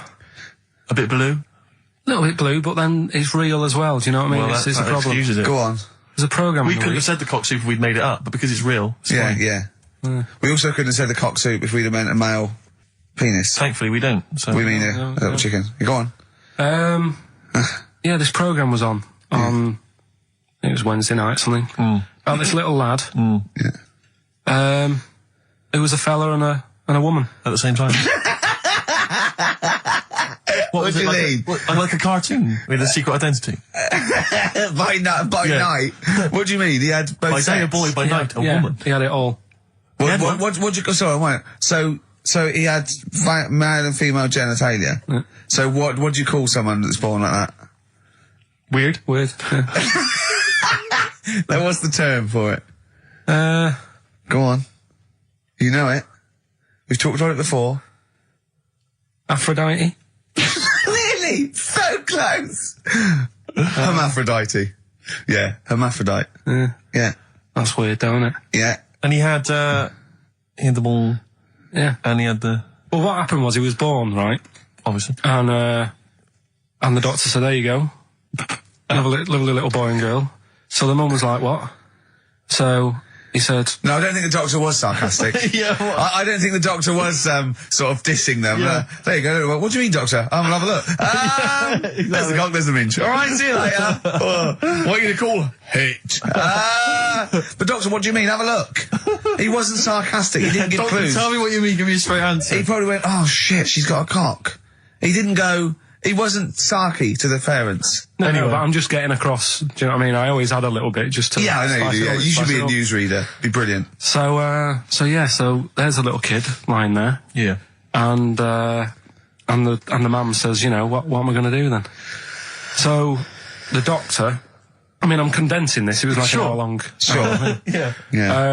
So he says, she said, what will I do? And the doctor said, well, he's not sort of well hung. Right. Oh, so he's not sort of well hung. This doctor has been, I assume, has been struck off since for saying these things. It was a real doctor. It wasn't Dr. Fox. Yeah. Right. So the doctor said, so I recommend that we make it a woman. Right. So they sort of do a little bit of jiggery-pokery. Yeah, a little bit of work. And I don't think that's true, Carl. No, it is. It was on the programme. But I think they can tell really what they were meant to be from their chromosomes, can't they? They can tell whether they're X, Y, Y, or yeah, not just... It's not very well hung. No, I'll tell you what, because back then, when this was going on... Yeah, no, I'm just thinking they might not have had to... The doctors then thought if you had a kid, right, and you thought, it's a bit ugly, maybe it'll have a better life if it was a fella. If it was a girl and it's a bit ugly and you think it's going to get a hard time. Right, don't talk shite. What? What, that a doctor would go, right, you've had a young girl, I'll tell you what, she's a pig, let's pop a cock on her. Don't talk shite. I'm not saying that. What I'm saying is, say if you have like I say, a girl, I just think it's harder if a girl's ugly and she's growing up, she has a harder time. Yeah. Don't you agree with that? Possibly, you don't change someone when they don't... No, yeah. You don't change their gender because they're I'm just saying what I'm saying is the Elephant Man would have had a harder time if it was Elephant Woman, is what I'm saying. But listen to me, listen. What the doctor was saying is, if you get a baby before it's 2, back then they thought you could sort of say, well, instead of giving it a go-kart, give it dolls to play with. Right, back when? What are we talking about? The Middle Ages? We put a song on, come back to this. Yeah, it's Bruce Springsteen, Atlantic City. Bruce Springsteen, Atlantic City, on XFM 104.9. Okay, look, have another go, Carl. What were you saying? As an hermaphrodite, he was born both sets. The doctor said he's not well hung. Let's lose that. Let's get rid of that. Let's make it into a girl. Okay. I'm with you so far. Go on, then. So, anyway, gets away with it a little bit. In the early years. right. Starts going to school, gets away with it a little bit. Sure. Right? But then, do you know when you get to that age and your head goes all funny? Like when you're a teenager and you sort of, I don't know, your skull goes... Mine never did. What are you talking about? No. What do you mean your head goes all funny? Teenage years when you look a bit odd. Do you know what I mean? You go from being quite a good-looking person, and then your body starts growing at a different rate. So you never know till 21 whether you're going to be a looker or not, or whether it's just. Yeah. I know. Right. Go on. Yeah, I'm still waiting. So your head grew outwards at exactly the same rate, didn't it? That's why it's circle. Your head grew faster than your hair. He's got a lovely head of hair, but just below the skull. Yeah. He's got a little afro in there, but it just couldn't get through the follicles. It couldn't catch up the skull. Expanding. Oh, bless him. Oh, come on, Baldy. But the thing is, right, so you see these pictures of the lad stroke woman who's trying to be a woman at the age of 14, 15. Sure. Yeah. She's got one of them big heads. Right. Like a lad. She starts having a hard time. She doesn't want to play with the mates, with the dolls and all that. She's more into go-karting and that sort of thing. Gets to an older age. Yep. Decides to go back. Is now sort of with a woman and having a life of a fella. But did the doctor keep it for him in case he needed it? No, he's had one put on though. Has he? Where'd he get that from? Don't know, maybe that bondage shop. What do they do when they do that? Do they put on what do they do? Maybe someone could call in and tell us. If you're a woman Then you have Do you want to speak to someone who's got that information? Yeah, I do want to know. What do they If you've use got it that information, I don't want to talk to Do them. they construct one? Do they construct it? From plasticine. Or do they whack on a dead one? What? What? Whack on a dead one? Yeah. What? What? That's not. It's not. What do you mean? No. When a woman has a knob put on, Yeah. to have a sex change, where do they get it from? Is it constructed? Do they find like, I don't From know, a donor. a donut? From a donor. Oh, well, yeah, a donor. A donor. Yeah. Yeah, but presumably it's like Maybe there's someone who well, wants after to they're become- dead. I mean, No, I thought maybe very there's- few people. It's not like giving someone a kidney and then sort of like celebrating maybe with if you're them. a guy and you want to become a woman, you've That's got one to true. spare. That's true. Yeah. Well, a swap. Yeah, just do a little swap, probably on the internet or something. Or Noel Edmonds What do you mean? on Swap Shop. He's not a man. No, but you could go, we got a fella here who, got a lovely, nearly new, unused penis. Wants, Yeah, Keith Chegwin out in wants- kind of Bognor Regis. wants a couple of tits and a fanny for that, so, call in. It reminds me of the, do you remember the John Wayne Bobbitt story? Which Yeah. it's always seemed odd to me. I never really kind of got all the information. Do you remember that one, Carl, where the woman cut off her husband's penis because When he was sleeping. I think he was sleeping, and she drove off. I think he threw it woke in the up woods. quite She quickly. yeah, that's so much better than the alarm Exactly, clock, the isn't alarm it? call, yeah. Yeah. And she threw it out. She threw it out of the car window. into the woods, Yeah. and he went and found it. Yeah. But imagine if he'd got to the hospital and they'd sewn it back on, and he'd gone, "That's bigger than I remember." I'm not sure this is mine. How many of you cut us where we dump all the knobs? We dump all the That's knobs where- in there. Yeah. That That was an extraordinary story. And then, bizarrely, he became a porn star. Yeah. Yeah. Very strange life that man's had. Well, it is a bit of a shock to the system, isn't it? Oh, cutting your knob off. I know. Do you remember that French bloke, the performance artist of like 1910? Do you remember him? No. He, as a performance art, he cut in a theatre, he cut his knob off to a crowd of people. Now, what? That's only a one-night trick, though, isn't it? Exactly. Yeah. But what if there'd been a bang outside? They went encore. He went, oh! Yeah. Or they looked outside because a car backfired. He went, did you see that? I go, what? I go, oh, just cut the... Did you? Yeah. Think of that. Sacre bleu. I know. French are funny, aren't they? Cutting your knob off for your art. Weird, isn't it? Longview. Further on XFM 104.9. As we're having so much fun with penises, I thought perhaps I should just mention... That's a slogan. We should just mention this story, briefly. It's in the paper today. A Russian is selling what he claims is Hitler's mummified penis for £12,000. Yeah. Ivan Zadurprov says his ex-Red Army soldier dad hacked it off as a souvenir after storming the tyrant's Berlin bunker after his suicide in 1945. Yeah. Not... You Why convinced? did he wait till now? He's found out that, that might get a bit of £12,000. £12,000. Which doesn't seem a great deal. Doesn't seem a great deal of money, really. Well, it's useless, isn't it? True. You're not going to be able to use it. It's not going to be able to... It's not going to be a donor. Imagine that if you walked round... Yeah, you'll never... making love to a girl, you'll never believe who this is. Yeah. You never believe who's doing you, love. Exactly. This is going to freak you out. This is, just relax. Exactly. Okay, sit down now. Was that I got a all little right? surprise for It was you. brilliant, yeah, so you enjoyed it? Yeah. Right, are you a fan of the Third Reich? Exactly. Well, no, awful racist. Okay, let's go a different tack. Yeah. You did like the sex. I love the sex. Okay, then. Yeah, it's not going to be Hitler's knob, is it? But, I like the idea that, I mean, you're you're in the Red Army. Yeah. You've just stormed Berlin. Yeah. 1945. You crash into the bunker. You've gone through terrible. Terrible. How you've lost 20 million comrades. Unbelievable. Oppression It's been everywhere. going on for years. You're in there, you see the man. Here he is, he's dead. He's dead, the figurehead and leader of one of the most despicable, You turn to your friends, there's a tear in your eye. Yeah. And your immediate thought is, I ought to chop off his todger. Yeah. Well, no, I said Bagsy. I said Bagsy is Winkle. I said Bagsy is Winkle outside. Whoever it was. Yeah, I didn't know it was going to be Hitler. Brilliant. It's just, I can't, it just doesn't make sense. It's ludicrous. It's ludicrous. And I don't know how is he expecting to prove this? Because I want some proof. Well, I think that's why he said that. He probably started off with, I've got Hitler's face. And they went, brilliant. Oh, let's have a look at it. What do you mean let's have a look? Well, just check his Hitler's face. Obviously I know what he looks like. Oh, yeah. No, it's not. You know what no, it's not his face. What wouldn't you know what it looked like? Well, I mean, no one's ever seen his genitals. That's what I've got. Yeah. I've got his... It's got a little swastika on it. Is that...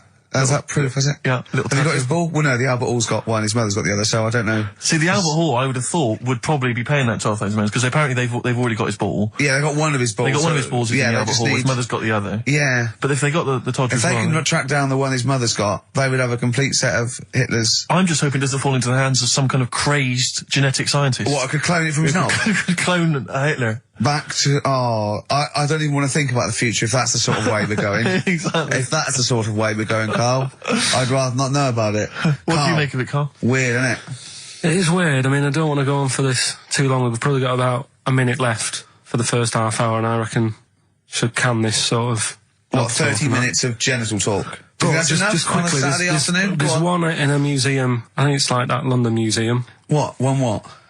Well, do you know like how people are buying weird stuff and that to put in museums? Yeah. There's this device that, I mean, think about it, years and years ago they used to torture people, didn't they? Yeah. Really badly. And the device Yeah, that there's, they've got... there's no real good torture, but go on, I see your point. Yeah, but this device, right, think about it, you've done something really bad years ago, Yeah. right, and you're thinking, oh, what are they going to do? Do you know what I mean? Could do anything here, it could be the end for me. The device they've got is this thing that you put on your bits, as a fella, and it's sort of metal, so it means you can't sort of, you know, get excited. It puts a stop to you, sort of... That wasn't a torture device. I think it was a Victorian thing to stop adolescent boys wanking. They used to have things like wrist things as well with like spikes on them. It's not a torture device. Is it not? Well, not really. Imagine that being captured by No, I was right. gonna You're say, I never was going to get gonna hard say. on again. All right. Not really a torture device, is it? And there wasn't that many nice-looking women wandering about anyway back then, was there? You didn't get excited about stuff. What are you talking about? Well, they filthy, they stunk and everything back then. What are you on about? Right, we've covered that.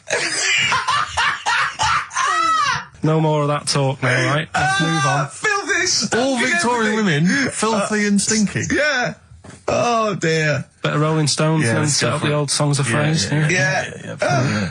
Stones, Beast of Burden. We've not played it before. It's an absolute gem. You're saying that a bit, sort of a bit gay? No. Is that what you're saying? No, but what was... Suzanne accused me of that in the week. Why? For being a bit gay. So I'm sure you're gay. Why? Just because I was moaning about stuff. She said, oh, you're a drama queen.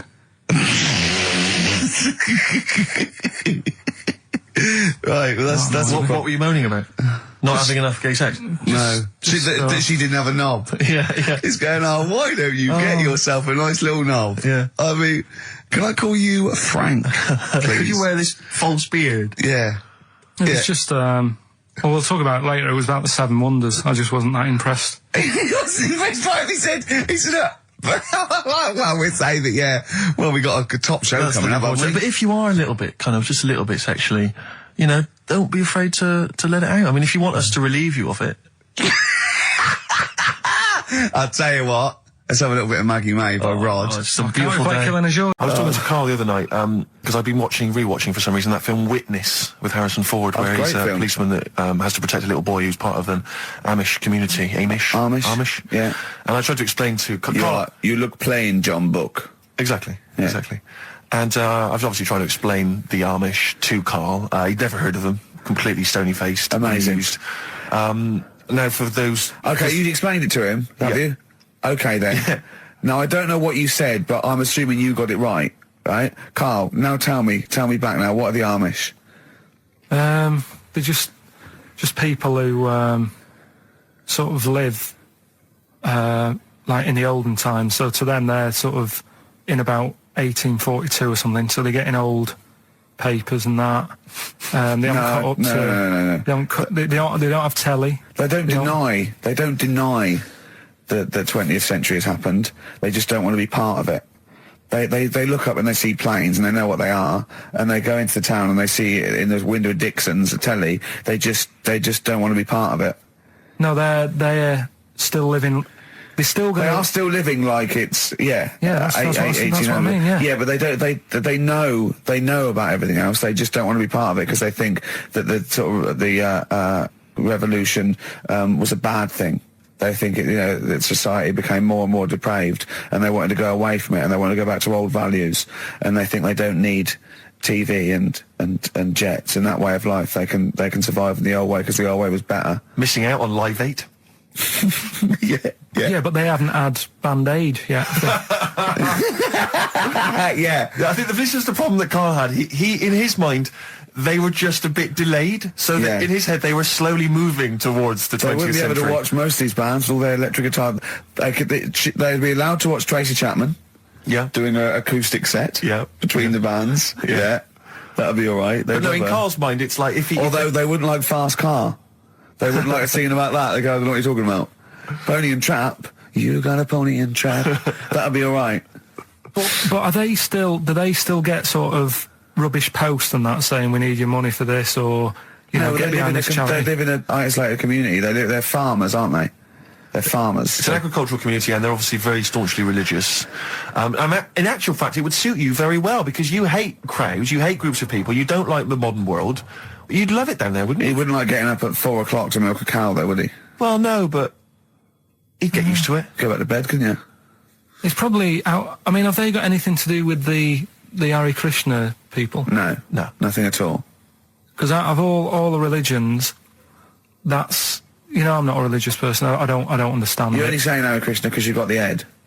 That's the only reason you think it'd be... I'm halfway there. Yeah. But the thing is, out of all, you just... What was that? Money just fell out of my pocket where I'm nearly laying down. That's the danger of wearing sweatpants everywhere you go. I'm only ever lying down in a chair. No, I'm you know, I've never been a religious type. You know, if people want to do it, I let them do it and what have you. Good of you. But out of all of them, I want one that's not going to take over your life. I don't want one where you've got to get up 3 times a day and you've got to go and pray and that you've got to get up early. Forget that. It's getting in the way. But if it's something like... I was walking to work the other day, right, across Oxford Street. There's a little Hare Krishna fella there. And he sort of had... he had a leaflet and stuff. And he said, you know, are you interested? And I said, what do you do?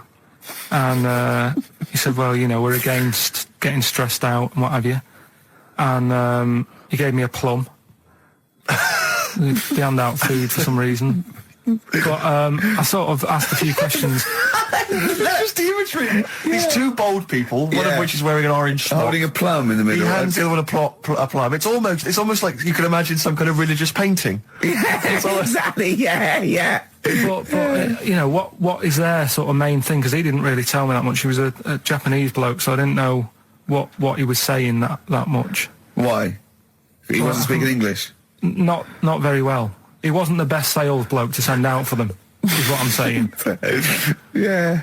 But what's that? Are they? You're saying they're nothing like? Well, I believe Hare Krishna is a kind of as an offshoot of a sort of Buddhist faith. It is. I think they are Buddhist, aren't they? Yeah, and obviously their kind of trademark, as it were, is that they have to say. I believe they have to say Hare Krishna, Hare Krishna in a certain rhythm, in a certain order, a certain amount of times per day. That's why you see them walking down the street saying Hare Krishna, Hare Krishna, because it's actually a sort of religious chant which they're obliged to do. So you see, even if you go into the Hare Krishna faith, you may find yourself, you know, in Tesco or whatever, forced to say Hare Krishna, Hare Krishna. Out loud, not just thinking it. Yeah, no, out loud. You can put it on an iPod and you can put that on an iPod. That doesn't count. No, I think you have to actually say it. So I guess that kind of eats into your social life a little bit. And there's the wearing orange as well. Particularly frustrating, I imagine, if you're in a cinema or a library. A little bit awkward there, you know, midway through. Or Star you Wars, live next door to a bloke called Hare Krishna, yeah, who constantly thinks you're calling him. Yeah, that probably. Yeah, so that's in this. I mean, I don't think we've quite done the Hare Krishna faith its full service there, but so interesting to you. I mean, you got handed a plum. You've been treated well by them. Yeah, well, but he couldn't tell. I just wanted to know how much time it would take up. What are the benefits? You know, what can you do? What can I think the benefits are they probably don't get stressed out. They've probably got that sort of that zen, that chi-ness about them, where they try and interact and quite meditative. Yeah. Yeah.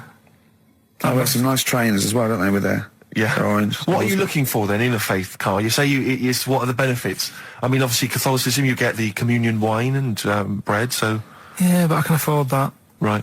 Probably, just, I like the Crusaders. I was forced into joining that as a kid, because a mate sort of joined it, and he sort of said, are you joining? I sort of swore at him. I said, I'm not doing that, right? Yeah. He said, right, if you don't come with me, I'll tell your mum that you just swore. So I was like, oh. So I went. So I went along, and I used to just go on the Friday when they played, you know, Sabutio and stuff. And then I went on one Sunday, and it was totally different. There was no Sabutio. There was no sort of, you know, Table tennis. the thing where you hold a thing and knock things over. Skittles. There was all that on a Friday. Went on the Sunday, it was rubbish. He said, right, sit down in this room. They gave me a Bible. Thought, this looks too heavy, this is too big, I'm not interested in this book. And I never went again. I used to hide on a Sunday when they came round.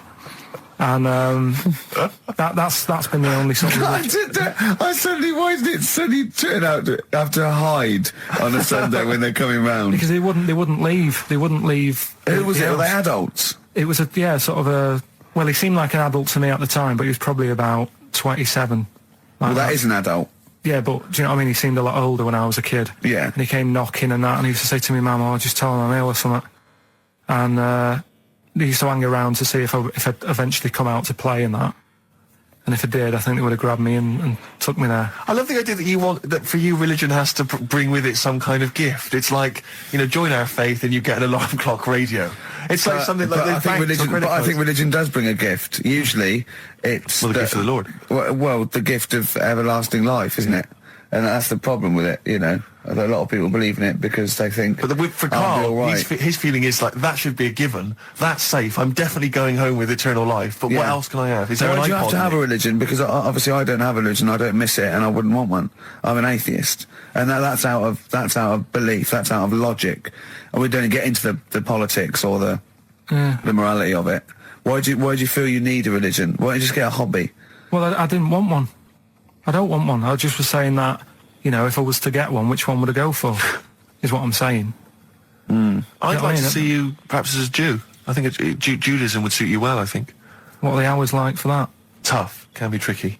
That's what I mean. I don't want anything that's, you know... And they have a day where they don't eat and stuff. I couldn't be doing that. So then they have days when they eat too much? Yeah, but what happens if I'm not that hungry that day? Like I say, I don't like change. No. I mean, I like my Cheerios in the morning. I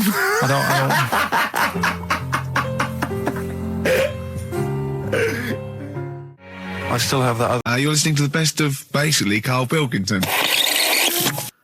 There's only one bird that has a penis. It's not a joke. It's not a joke. It's not a joke. This is a genuine trivia question. I'd say... I think I've seen one on this. Is it an ostrich? Right, you're going for ostrich, Karl?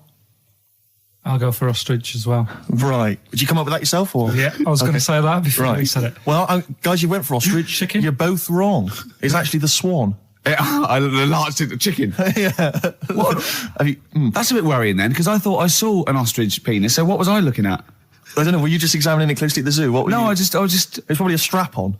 It was probably two lesser ostriches giving each other one. Exactly. And that's how that can influence people. Things like that. Dirty, filthy lesser ostriches can confuse a child if he's at the zoo and he doesn't know. A swan's got... That's really annoying. I'd never give a swan a knob. It's the little puffiest of all birds, isn't it? Yeah. Oh, I'm protected by the queen. But I need a knob. If I had to give a knob to any bird, Good question. I wish I'd posed that myself. If you could give a knob to any bird, what would it be? Phone in. Vulture. Of course, a vulture. They need a big veiny bang stick. Yeah. What about yourself, Karl? If you could give a knob to any bird, and don't make it rude. Or if I could give a knob to any bird, what bird do you suit up? It's got to be a bird of prey or something like that, hasn't it? Cool. Just a robin, really. That would be amazing. That would be Christmas cards would be like... yeah, but it's a normal human-sized knob on a robin. That'd be great, wouldn't it? And the other thing annoying about this is ironic, right? Now, the male of all bird species they're called a cock. Yes. Right. But the only bird with a cock, right, is called a cob. Is that what a swan's called? Yeah, they're cob and pen. They're not cock and hen. That's annoying. And he isn't a cock, but he's got a cock. Yeah. Quick query there, Rick. Go on. When you said then cock, presumably you meant male bird the first time you said it. Yeah. The second time you said it, you said cock. Did you mean the penis? Well, you're showing off the whole farce of radio broadcasting. Because you're not really allowed to say cock. No, exactly, no. penis. One cock cause great offence. Yeah. The other cock's fine. Exactly. It's weird, isn't it? It is strange. It is strange. So, I mean, if I said now to you, oh, I like cocks. Yeah. Meaning birds. Yeah, that's that'd fine. be fine. Yeah. But if I meant penises, it would be a problem. If you like cocks and it was yeah, that would be... Carl, yeah. do you like cocks? Do you like cocks? No. Right, okay, that's fine. I was asking if you like... No, I like, Yeah. Well, I'm a big fan of tits. The small birds that come down and peck at you. Yeah. Yeah, you like tits and cocks. There's nothing... Tits and cocks. There's nothing wrong with... There's nothing... Carl, don't worry. There's nothing wrong with saying tits and cocks. When I said tits, I meant the little birds. Yeah, And when I said cocks, I mean the big birds. Yeah. Do you know, when... Go on. No, it's just that... It's when you're talking about tits. Yeah. At the milk. Do you... I like the fact they flutter away when they hear the milkman coming. Oh, come on. So when... What? What are you talking about? No, when the milkman's coming, when he's walking up... Blur on XFM 104.9. I forget the name of that track, but it's good. Good song. Thanks very much. Oh, good song. Yeah. Oh, right. I just thought you were complimenting giving his opinion. Right, Yeah. go on. The what? Are we still on the air? Yeah. What are we doing? Merry Christmas. We got someone on the line. Oh, right. He's here. Who's that? Ricky. Yeah, go on. It's Jonathan. How are you? Good. It's only TV's Jonathan Ross. Ross, turn your radio down, you idiot. I'm here. I like to. I haven't got a radio on. What are you talking about? We can hear the feedback. Well, I haven't got it. It's not my fault. It's your incompetent radio station. And also, didn't you hear we said don't call him, we don't want to speak to the listeners? I'm not a listener. I'm a visitor to your shores. I'm special. You know that full well. I know you're special, right. Yeah, exactly. What, you got a name for the band? Yeah, you ready? Yeah. Blump.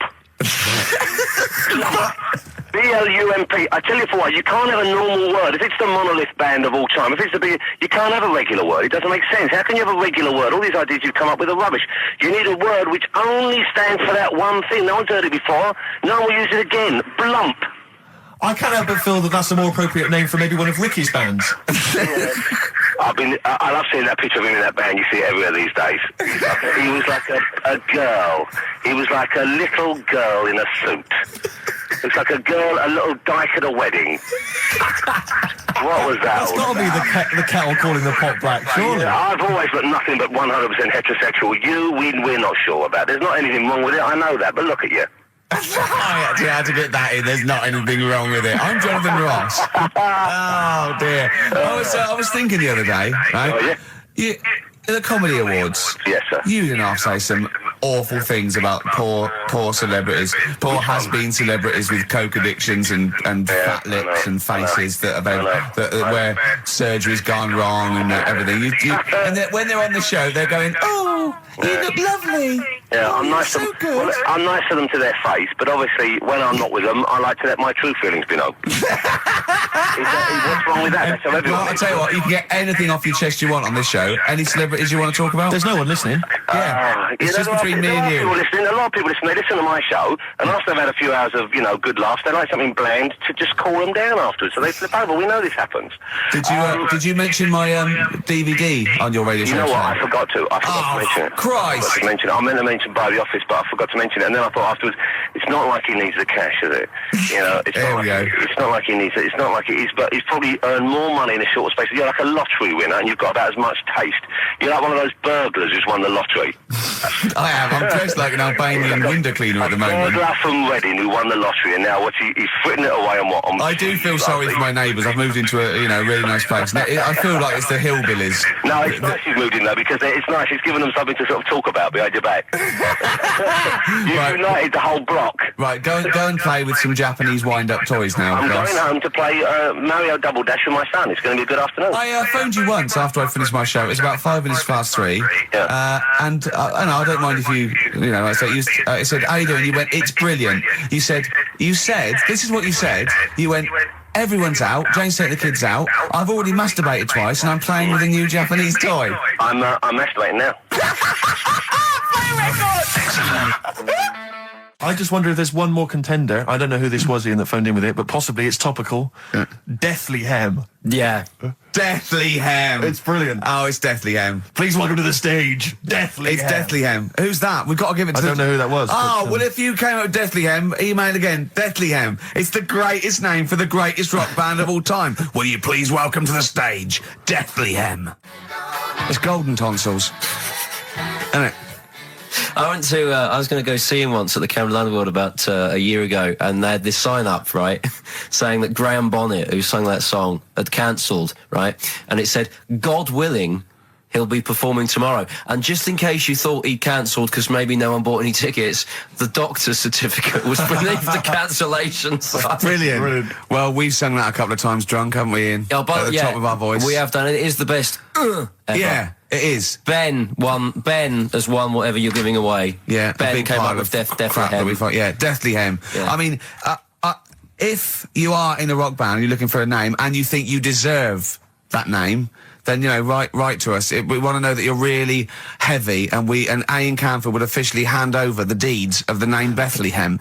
Bethlehem? Bethlehem, yeah. Bethlehem. They only play at Christmas. You only play, like, big venues at Christmas, and it's all things about, like, fighting, like, good versus evil, and God versus the devil, and you got to write songs like that, yeah. Bethlehem on XFM 104.9. Perhaps that the debut should certainly be a concept album based on the Nativity play. Yeah, Nativity, yeah, that'd be just good. the whole kind of Old Testament in kind of rock form. Yeah, with like, we're extraordinary. It's the battle for humanity. Yeah, it's called Humanity Manatee, and it's a fight in the ocean of hell. Yes, sure. Yeah, sure. Yeah, I'd like to see a serpent. Maybe pictured somewhere. There's a serpent, isn't it? Track 4. Yeah. Track 4. Yeah.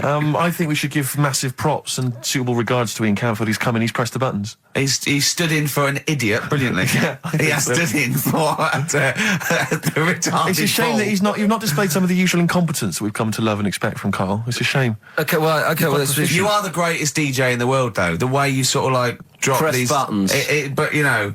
Every time I've pressed a button off air, Ricky's been going, "Oh, what great DJ!" It's great. Because he ends it. It's just brilliant. I mean, we're lucky if we can talk with the mic on. That's the title. Not talk over a record. We did some great links during the ads. Yeah, and of course, Jonathan Ross masturbating live. On air. Just looking back at some of the highlights of this don't get that show. on Capital Gold, do you? Like Tony Blackburn getting a call from Fluff Freeman going, all right, mate, I'm knocking one out. Yeah. Well, have a lovely Christmas. Have a bloody great Christmas, mate. Have a bloody great Christmas. It's the best of next week. Yep. The best of the last few weeks with some tat, you know, Carl's put together. We're back in January. We're playing some of our favourite songs of the year. I'm looking forward to seeing Pilker's tan and pictures from his holiday. Covered in ash from the beach. Yeah. And we're back on the 3rd, I believe. But Ian, do you want to introduce something? This is Ian's choice for the day. Yeah. We'll see you next week in spirit, and then we're back on the 3rd with Pilkers. Over to you, Kampf. Yeah, enough of Jonah Louis. This is Paul Di'Anno, ex of Iron Maiden, doing Santa Claus is Coming to Town. Talking of sleeping, oh man alive, I went to see the last part of the Lord of the Rings trilogy. Why? Well, it's like a family thing now. Every Christmas, my family and I have been going to see the Lord of the Rings. The next instalment, it's like a family thing. What will you do if they keep making them? Oh, I'd say I've wasted now about 10 hours of my life with that tripe. You can never get that back. I can never get that back. That's what Peter Jackson owes me. 10 hours now he owes me of my life. It is absolute drivel. Well, I know. We've said this before. I don't want to harp on again about it, but I cannot fathom why everyone is so excited and loves these films so much. Like you say, people review saying it's the best film ever. I think this is the greatest movie I'll ever see. And I don't... It's like they go, oh, but look at all the fight sequences. But Tolkien being up there in literature, like, you know what I mean? It's sort of like Shakespeare. Tolkien. No! Yeah. No. But what is it that he's writing about exactly? I don't know. Little midget fellas who can't get shoes.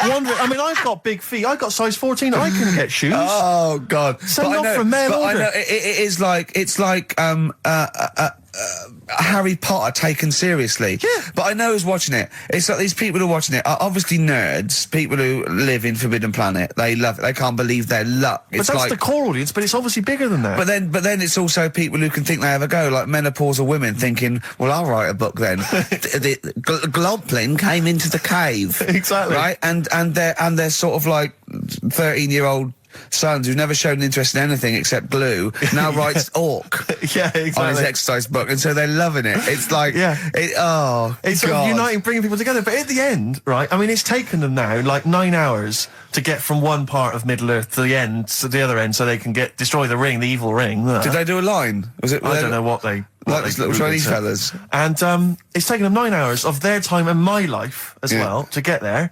And at the end, they all say They goodbye. do it in real time. Why don't they edit it? I mean, that's what it felt like. It really, it must have taken them less time, you know, within the sort of logic of the book to get there than it did for me to watch it. And at the end, they sort of say goodbye to each other and they all hug. So there's like, you know, there's little midget one, you know, Frida, saying goodbye to, you know, Bjorn. What are and they Benny. called in the thing? Because are they PC in it? Are they called like midgets and dwarves? No, they're called hobbits. Oh, are they? Yeah. So we should call small people hobbits from now on. That's what they are, just to make it kind of topical, and they'll like that as well. Give them sort of, you know. So if you see a little, on the way home, if you saw a little midget fella, 4 foot midget fella, just say, "Excuse me, hobbit." Yeah. Okay, that's call fine him then. Frodo. Right, Frodo. He'd like it. He'd love it because everyone loves the Lord of the Rings. They love it. No, everyone loves the Lord of the Rings. In the end, if you ever get to the end, they all hug each other. They say, well, basically Frodo has to say goodbye to all his other little fellas, and so he's hugging us. I don't know how many of them there are, and he's hugging them, right?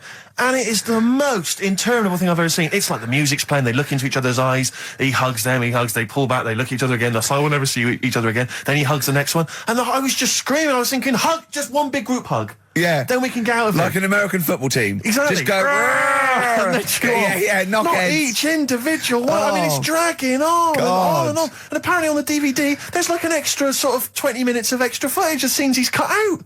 Who's watching this tripe? Who cares? I don't know. I genuinely, Have we lost some of our popularity by slagging off Lord of the Rings? I don't care. Screw them. If you love it, if you can't live without Lord of the Rings, screw you. I don't want you as a listener. I can't fathom it. Really, Rick, it's not like I'm trying to be wayward or controversial. I can't get my head around the popularity. But doesn't Harry Potter annoy you as well, though? Yeah, but at least it's kind of over in an hour and a half. Is it? I haven't seen it. I went to the toilet 3 times during the course of the film. Really? It's unbelievable. The woman sat next to me. Sexy stuff in it, was there? Some of those little pixies with the pointed ears. It just took me back to all, you know, Mr. Spock. Oh, all those glorious days. But it really is just. I mean, have you seen any of them? You've not bothered. I've seen one, and it was long, and I thought it was nicely filmed, and I thought, well, okay, I'll just get through it. I even think, you know, it was just a list of, and here come the orcs. Exactly. Right, okay, we see the orcs now. Yeah. But it's like people go, look at the amazing fight sequences, the amazing immense battles. And it's true, he's got thousands of actors and stuff on horses, brilliant. But I'm not impressed by good time management. No. Well done, he's got all those people together, he's orchestrated it, well done. But it's got to be more interesting. My friend summed it up. He said the Lord of the Rings films, they're like the film equivalent of an Enya song. Yeah. And that to me is exactly right. Lots of billowing dresses, slow musical moments. That's good. People riding majestically on horses. Enya. Constantly riding majestically everywhere. Dido's taken over from Enya in that. Well, so I've got a confession to make. Go on. I like that latest Dido song. Oh, play a song. I know. I thought I'd never. I don't Rick, know what to say. Let me explain something to you, mate. Oh, God. Snow Patrol and Run on XFM 104.9. Yeah, not bad at all, not bad at all. So everyone had a good Christmas, though, yeah? Really? Carl, even though it was like a little bit Lanzagrotte, it was a nice Christmas. Yeah. What was the book you read, by the way? Someone just emailed in and wanted to know. What was the book you read? It was The Governor. The Governor? Yeah. Right, okay. Did you buy Suzanne a gift in the end? Which you surprised her with on Christmas Day? Yeah, after that show that we did before Christmas. Yeah. I was walking home thinking, might as well treat her then. Yeah. Went and got her a necklace. Nice. Actually, she said she wanted a necklace, but I didn't know which one, but went and got one. Yeah. And she was happy with that. Yeah. That shut her up. yeah. But, yeah. And did she get you something? Your gift back? She did get me something, yeah. See, we knew she would. She would. Yeah, but the thing is, right, she got me a little Game Boy Advance to take on holiday because she knows I get bored. Lovely. Right? So that was good, but I was like, hang on a minute. I know how much I spent. Oh, and I know how much these are, right? But I was clever, though. When I got to the airport, I bought her to get me an extra, bought me an extra game for it. Yeah. Got the value. Of course. When you were growing up, did you wait to ask your mum for sweets right at the counter so the woman would embarrass her into getting you it? What, you mean just slip it in the basket? Well, no, just wait till there's some, a stranger watching before you ask for sweets. Mum, can I have a Kinder Egg? Did you sit in front of Suzanne when it got to Suzanne, can you get me something else? Because remember I spent more on that necklace than you did, like Game Boy Advance. And the woman in Dixon's goes, oh, you better get him something else. She goes, oh, bloody hell, all right then. Nah. She did well, though. You know what I mean? She's done well to keep you, hasn't she? Done well. Because you're such a find. You're quite a catch. Yeah, she must wake up every morning and go, "Ooh, I am the luckiest girl in the world." Well, she told you that the other night. What? She said the other night how good it is living with me. Oh, yeah. I said to Suzanne, it must be great, because I only see him 2 hours a week, and I like to squeeze his little head. You can do that all day, every day. Does she ever squeeze your head? No. No? No. It's like that thing, though, isn't it? It's like when you work in a chocolate factory. You get sick of it, don't you? If it's there all the time. Yeah, she must think, well, I could squeeze that head any time I wanted. It's not worth it. I just, Yeah. What about your Christmas? My dad, I'm wondering if you're turning into my dad, because he bought my mum a bracelet. He won't mind me talking about this, because he said you'll probably talk about this on the radio, and you're right, Dad, I am talking about it. He bought my mum a little gold bracelet. Lovely gift. You know, it was a lovely thing. And she opened it, she loved it, and everyone thought, what a great gift, lovely gift. He wouldn't stop talking about it. He wouldn't stop talking about the gift he bought. He kept on grabbing my mum's arm and showing it to people. Look at that. Look at the gleam on that. The gleam! Steve, look at the shine on that. Look at the gleam there. Look at that. Gleam! And do you know what he said? He said, the great thing about that's pure gold. He went, it's an investment. That's an investment, that. It's gold, you know, it's always worth something gold. I love that when people get a gift and it goes, it's an investment. I love it. But what, not only does it sort of take away any of the romanticism of it, but it was the way he constantly was talking about how great a gift it was that he bought. I haven't heard the word gleam for 30 years. Look at the gleam on that. The gleam. Look at that, look at the sparkle on that. And look at that, and it looks like rope. That's what he kept saying, it looks like rope. It looks like gold rope.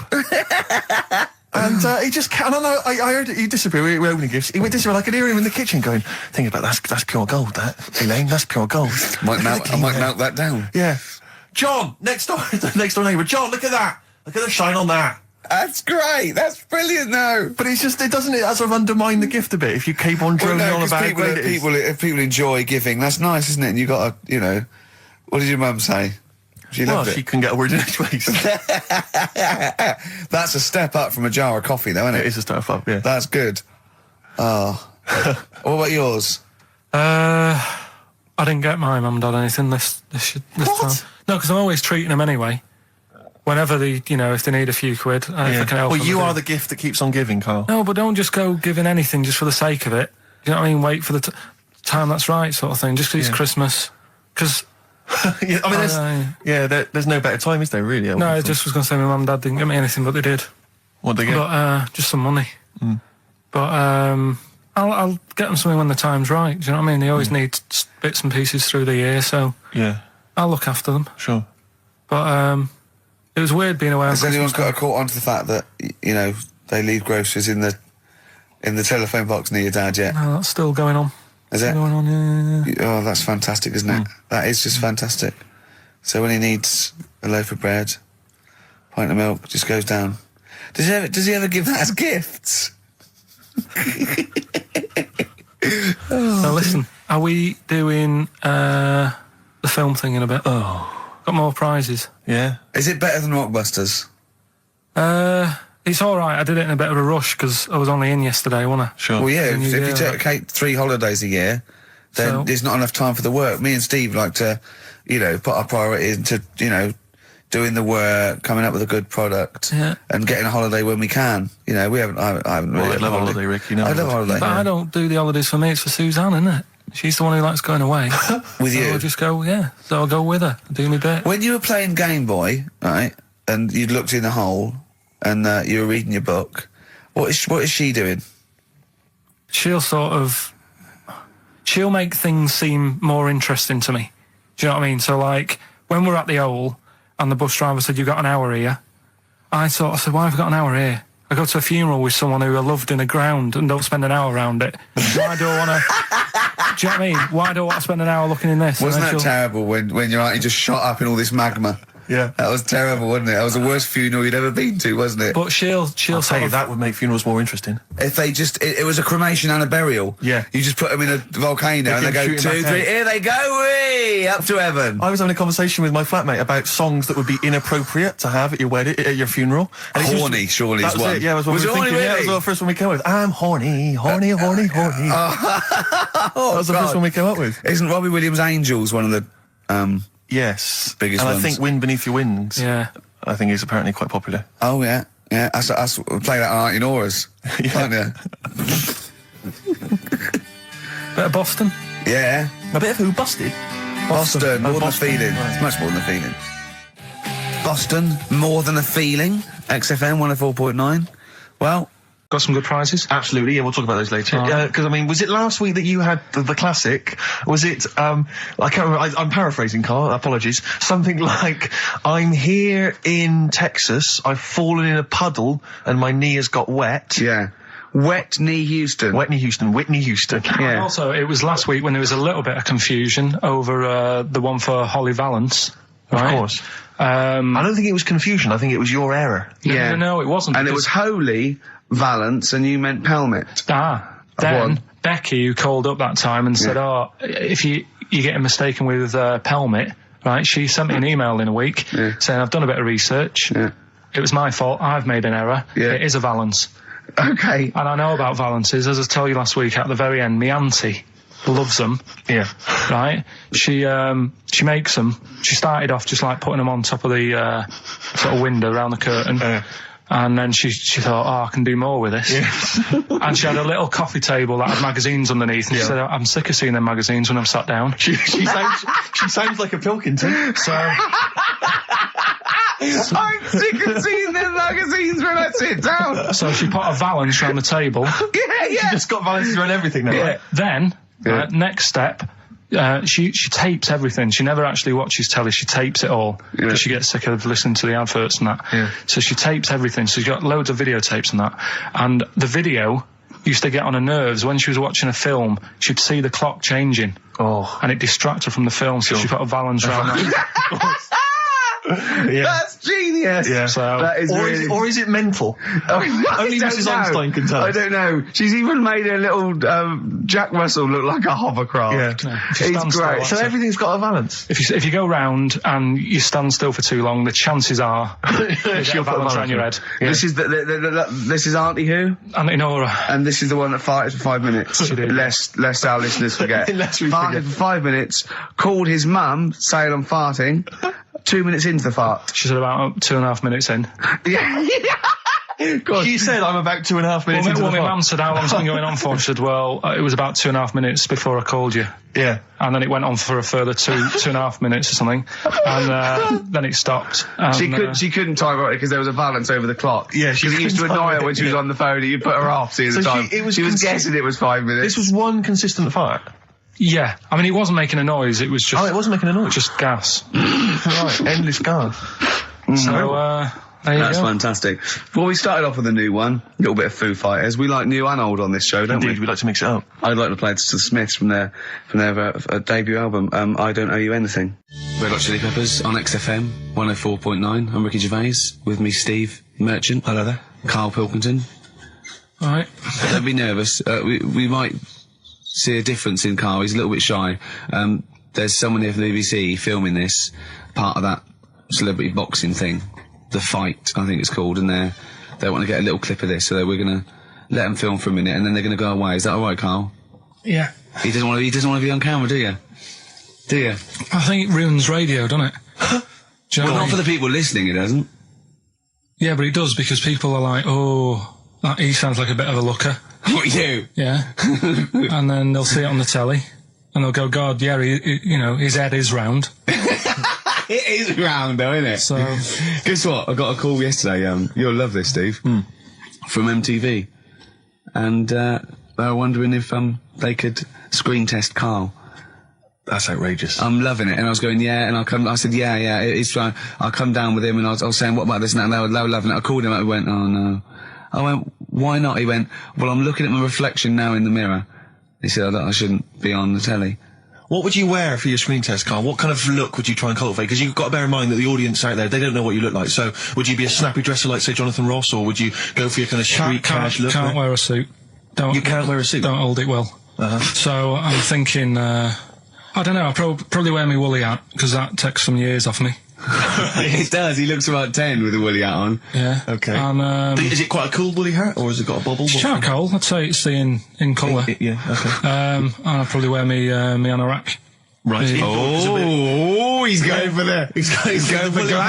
He's going for quite a glam look. Oh, no one else dressed has done for a jumble sale. Wow. Yeah. But I'm not that happy about it all, to be honest. Are you going to do it? You're not going to do it? Well, I'm sort of stuck in the middle, because throughout my life so far, I've never planned for anything, right? It's just always happened. Yeah. The time, you know what I mean, being in plays at school, never planned it, but when I did it, I went down the store. It was triumph, yeah, we all remember that. So... As I remember, you did Little Donkey. Did Little Donkey, yeah. And then later, someone was filming at the back. Was it your dad's mate? My dad's mate, well... Yeah, and on the camcorder, he listened to it back, watched him playing it, his dad says, just off camera, what does he say? I don't want to say it because I'm in charge of the show and I'd be irresponsible. He looks like a right twat. So he gets home, he's watching that, and then here's his dad just off camera go, he looks like a right twat. Yeah, alright, yeah. What are you worried about? Your dad saying that? Can I just interject? Because I'm really worried about this idea of Karl being on MTV. Because the problem is that, you know, let's be honest, Rick. I mean, we're getting by the skin of our teeth, aren't we? Really, it's only Karl that's keeping this afloat. Yeah. And if he gets on MTV and the world sort of gets a sense of him and they understand him, and he won't be ours anymore. We won't be able to control him. It'll be out there. It'll be in the. Well, that's the thing. No, that's the thing. That's the terrible thing, though, isn't it? It's like Karl is my pet, but I realise I've got to release him into the wild, and you know, because I love him, I know he's got to go free. Sure. But I want to. It's like Kes. Maybe someone will beat him to death and we won't have to worry. I'll have you on, though. I'll have you on as a guest. Which gets me on to something we've got coming up today. Oh, yeah, he's got a new idea. Yeah. Right. Do you know, like, I've talked about ghosts, and we had that good discussion the other week walking to Piccadilly Circus Station, and I was telling you about ghosts, and you were saying, Karl, don't be an idiot, and all that. Spoke to a woman in the week, done a little interview with her. You've done a little interview? Done a little interview, 2 minutes or so, with a woman who's got ghosts in her house. So I look forward to hearing that later. That sounds brilliant. Coming up later. Well, I'm going to play a classic tune now. I've just gone straight for it. I've gone for the jugular. This is Ziggy Stardust by David Bowie. Oh yeah, the smooth indie sound of Richard Ashcroft. The Science of Silence on XFM 104.9. I'm Ricky Gervais. Joined me is Steve Merchant and Karl Pilkington. It was an excellent link, that, Rick. Wow. Makes a lot of sense. Yeah. You just have your own toilet. I'm Ricky Gervais, with me, Steve Merchant and Karl Pilkington, and a few new characters, Steve. I can't believe As that. I said, you know, I know you love Moyles and his sort of wacky stuff, and Chris Moyles, Edmonds, one of the greats, and Edmonds, and just all well, I'm going to go along the same sort of vein. I've come up with a couple of. Can I show you one? I'm excited. Okay. Well, it always starts with a sort of doorbell. Okay. So it goes, ding dong. I go, oh no, hold on, Steve, hold on, Karl. Who's that at the door? Yeah. Hello. Oh, hello. Oh, look, it's Camp David, the right queer gay. Oh, hello, you look all gay today. Is that because it's nice weather? Oh, no, that's not what it means. Oh, have you got a girlfriend, Camp David, the right queer gay? No, but I've got a boyfriend. Oh, bye. Right. So there you go. We'll be hearing more from Camp David, the right queer gay, and Holy Fuck the Funny Little Chinaman. What? All right, Karl. Yeah. Is that your sort of humour? It might not be your sort of humour. You just should have run it past me before you did it. Yeah. What one are you worried about in particular? The not Camp David. Well, say his name. No. Say his name. Which one? I don't know which one you mean. The Chinese fella. Well, I forget who that was. What was his name? I can't remember. Well, if you can't remember, it can't be that good, so we'll leave it. We won't do it again. Right? Oh, ding dong. Who's that? This? Oh, hello. Oh, look, it's David Gray, the bent piano player. Oh. All right. I thought it was going to be Columbo. That would have been a joy. Ding dong. My wife loves you. No. Hello. Oh, I don't believe it. Look who's turned up, Karl. The weird thing is, Steve, right, that is like what I imagine Ricky's house being like when people are ringing the bell. Because they're all so different. It's got a little... He's obsessed with all my friends being slightly different to each other. I've never understood it. He goes, there's no thread. There's no thread to them. All my mates have got a thread running through them. I was literally after they walk out of the home. Yeah. But what do you mean my friends all different? Well, that could be... It wouldn't surprise me if I was round there and the bell went and I said, do you want me to get it? And he said, yeah, and I opened it and it's, you know... what, holy fuck? Holy, yeah, he's at the door, right? And then I'd say he's busy, close the door, bell would go again, then you got the little gay fella. David Gray. Yeah. And then, do you know what I mean? Yeah. Not really, no. Because he's met some of my friends and he looks at them in a weird way. I mean, some of them are weird. Years ago, husbands weren't allowed to sort of clout the wife with anything. What was it like in the past? I know, yeah. You couldn't clout your missus. With anything wider than your thumb. The stick had to be the same, no bigger than your thumb.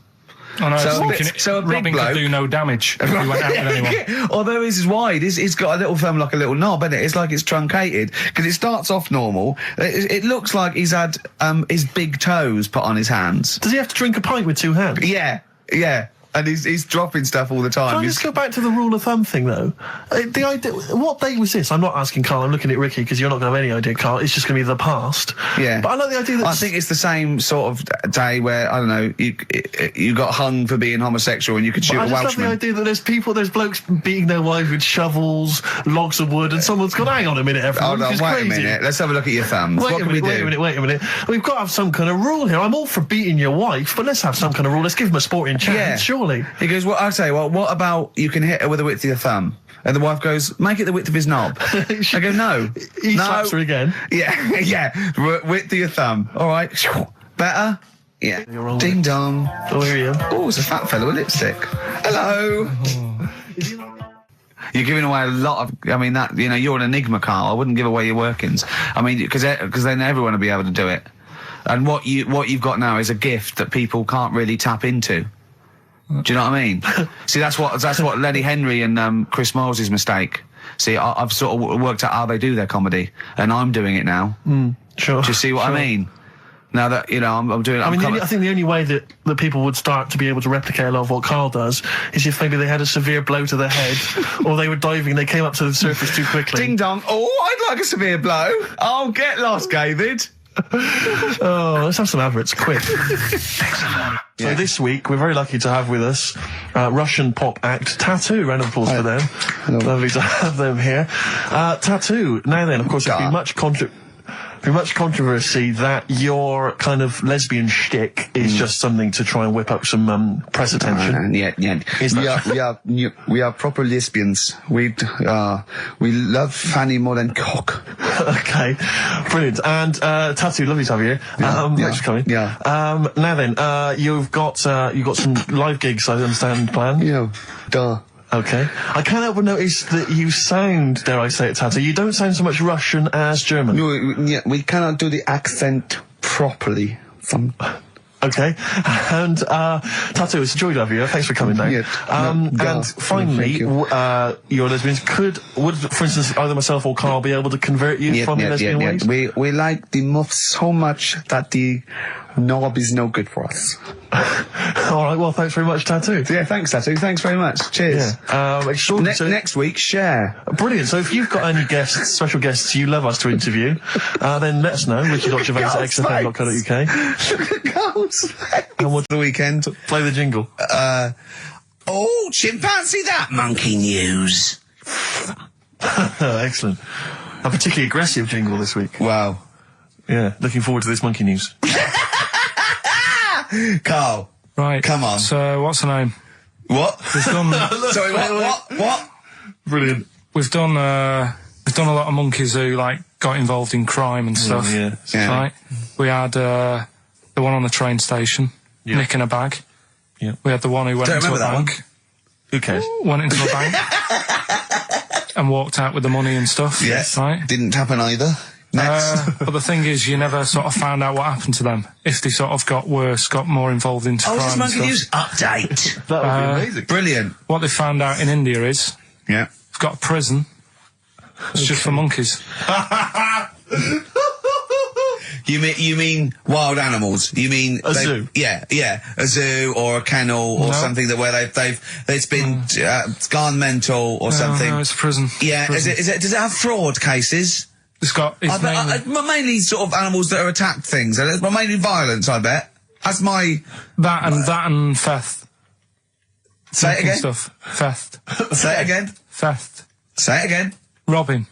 No, let's go back to that word. We're going to keep doing it. We've got 6 minutes. You're going to say the word right before you go to Hastings. Well, do you say it? No, well, then you know how to say it. Well, all right, Robin. Call it Robin. Say it again, though. Who's Robin? Who's Robin? So, they've got this prison, right? This is extraordinary. Say it again. No, you're not going to say it? Oh, go on then. So they got a prison for them, right? And there's 11 of them in there, 11 monkeys. Right. That are in there for life. Because that's... I think there's one just got out on parole, right? No time off. But there's 11. I'll give you the bit of paper because I thought this was... Weird. You thought it was a bit weird. Now, Carl, what are they in there for then? Because, I mean, they're in there for life, so I'm assuming it's murder, is it? Premeditated murder? They're not crime bosses, are they? They're not... Are they the prostitution and gambling? Are you sure they're not just the pawns and the head sort of like orangutans up a tree going, remember, you don't know me. You're on your own. If I go down, you're all coming with me. You take some of your gorillas down there and sort him out. Oh, the great banana robbery. It's not. I wonder if they get them. Right, go on then. Okay, let me see. Now, I don't know what source this is, as ever. Is it the back of a fag packet found in a toilet? Well, no, I mean, someone's clearly... If this is nonsense, then someone's clearly gone to a lot of effort, because it does open with the headline, Parole Unlikely for Inmates of Monkey Prison. Yeah! Officials say 11 inmates at India's only monkey jail. Officials? Now, what kind of people work at a monkey jail? Where do you work? It says officials say 11 inmates at India's only monkey jail are unlikely to ever be released. The prison in Patiala houses monkeys apprehended by game wardens in Punjab state for thieving and attacking people.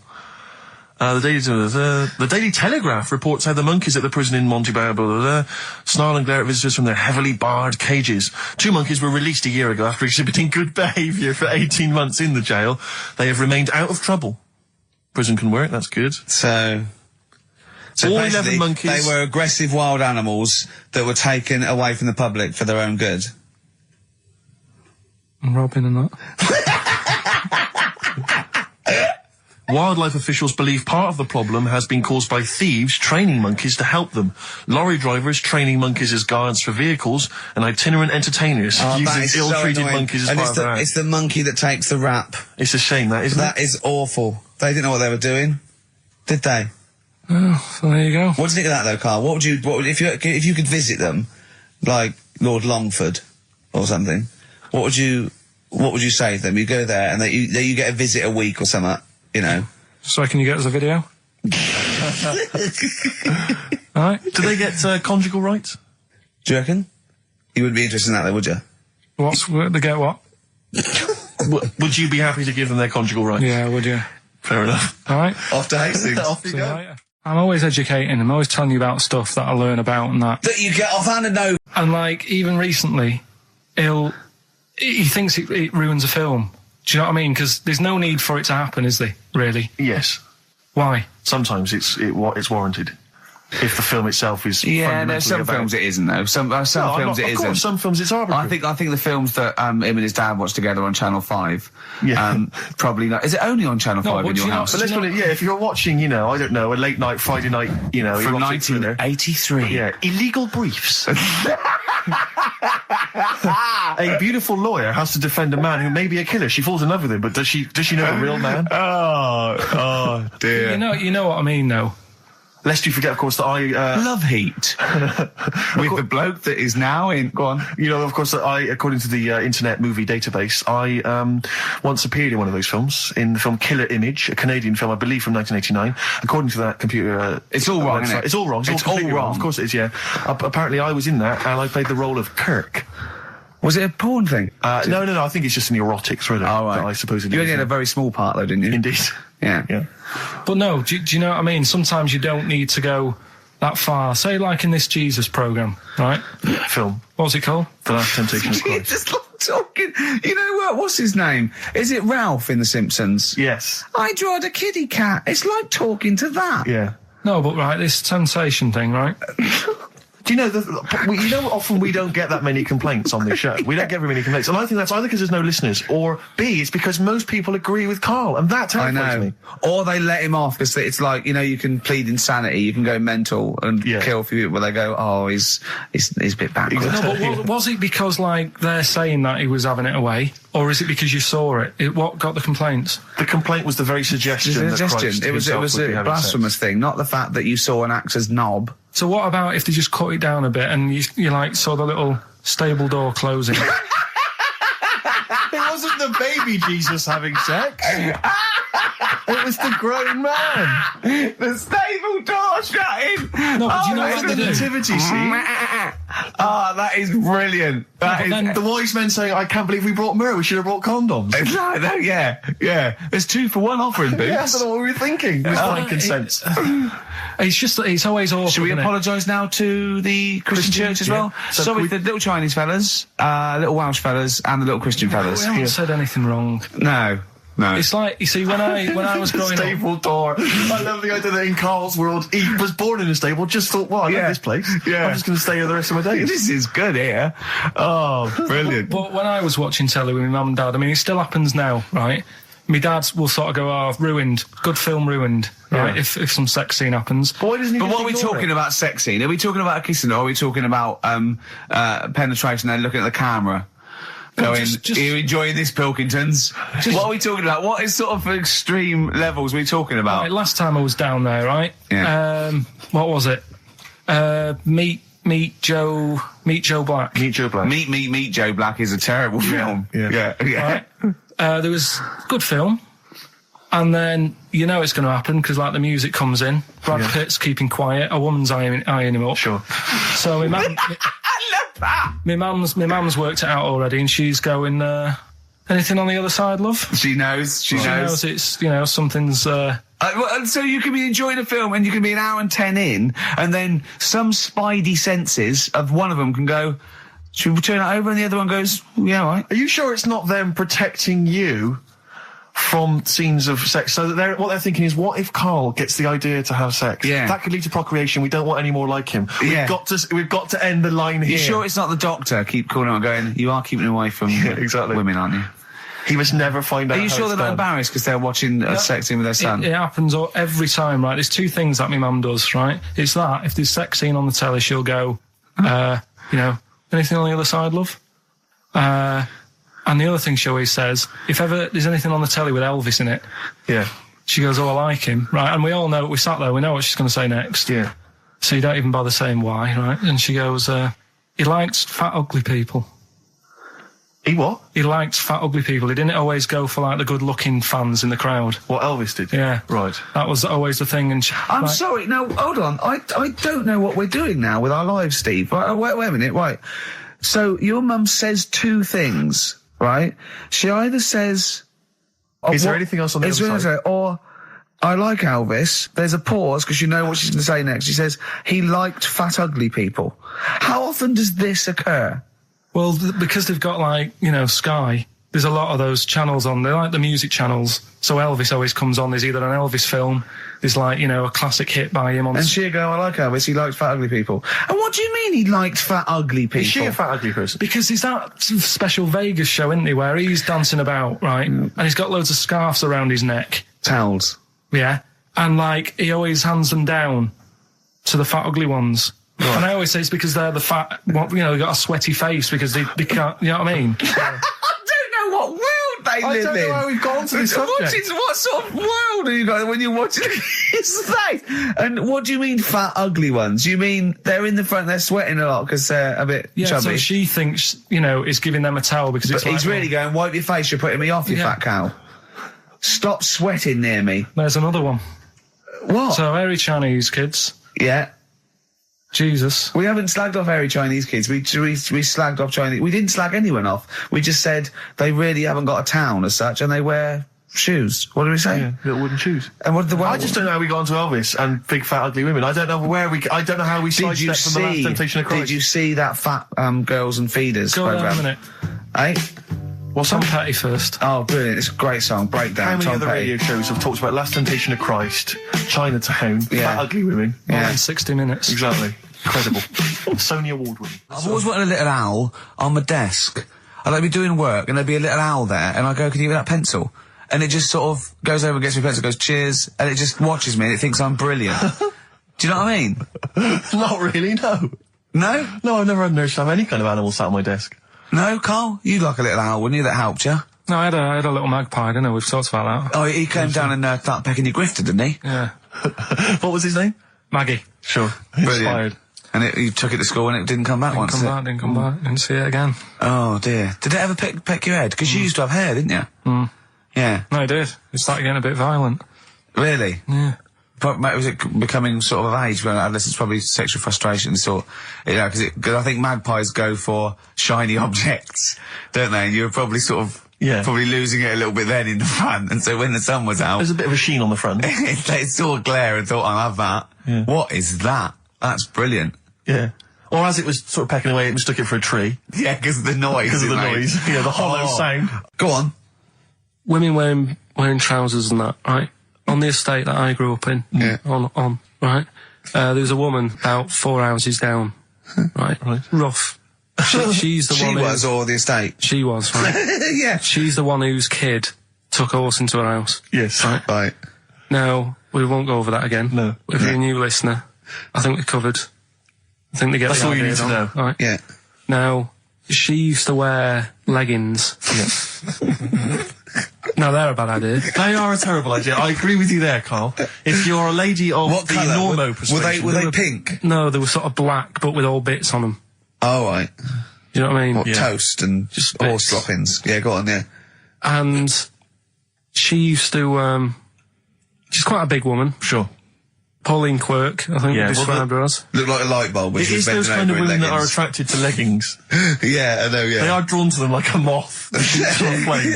Yeah. She used to wear them, and that's what I remember when I read this piece. She used to work on one of those sex line things. Right. She used to do that. But what was she, an engineer? The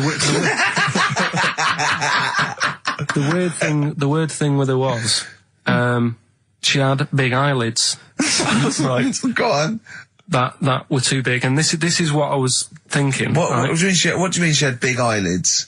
How big do eyelids have to be for you to go, they're big eyelids? What was she shoplifting with them? Would she come out of Dixon's with, like, radio stored in them? What do you mean she had big eyelids? It was another one of them popular things round our way. Do you know, like... What do you mean popular things? They didn't go, oh, I'll tell you what, they're all the rage. Can I get some big eyelids, please? No. It was just like one of them things that people suffered with. Just big eyelids. They could hardly open their eyes. What do you mean? What do you mean? That's one of them popular things round where I grew up. People had big eyelids. They could hardly open their eyes. What does that mean? What sort of freak town were you born in? You had webbed feet people with big heads. You got women with big eyelids. What does big eyelids mean? Are you confusing her with the horse? Yeah. Did she have hooves? Look, what? Just too much skin. It was like the neck of a chicken. But on the eyes. What's your point? Anyway, so there's this big eyelided woman with the leggings. And that's what I'm saying to you there. That's when I read that story with people with trousers. Yeah. I went from that. Yeah. To a woman who used to have big eyelids. I still know the point. But then, and also the other bloke who had the eyelid problem was a mate of mine. Right. Yeah. His dad had it. And come on, pretend you're Judith Chalmers. I have been doing. I would have done all. I would have said that. Don't bother. Right. I mean, the hotel was good. Yeah. That was all right. What was that like? It's all right. Just, clean. That's all you want, isn't it? See, that's not quite what Judith Chalmers does. She doesn't go, what's the hotel like? All right, yeah, clean, isn't it? All right. What was it like? What was it? 3-star? 4-star? Did it have a swimming pool? What was the room like? Yeah, had a swimming pool and that. Yeah. Yeah, it's good. I think it was one of the better ones on the island. Okay. Nightlife? Wasn't really, and there was a bar, there was some bands playing. Yeah. Not very good. Food got a bit boring. Yeah. It was always the same food every night, but they sort of themed it and made out as if it was different. So, like, on Mexican night, it'd be chicken with a nacho on it. Right. And Chinese night, sort of chicken with a little prawn cracker on it and stuff. Sure. But that got a bit boring. That's me just turning on my phone, because I want to read to you a text that I got from Carl. I think you sort of sum up the holiday in in this text, don't you? Do you remember I it? can't remember. Let's have a look. Let's have a little look. Let's go Instantly, through what it. did Suzanne, your girlfriend, make of it?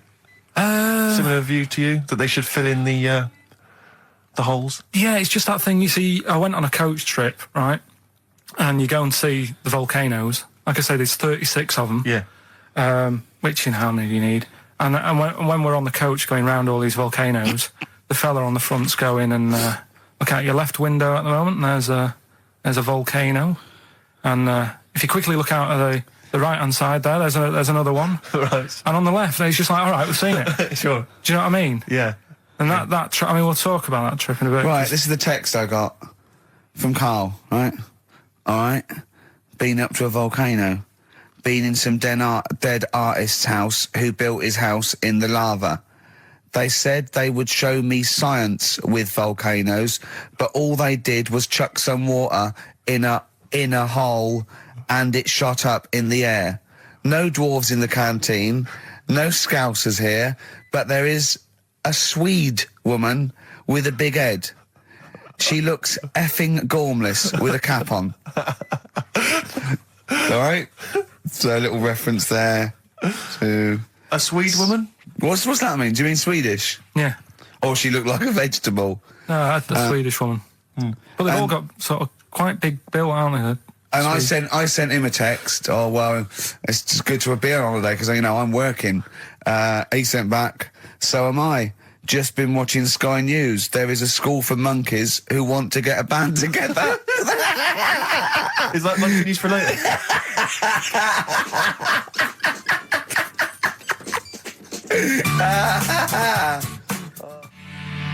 Oh My Corazon by Tim Burgess. I can't get enough of that. I love that chorus.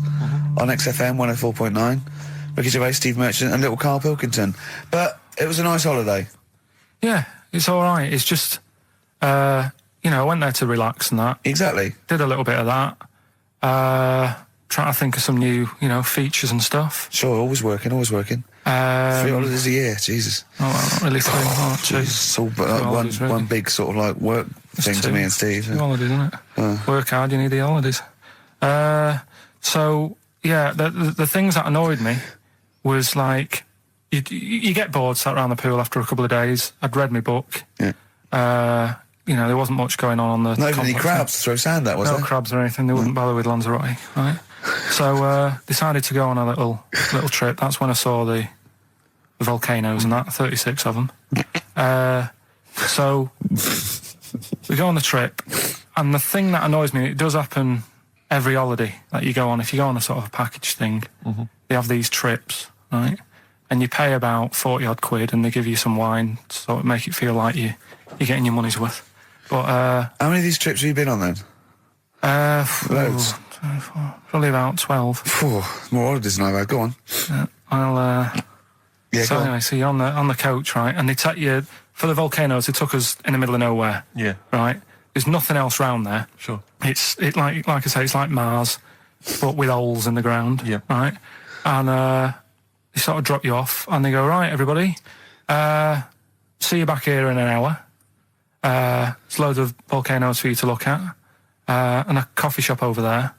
And you know for a fact, right, you don't need an hour there. You could just say, well, just keep the engine running because I'll have a look in this hole, we'll get back on, give us 5 minutes. Don't need an hour. Absolutely. But you know that they've got something going. It's a backhander, definitely. What, with the coffee shop? Definitely, yeah. They go there.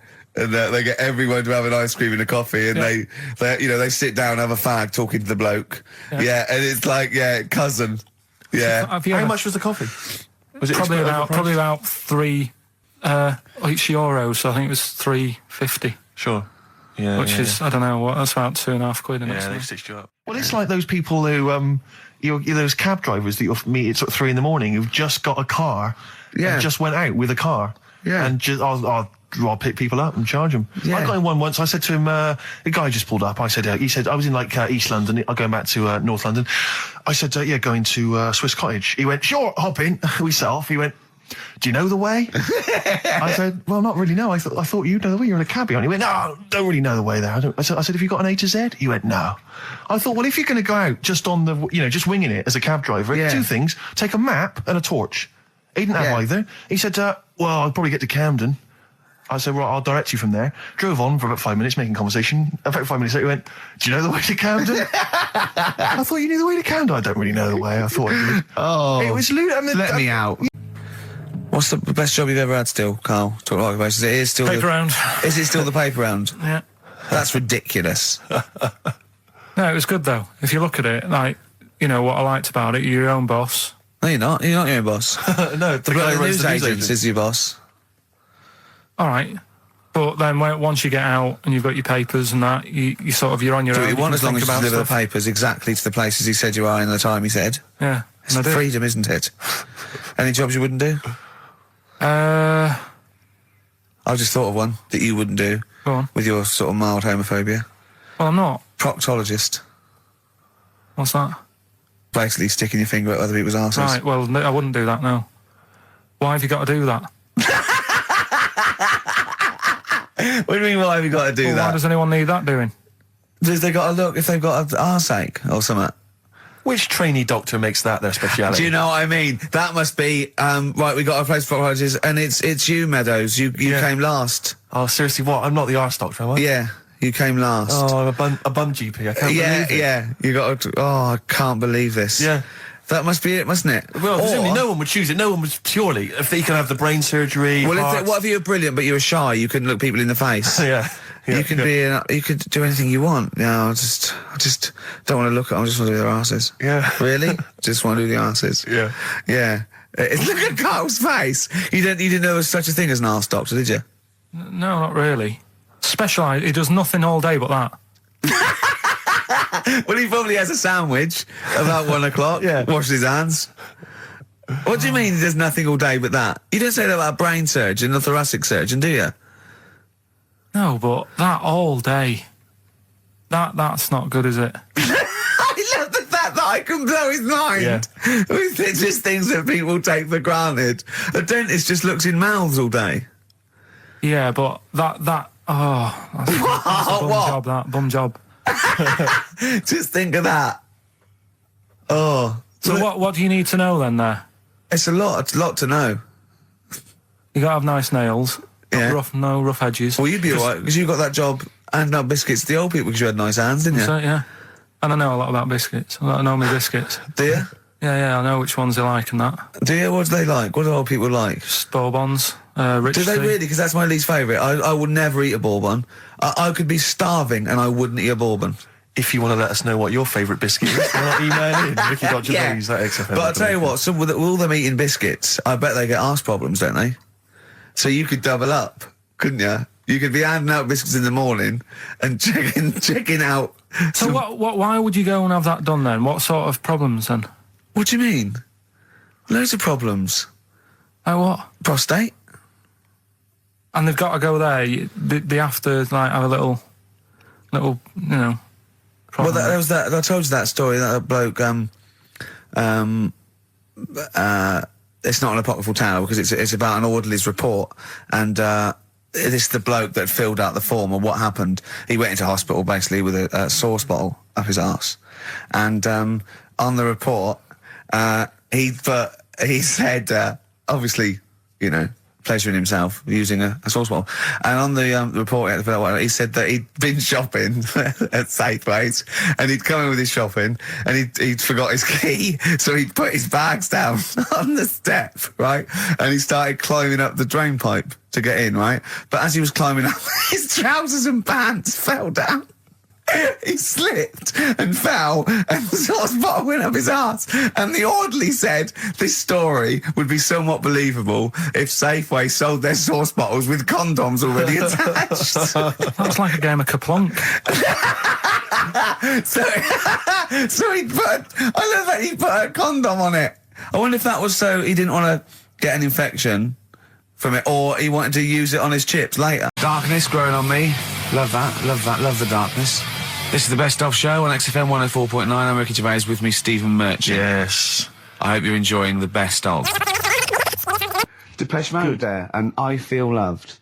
Who'd have thought Depeche Mode would have been that huge? I think I'm seeing little lads from Basildon with little plinky plonky. So I thought they'd be like Visage or something. That'd be it. And now they're stadium rock fillers. They're huge. They conquered America. He went through some hard times. He came out the other way, and well done. But see, I think what you just said there is a very good example of why they are and why certain other bands aren't. Because if you think about it, for me, you see, whenever I think of a band name, if I see a new band's come along or whatever, I always use a very simple test, which is, can you imagine that you're the announcer at a huge event? Maybe it's like broadcasting around the world, like Live Aid or Nelson something. Mandela Or it's a concert. Nelson Mandela Freedom concert. Yeah. And you can imagine someone He's there. Nelson's there. Yeah, with the there. Spice Girls. Oh, they're all there. But you can imagine someone saying, ladies and gentlemen, please welcome to the stage, Depeche Mode. Yeah. The Rolling Stones. The Who. Exactly. But you can imagine someone saying, ladies and gentlemen, please welcome to the stage, Visage. Ladies and gentlemen, will you please welcome our headline act? Welcome Idlewild! Exactly. Ladies and gentlemen, please welcome to the stage, Ned's Atomic Dustbin. It doesn't... Do you know what I mean? You just know. The Levelers! Some bands aren't going to make it. Ladies and gentlemen, please welcome to the stage, Mega City 4. You know what I mean? It's just a simple test. We'd like you to do that at home. If you're thinking of starting a band, or you've just named your band, you're just beginning, just phone in, tell us, or email in, tell us what your band name is, and we will use that simple test. And we will do the test. Ladies and gentlemen, will you please welcome to the stage... the Franken Walters! Jimmy Eat World. Ladies and gentlemen, please welcome to the stage, Cooper Temple Claws. I don't think it's going to happen for those lads. It's a good It's one. a simple test anyway, but... 100 reasons, please welcome to the stage, 100 reasons. 100 reasons. He's got his head down like one of those, you know, one of those chimps that have like lost their mate in London Zoo. He just sits there like, you know, a broken animal. Carl, what are you thinking? Where are you on the happiness scale now, of 1 to 10? Carl. On about a 3. Go on, Steve, what are you going to do? Well, we were talking earlier about stuff that happened while we've been away. We don't talk I haven't been this upset since Skunk and Nancy broke up. Yeah, I know. Cheryl Tweedy. Tweedster. We've done that. We've done the Tweedster. Well, of course, the war. Is that all done and dusted now? I think it's pretty much over. I think we've sorted that out. Okay, good. What annoys me is people going at Tony Blair and Bush, right, for like bombing stuff and all that. But my point is this, right? Those bombs have all been bought and paid for. Yeah, you, the taxpayer, they're yours. They're bought and paid I'm not a scientist, but I think bombs go off. I think so. And if you don't use them, you lose them. So let's use them. Exactly. Do you know what I mean? It's like tinned food. It lasts for a while, but eventually it's going to go off. It's like anything. Oh, we better eat that. No, don't open the fresh stuff. Don't build the fresh ones. Let's use the old ones. Exactly. So because they're just stockpiling there, and they cost us millions. I know. We want to see if they work as well. What? We've never tried that one. Use them. Use them on just, you know. Oh, exactly. Carl, who would you bomb if you could? I wouldn't. What do you mean? Well, imagine you could bomb a country. You're not actually going to bomb them, but you're just going to frighten them. Just going to put the frighteners on them. Frighten them, yeah. You're just going to go, I'm going to bomb you, and then obviously they'll go running, behind and under tin shelters and that. Yeah. Ricky's house? No, come on. What country? No, what country? I wouldn't. Honestly, no one sort of makes me fed up or anything. No one makes you fed up? Not enough that I want to bomb a place. You're not actually going to bomb them. I wouldn't get involved. I just say, let someone else do it. Sure. What about you, Rick? I got a list here. You know who I'd threaten? Go on. The Swiss. Oh, they've had it easy. They've always had it easy. They've always chicken out. It's that equivalent of having Mondays off. Exactly. It's like, we don't want to fight. Exactly. You can both walk through it. You know what I mean? Yeah. We're a carpet. Exactly. While we're busy sorting out fascism. Yeah. You know, or Osama bin Laden. They're just chilling out. They're holding ours and Hitler's coat. Exactly. Do you know what I mean? Little weed. Yeah. Both turned on them. Yeah. And I'll tell you who else. This will just frighten them up. Just shake them up a bit. Iceland. They've had it easy. Because they have stayed out of everything. They have not been involved in anything, as far as I can tell. But you don't have to bomb them, do you? Eskimos, they've never been involved in anything. I know, anything. but don't bomb them, just pour hot water on their igloos. Exactly. Just send a plane over with warm water. Yeah, with a big flask. Yeah. No, just to shake things up a bit, just to keep them on their toes, that's all it is. Why would you live there? If you could choose, I've If no you're idea. an Eskimo and you're born, little baby, you grow up and you go, what? I'm sorry, I'm eating ice and fish for the rest of my life. Well, fair enough. Having a laugh. Fair enough, like years and years ago, but now, presumably, they're aware of the proper house and the fact you can live in, say, Somerset or the south of France. I know, but it's like, haven't they learned? It's sort of like, they haven't even got, they're not even on as good a thing as the North American Indians. Now they're sort of pierced up, they got smoking fags, they live in lovely little cages, they're all brought to their little village, they're having a whale of a time, they don't have to go hunting anymore, and like killing buffalo. And the same with the Eskimos. Let's get them some beer and fags down there, knock the igloos down, build them some lovely little semis or like... Or just a little kind of trailer or a caravanette or something like that. It's got to be better. It's got to be preferable. I know. Some of them now have got TVs built in, Rick. I know. And showers. Yeah, they've got cable and stuff, have they? Yeah. Or is there one sort of Icelandic channel? Satellite or whatever, wouldn't you? Magnus Magnusson. Yeah, exactly. Probably doing... There's loads of Mastermind reruns. Yeah. And Pingu. Just on a loop. That's porn over there, Yeah, though. exactly. Oh, brilliant. No, well, that's like a hardcore documentary. This is Racist FM 104.9. Yeah. So, who would you like to see bombed? Or not bombed? Not bombed, but just put the frighteners on them. Yeah, it would Email Ricky.Gervais, XFM. Anyone. Yeah. Any nation or anything. Carl, thoughts? Play a song? You're not working for your money. You're not having Monday off. We've got to do something Monday. Let's plan something Monday, just to get him in here. You've got 2 hours for 8 hours off. You don't do an 8-hour day anyway. Rick, how much is he getting paid? He's getting money for this. I think his wage went up last time. So he's getting paid to be here, extracurricular, extra work, right? So it's moonlighting, and they're giving him a day off. Yeah. And he's contributing nothing. Nothing. Huh? What, Carl? You say something, mate? Huh? What's going on?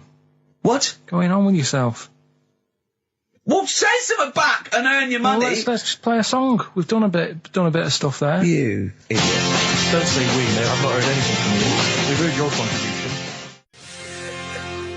It's a classic, If I Can't Change Your Mind from Sugar on XFM 104.9, Ricky Gervais, Steve Merchant. Old Mouldy, up to his old tricks. That's right. In the Shugs. Should we just... Yeah. Should we just hear Carl's name Carl. that film Come again? on, Carl. Come on, hurry up. Do work. You got half hour, then you get Monday off. Come here.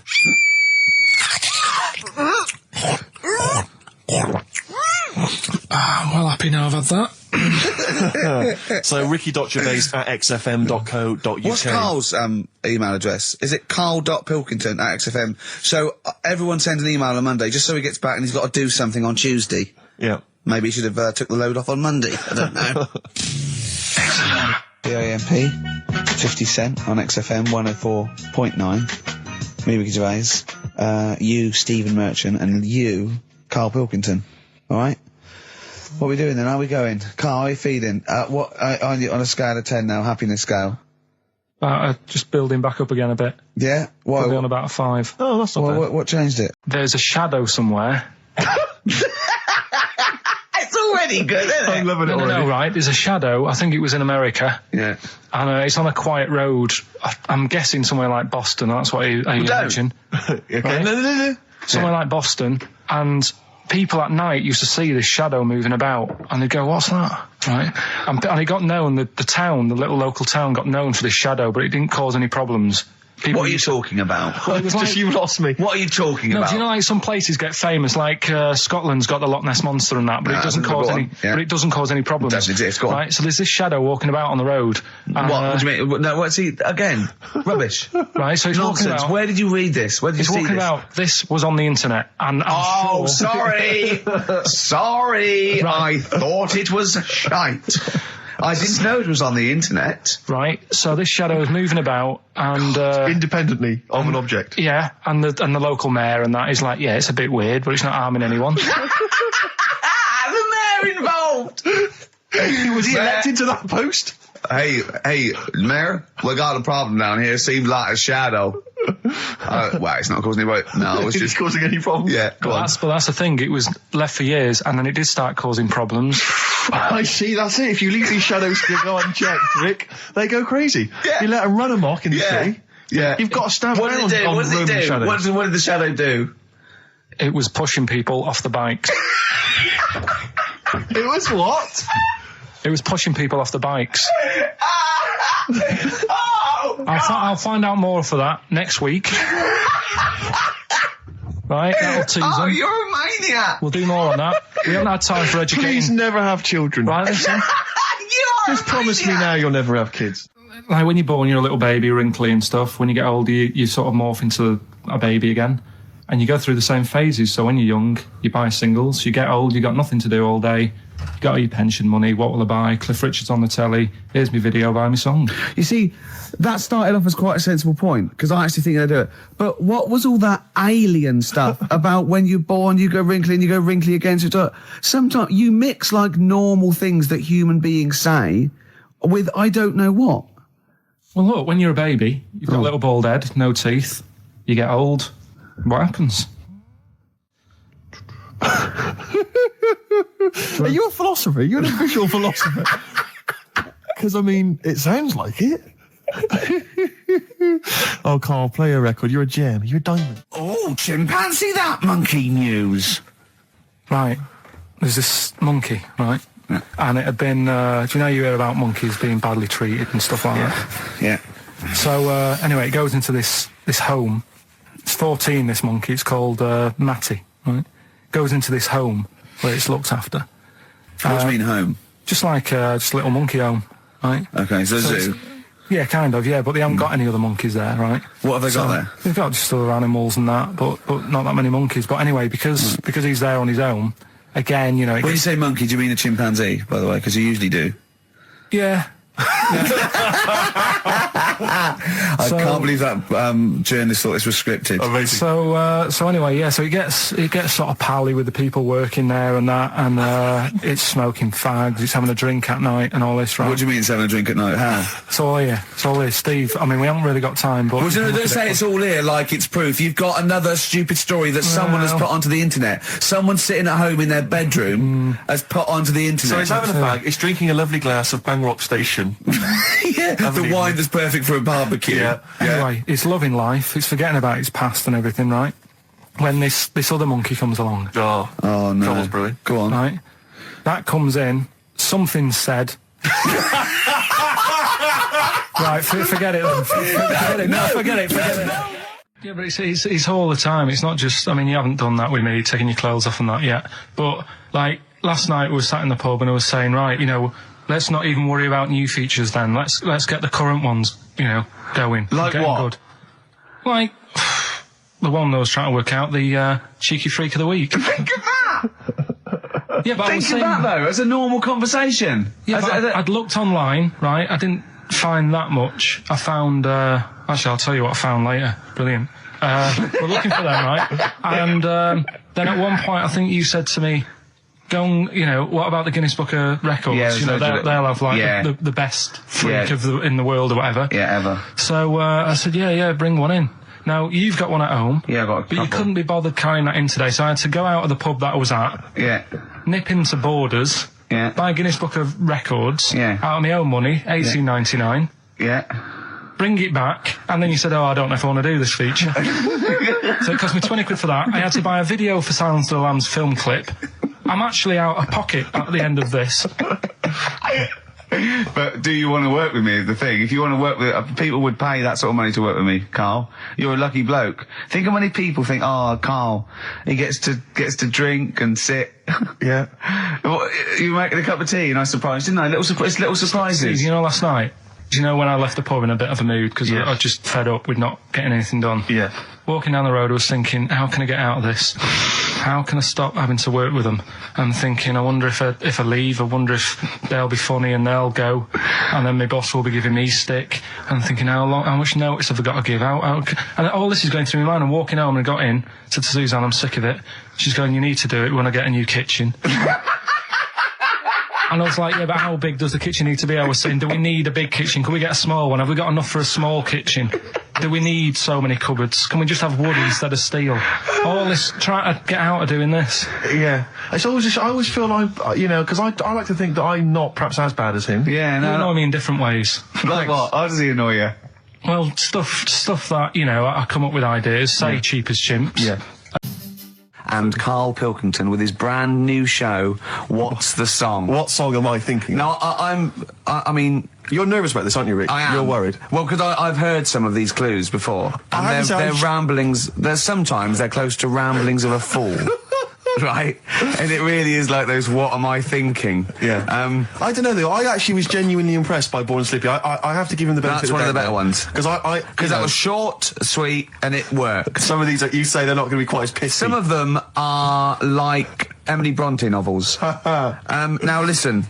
We're just going to go for it then. You do it, and we'll just get people to call up because I want to see the general public's confusion of trying to work out. Why don't you give us your next clue, and then we'll play a track, and then we'll hopefully have people on the line after the track to try and answer it, and you can recap briefly. So give us your clue now for what song am I thinking of? Right, this one. It's about a woman.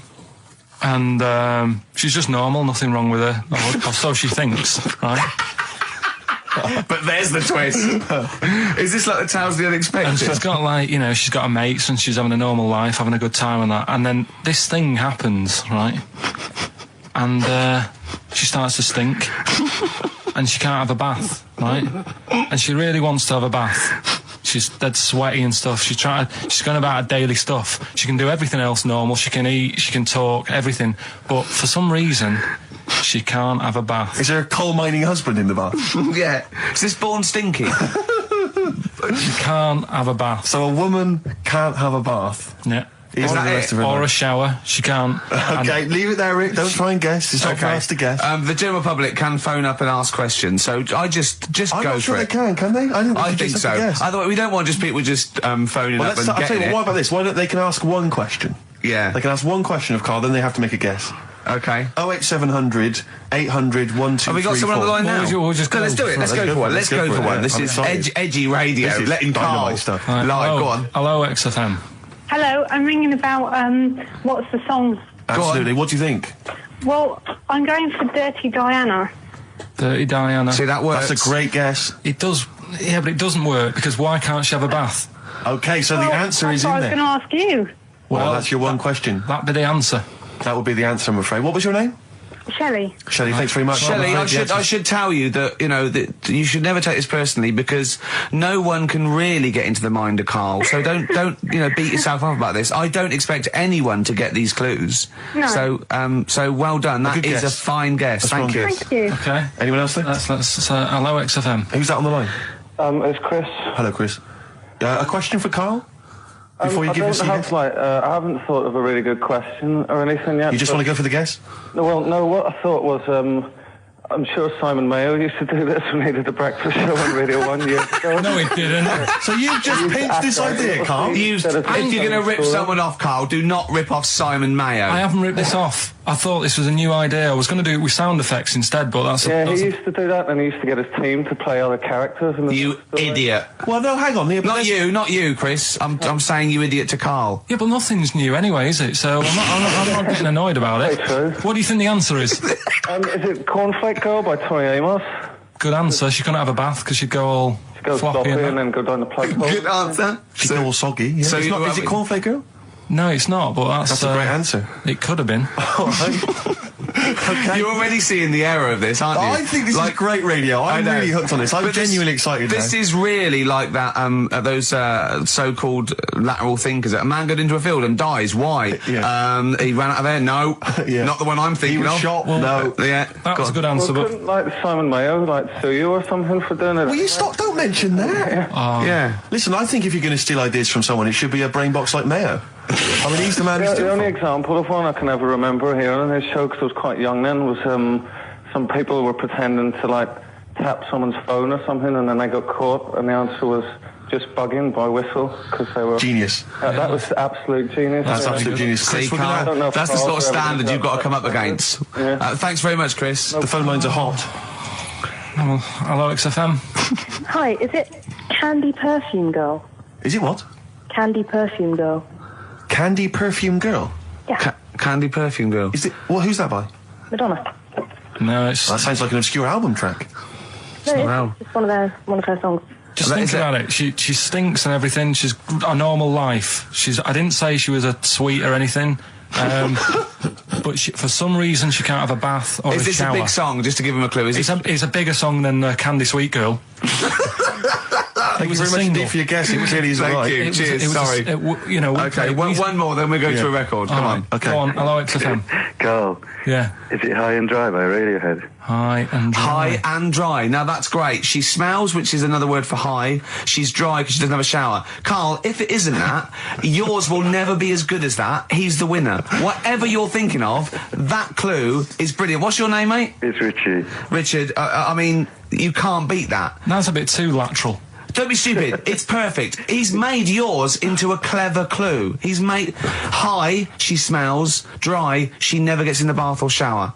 It's not that, is it, Carl? No, it's You not. don't even get that, do you? Not really. Have you ever heard of the word high being used to mean sort of smelly? No. No. Oh, what? That was where you went wrong there, mate.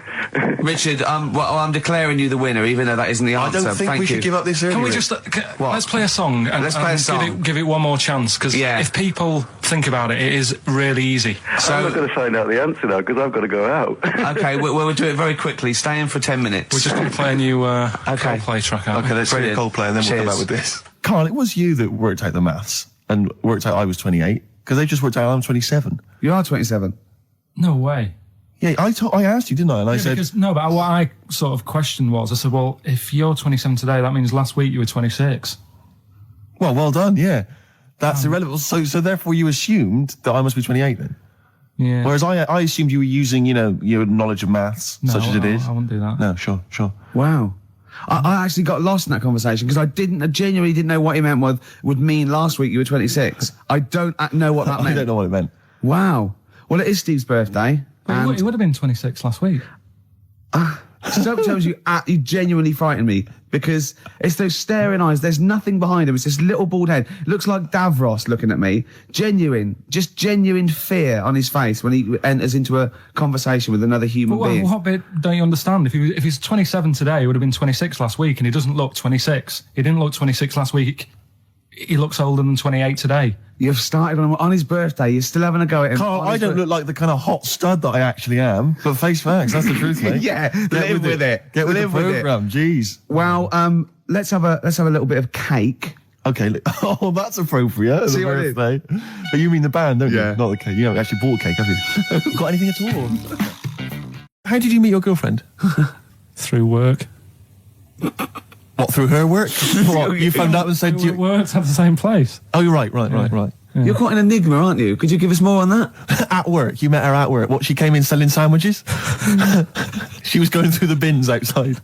What do you mean you met her Why at are you work? having an attack on me? You're the not one having an who's attack sad and lonely. Oh, he's done you again. He's done you Yeah, but what I thought was interesting was I just scratched at him and he just went mental. Yeah, no, It's like a but bear caught in a trap. It's funny, isn't it? The White Van Man column in The Sun. Carl, seen it. Are you familiar with this? This is where every day in The Sun they interview a guy who drives a white van, just, in order to get the kind of voice of the man on the street in the paper. And he has to answer, or just give his opinions, really, on events that have made the news each week. There have been huge rises in street crime, especially muggings and carjackings. What's your view there?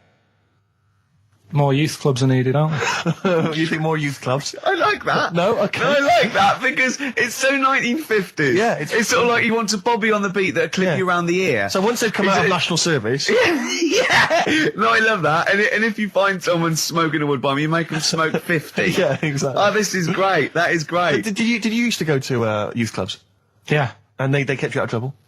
You used to get into a fight afterwards when you came out. But for the sort of hour and a half you were there? You had a bit of pool and some boxing and a bit of pop.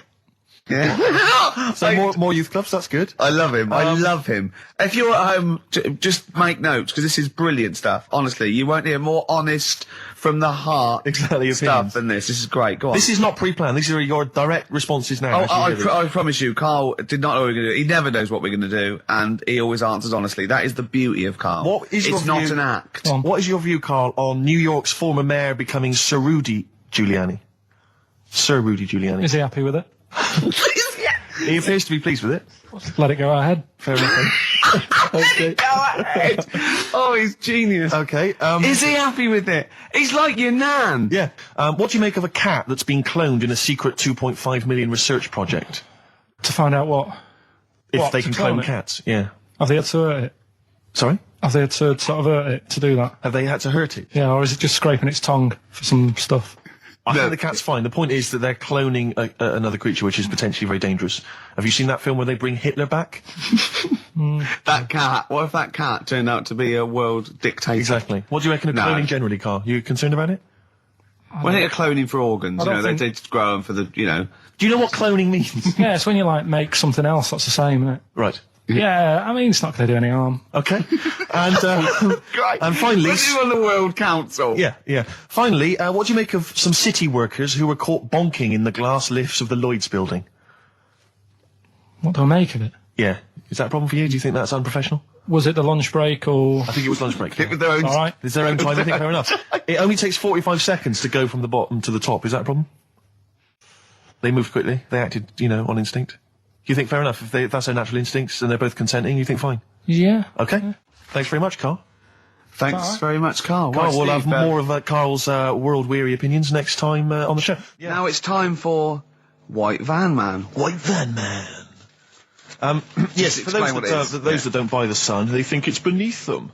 White Van Man is a column they have, I think, every day, actually, and they just get sort of some, Joe Public to kind of comment on the week's news. Just seemed to me, that it might be interesting to get Carl's views on some of the big events. Not because we think that Carl hasn't got a valid sort of viewpoint. No. Because Carl sees the world differently to some people, that's all, and that's what's interesting. Like an artist does, or a... Exactly, yeah. He's very bohemian in his outlook. Yeah. Do you feel that you're up to scratch on this week's news? I don't like this bit. Do you? No, just relax. Why not? It's pressure. No, because you just have to give us your first opinion. For your honest answer, that's all we've ever asked of you, Carl, and it's all you've ever given us. Your honest, your first from the heart view, yeah? Don't worry, just relax. Just chill in. Are you worried that people are listening and thinking you're an idiot? If my girlfriend's listening now, go and have a wash or something. Go and have a wash. Not very nice, is it? Is it the opposite of Napoleon and Josephine? Yeah, go on. If you're going to visit me again, Josephine, for Christ's sake, wash. Well, I'll ease you in with something fairly easy, a music-based question. Kylie Minogue versus Dido as Queen of the Brits. What's your view there? Go and have a wash. It doesn't really matter, does it? It doesn't really matter. What doesn't really matter? With the Brits. I was watching it the other night, and I think Kylie will be a good-looking old woman.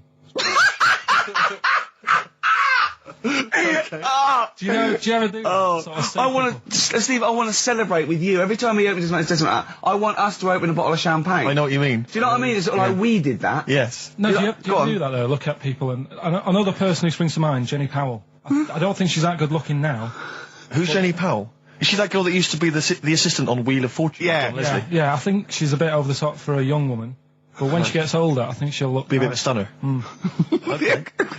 So for you, Kylie, whereas you don't feel that about Dido, is that right? She's alright, she's normal. I prefer Kylie's sister to Kylie. She looks, I can imagine her being hard work to live with. And who, Kylie? Not being washing up and that. Right, sure. Being a bit fussy. Okay.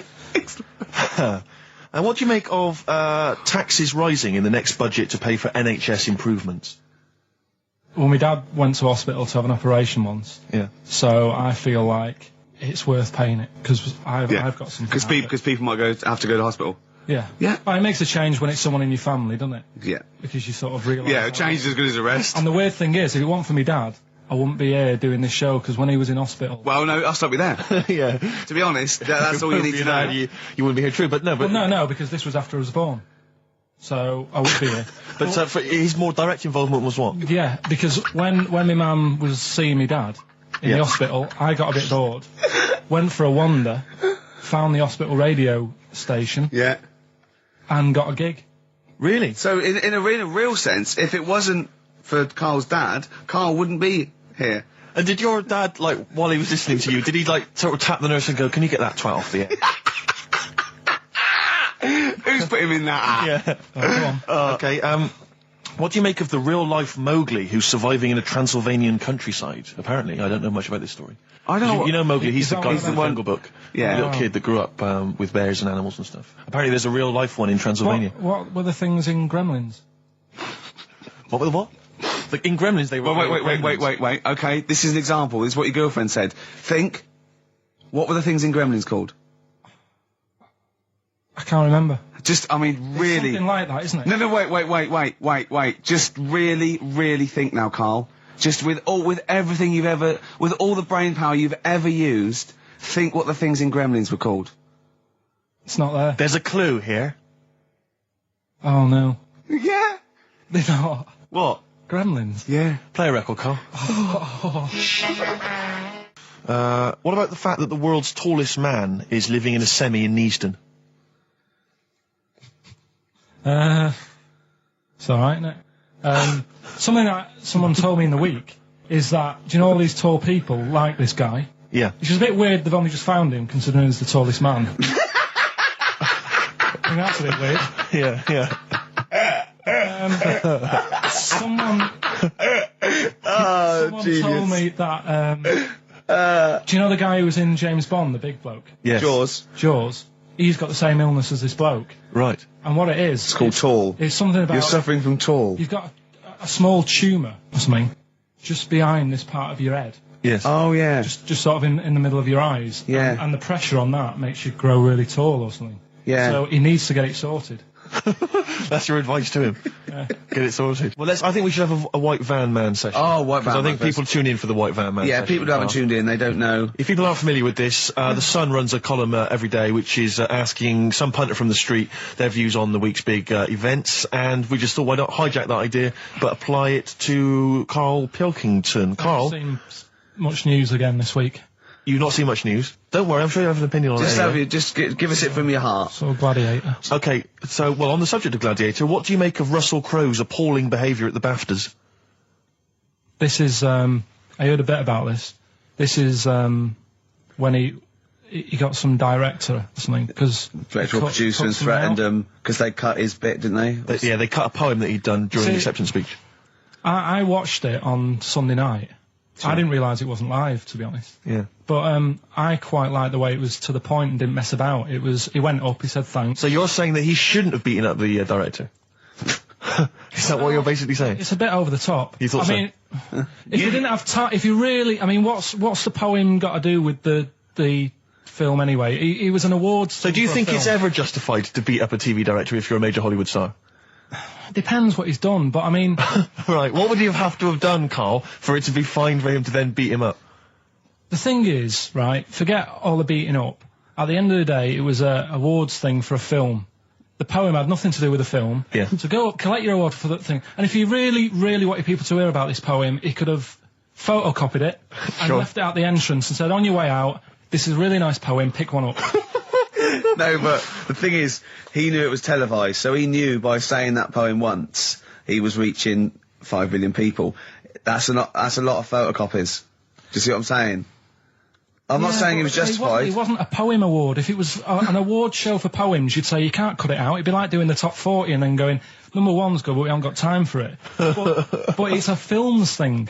Okay. And he went up and he got the award for the film. Which film was it for? I don't know, but when I wanted to give you results, I said, let's give Karl his results. Steve went, no, we should introduce people to Karl again, just remind people what Karl's like. And he's so right. I'm so glad we did this first. Am I right, though? Carry on, Steve. Okay, the next topic, what about this big debate over whether Kylie Minogue's had a bum job?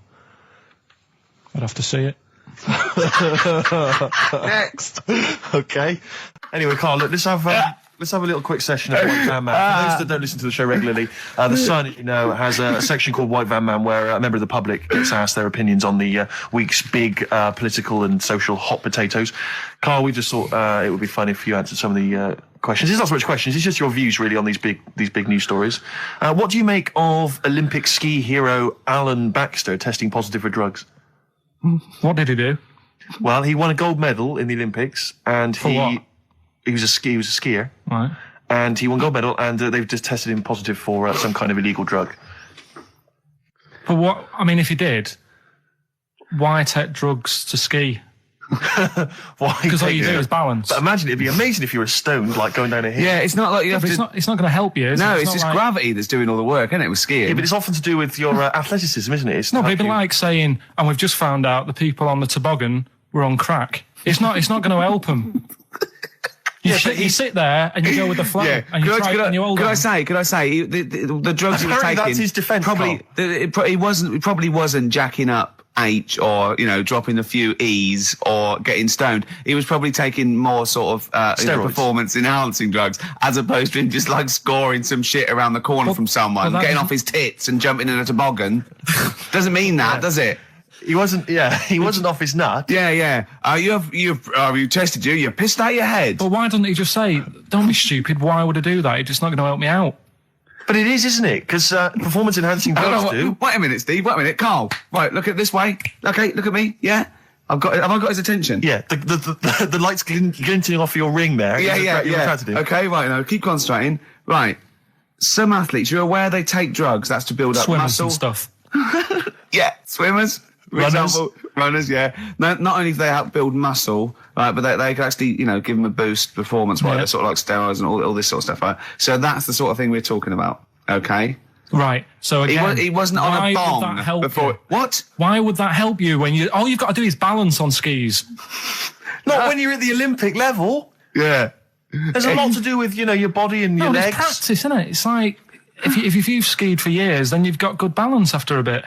Oh, do you know what, Carl? Do you know what? You've made a mockery of drug taking.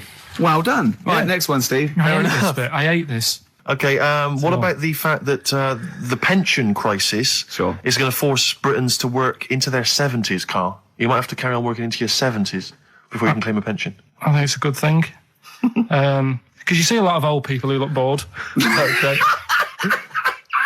And I honestly think if you keep your brain busy, you'll live longer. Yeah. It's only when you actually shut down, right, that's when your body sort of dies because it doesn't feel it has a purpose. Yeah. It's like if you've got flu, keep going to work.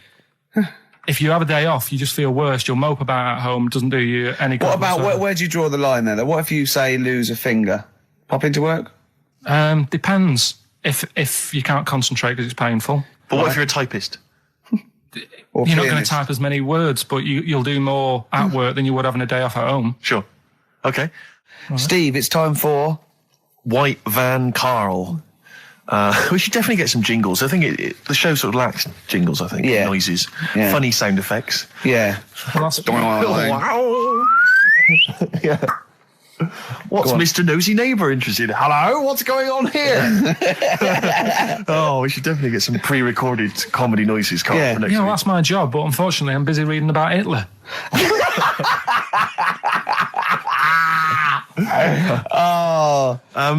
For those that don't know and aren't familiar with this feature, basically The Sun runs a White Van Man column where it asks just people who, you know, every men and women, their views on news stories from the week, and we decided we'd just ask Carl his opinion on some of the same issues. This week... Not like us to rip off another idea and just use it for our own... No, but this time... The White Van Man in The Sun this week is Herbie Crossman from Harrow in Middlesex. Herbie. And he's asked his opinion, Carl, and what's yours, on pop idol Will Young admitting he is gay. Come on, Carl. I don't understand what the big deal is, to be honest. Okay. No. Talking to different people about it, and they've said, it could affect the sales, you know, girls won't like him anymore, which I think is rubbish. Yeah, because it finished George Michael's career, didn't it? Oh, yeah, and I was thinking when I was growing up, right? And Freddie Mercury. I was into Kim Wilde, right? Sure. Now... And her kids. You're not going to tell me she's gay, are you? No, but if she was, if they said, she's you know... A leather, right? I wouldn't say, right, that's it, I'm taking kids in America back to the shop, I'm disgusted. Sure. I liked her. Yeah. I don't think I'm ever going to, like, meet her and marry her and that, so what does it matter? Yeah. Will Young, he's a good voice, he's gay, you know, a lot of gay people in the world. Georgie boy was gay, I guess. There you go. Nothing more and nothing less. The kindest guy I ever knew. So Do you Bowie? No big deal. That's one of your favourite songs, isn't it? Brilliant. Kidding of Georgie Parts 1 and 2, isn't it? Yeah. Okay, what do you say to the fact that a judge has decided that we, the general public, have a right to know about stars' flings? Basically, this is an excuse. This is basically saying, should papers be allowed to print tittle-tattle about celebrities? Oh, this is... Providing it's proven true. Oh, this is something about, isn't it, a Division 1 football or something? It definitely had of Premiership football, it's unfair. And it is true, but he's trying to keep privacy. And the judge said, well, it's not for us to censor the press over things that are true. Right. It's up to the general public to either boycott or not, you know, that publication. What do you think, Carl? What about all this, you know, exposing, going through the, the bins of celebrities? It's not right, is it? But no. people are interested in it and buy the papers to read it. Do you know what I mean? I mean, like I said to you the other week, everyone has a go at Beckham for not being that bright. But at the end of the day, he's a good footballer. It doesn't really matter what goes on off the pitch, does it? Do you know what I mean? Yeah. Express 2 featuring David Byrne, Lazy, XFM 104.9, 1:45. I'm Ricky Gervais. Steve's got the Sun. Yes, we're just going to be doing White Van Carl, where we ask Carl the questions the Sun asked some other bloke. That's right. Because we think Carl's got more to say than anyone on anything. Carl only tells the truth, by the way. Just remember that, listeners. Off you go. Yes, well, today's White Van Man in the Sun is John Slade. He owns his own door maintenance company. His answers are very informative, I have to say. But, Carl, what do you make of the Channel 4 producer, aged 30, who duped a school into believing he was a teenager for a documentary? Are you familiar with this story? No, go on. Well, basically, a 30-year-old guy kind of fooled the school into thinking he was a pupil for a secret documentary. The school's outraged. Do you think that that's, for you, should anything go when it comes to making TV? I think I've said to you before, there's loads of kids at my school. I remember being in the first year, and kids who, what year do schools go up to? I was in the first year. What is it? 11. 5? Oh, sorry, first year of infants and juniors. No, secondary school. 11. Right, year 11.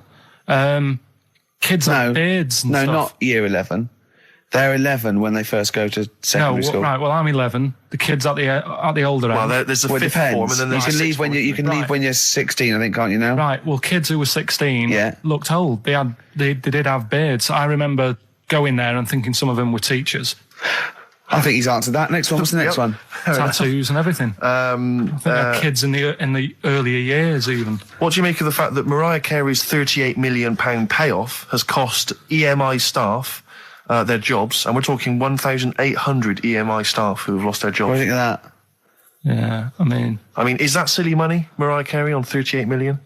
She doesn't need that much. She doesn't need that much. She has to dress nice, though. It's not her fault. I'd say it's bad business. Okay. Because EMI, did you say? Yes. Right. They've got rid of them staff. Yeah. Mariah Carey's left. Who's going to do the work? Do you think Mariah should come back and do some temping? Well, they should have got a loan and paid her. Okay. Do you know what I mean? Vicious circle, that. We're talking like embarrassing stories and stuff, and I don't know if I've told this on this radio before. Have I told you, Carl? I'm not sure. But this was when I was working at the BBC. This is not even long ago, and I'd moved to London, and I was fairly new in London. And I was working at the BBC, and I had this BBC hire car, and I've never told it. If there's anyone listening who works for the BBC, I don't know if I can still get in trouble for it. But this BBC hire car, and it was like I'd been ferrying kind of actors and people and production people around all day in this car. And I was driving back, it was quite late, it was about sort of 7 or 8, and I was driving back, and I pulled in to get some petrol to fill up the car every day. And I went into this garage to fill up some petrol, and I was there, and two blokes came in a white van, right? They pulled into the forecourt, and I was filling up the car, and they went, "Hey, do you want to buy a couple of speakers?" And I said, "Yes, I do." Yeah. Because I'll tell you the reason. It was like I was so flattered that they thought I'd be the kind of bloke who would A, need some kind of classy speakers, and B, would like to buy them on the sly. Do you know what I mean? Yeah. I thought, they like the They've seen me. They've seen I look a bit of a hustler. Exactly. Yeah. I'm a street sort of guy. You can see by the way I use my walk. Exactly. Yeah. So I couldn't believe my luck. So they drove behind the garage, the little sort of garage bit at the back, and I went round there, sort of casually went round there, sort of locked the car, went round there. They went, open the back. You had 2 speakers in there. I said, "Are you sure these aren't knocked off, mate?" He went, No. We work for Dixon's. This is a story he spun me. We work for Dixon's, right? And we're delivery men. And if we make a delivery and the person's not there to sign for the goods, then we have to bring them back to the warehouse. But if we can sell them on the way back, then that's really good for Dixon's. Dixon's must love that. And instead of thinking, are you sure some kind of troubleshooter didn't... I mean, did someone go into Dixon's and go, you're not getting in the garage forecourt market? Jones. Exactly. Get a couple of lads in a white van. Exactly. Yeah.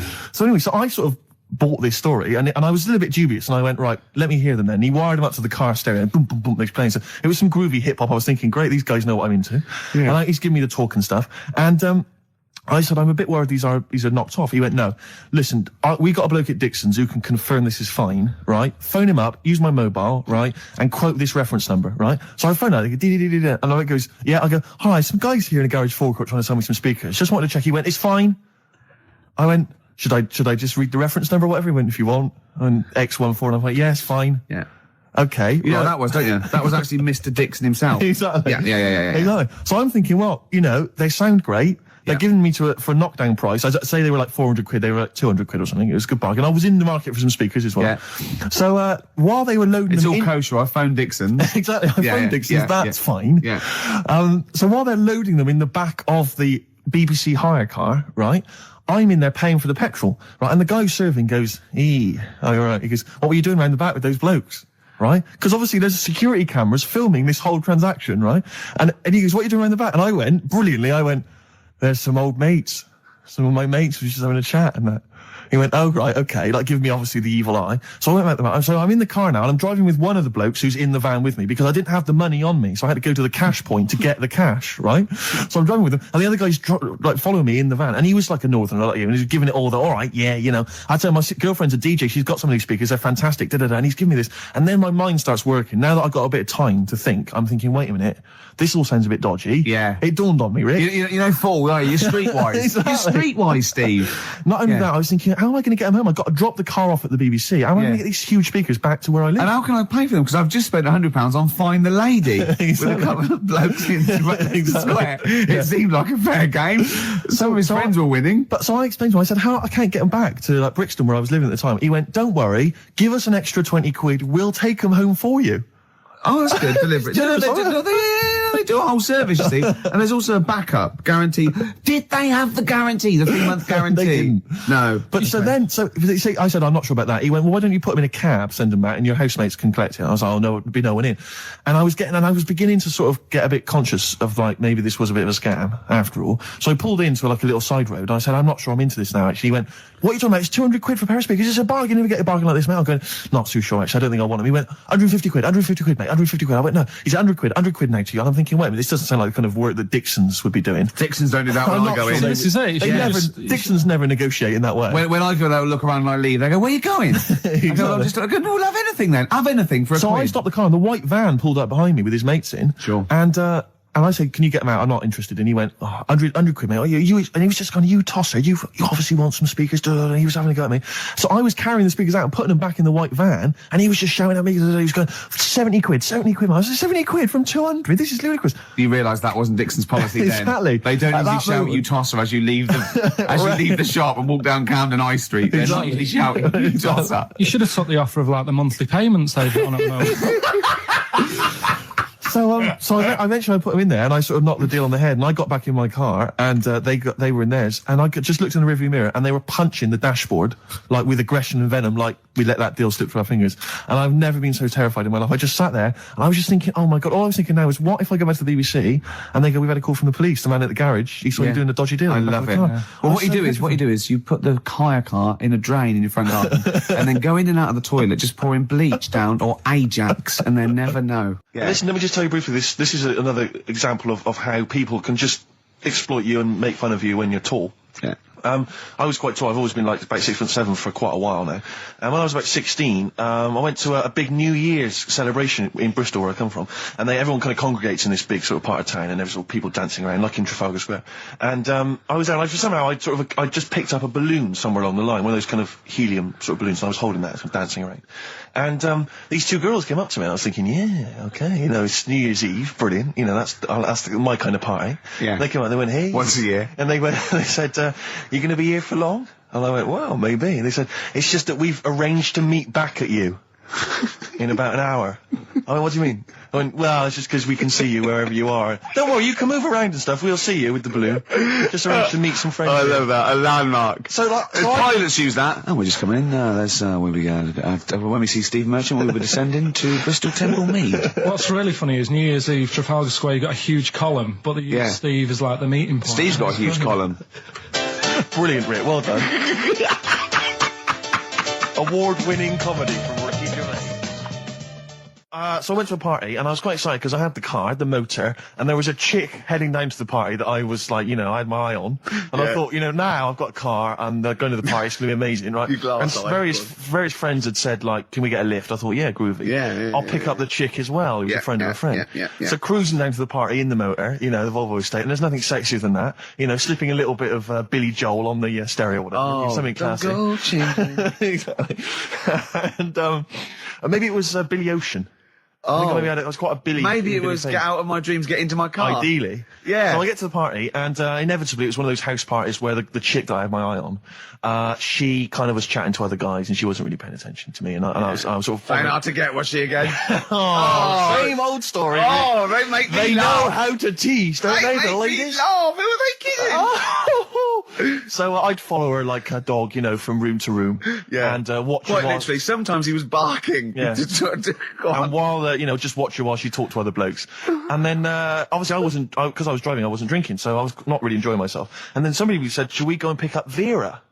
And I thought, right, okay. And they went, Steve's got a car, let's all leap in there, we'll go pick up Vera. And this girl was like up for it as well, so I thought, brilliant, I'll be back in the car with her, I'll wait for all these lads. Yeah. One guy she had her eye on, he came as well, I was a little bit annoyed. Yeah. But anyway, he was in the car, so I'm driving down these country lanes, just driving along, and they're directing me, they're saying, go left here, go right. And then suddenly we stop, and one of them goes, just drive into that field, this pitch black field, right? And I'm sort of, well, it is my parents' car. Just drive in the field, Steve. I'm thinking, well, I don't want to, not seem like I'm a hard, cool, crazy kind of guy, because the chick's in the car. So drove the car into the field. They all leapt out, started running off into the darkness, shouting, Vera, Vera, Vera, where are you? So I'm just sort of sat there in the car waiting. Wasn't Vera Lynn, was it? Because she likes to hide in fields. Bizarrely, it wasn't. Right. It was just, I was just left in the car on my own with Billy Ocean, and suddenly, out of the darkness, they come back holding a Vietnamese pot-bellied pig that they had stole from a nearby farm, and they knew that the pig was called Vera because someone knew the farmer or something.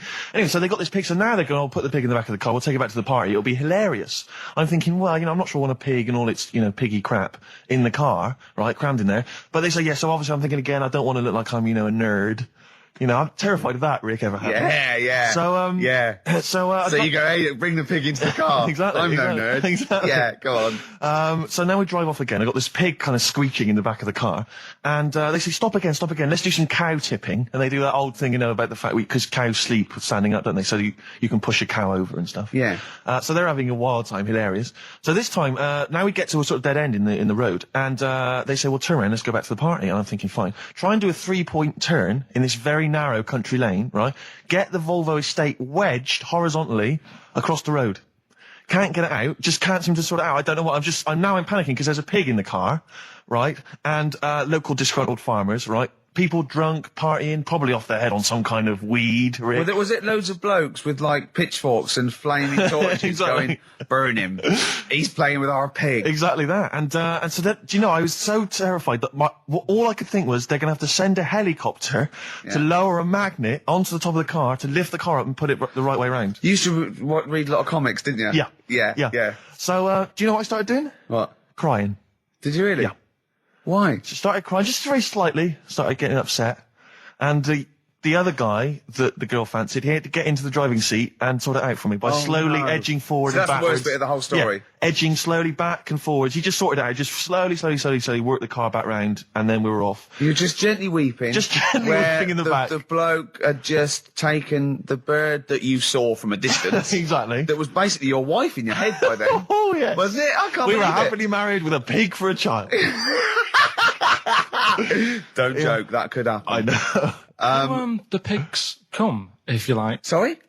What did you say? What did you say? What did you say? When you do what, Carl? What? What did you say? No, what did you say? Because I don't want to have to go to the radio authority again. What did you say then?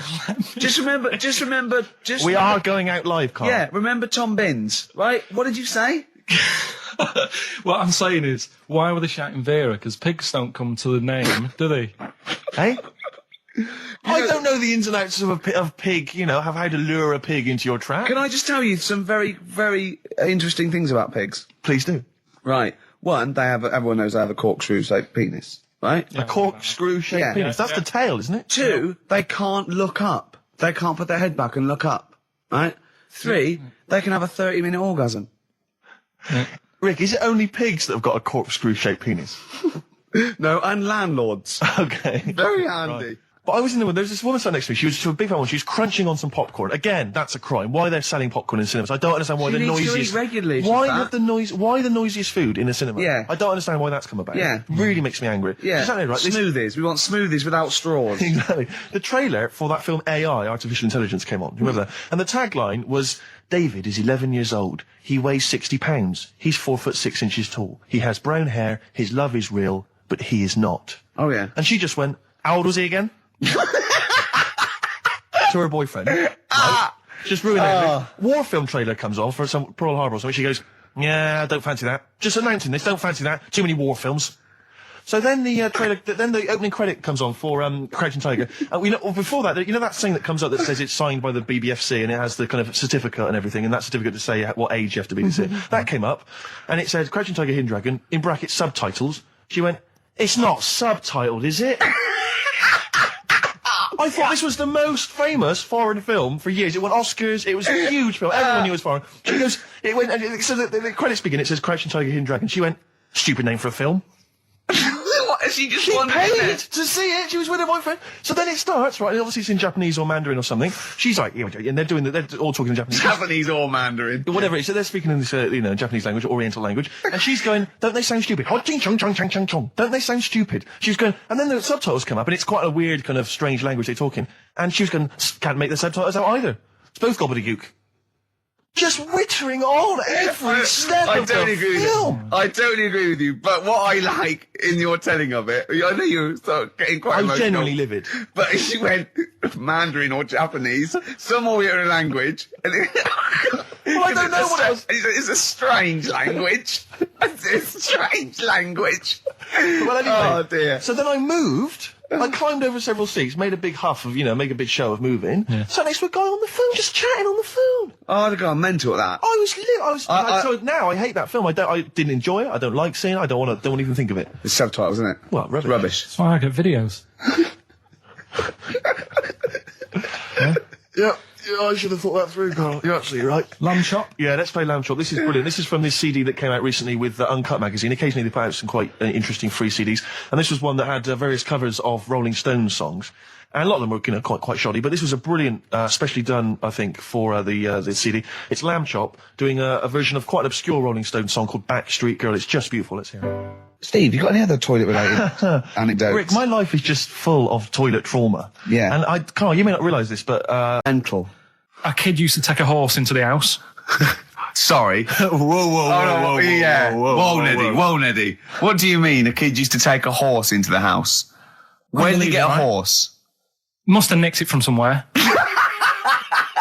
Must have done. You seen a horse in it? No. What, is that from outside the saloon round the corner? Yeah, was it just tied up with a bit of lettuce? Right. Oh, that's great. Did Big Jake come looking for it? I'd been out. Oh. Sorry, let me get this. This was before the lynching stopped or after. Where did he get a horse from? What do you mean he must have nicked it? His mum said, where'd you get that from? I bought it. All right, then. But keep it out of the kitchen. I don't want you going Catlin rustling. Where did he get a horse from, Carl? And how long did he have it for? Was he leading it or riding it? Mum, open the door, I can't stop. I can't stop it. Open the patio door as well. Looks like we got us a runaway. What do you mean? I've sort of... Don't think you can ever be boring, No, on. but what I've done, I've took like different ones. So I've took a good one that I think, that's a good quote. That was worth putting in a book. I've put one that isn't really a quote, so I don't understand it. Oh, yeah. One that isn't clever. and a funny one. So a bit of variation all out of one book. Oh, how long did this take you? What did you do? Did you sort of like sit? About half an hour last night. And did you sit sort of like quietly at a desk or something? No, just in the lounge with the telly turned down. Oh, right. Just to give a bit of light to the room. Just had it on, but turned down. Have you figured out lights yet? So, so the first one, and it was like they stuck some bacon on his head. And as ever, the vital piece of information, i.e. the reason, Carl seems to have forgotten. Because the worm was in his body, and they said everyone likes the smell of bacon. Oh, including worms. Even a Vietnamese lake worm. They love Remember bacon. Remember last week when I said about the little fella with the bone with no brain, and you were proved wrong? No. We were saying it wasn't a little fella. We were saying it was a stillborn child. It wasn't a little fella. You're changing it now. You weren't having any of it last week. Right, hang on a minute. I'm getting confused. There was a Vietnamese snake that went inside of a soldier. A little, like, maggot or some sort that you have to get out of your body because it causes problems. Yes, and so in order to get it out of the body, they strapped bacon to his head. Yeah. That is great. This doctor. And did that work? I think so. They had a picture of him smiling. Oh, God, what, the worm or the bloke? The bloke. Oh, dear. Honestly, I hope someone knows the story. Right. It was about 3 years ago, I reckon. Okay. And, yeah, it did work. GI bacon. So this is why the worm burrowed out of his head to get the bacon? Get to the bacon. Right.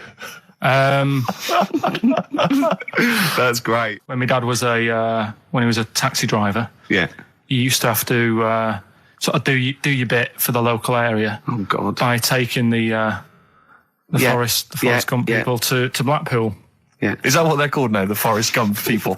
Is that what the organisations that support them ask for them to be referred to? A minibus with life is a box of chocolates.com. Forrest Gump types. It must be, so you work with these people. The people with learning difficulties. And they used to get 5. Coming home must have been a busman's holiday. So he got 5 of them in the cab. Yeah. And he had to go to Blackpool, and 4 of them were really good, behaving themselves, didn't mess about, weren't fighting and stuff, but there was one who was just causing loads of trouble and he couldn't control him.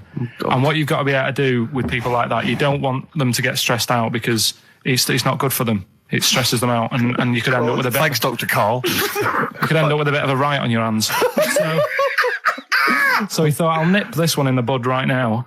And he pulled up just on the outskirts of Blackpool, and he took the one out that was causing problems and put it in a wheelie bin. Oh, no. Oh, I'm sorry. I apologise. He did what? Oh, he did it for the good of the others. He put it in a wheelie bin. He was having a good time. He thought it was one of the rides. Can you stop saying it? He had another problem similar to it where he had a little minibus, and it was his job to take a load of old women to the bingo hall, and it was miles away. And he took him there. There was no problem. About 10 old women in a minibus. One of them was causing trouble, so he pulled over. No, right. So he took him there.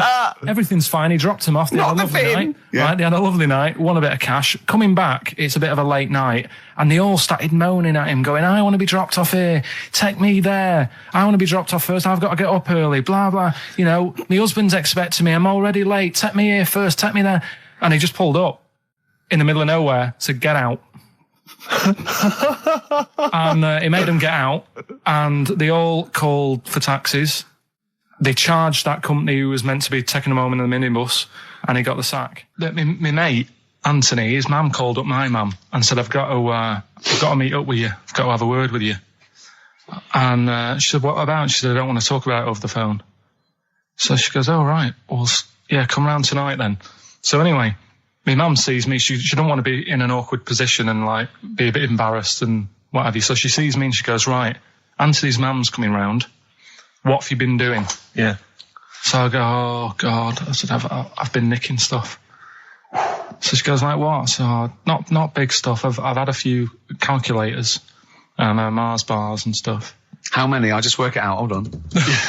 Works out at 7.2 per day. So, how many calculators do you need? So it was when that phase. You failed maths, didn't you? Everyone wanted a calculator. It was like a trendy thing, wasn't it? Right. Oh yeah. In Manchester a couple of years ago. Yeah. So anyway, so I told her all this and I confessed to her. Computers will make it there one day.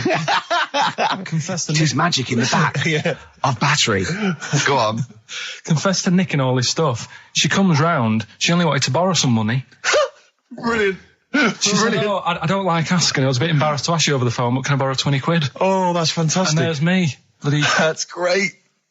And it's similar sort of thing to yours. And did you? And he went, hold on, Mum, let's just work out the interest on that. I bank 10%. She'll owe you £4.40. Oh, so your mum was a loan shark.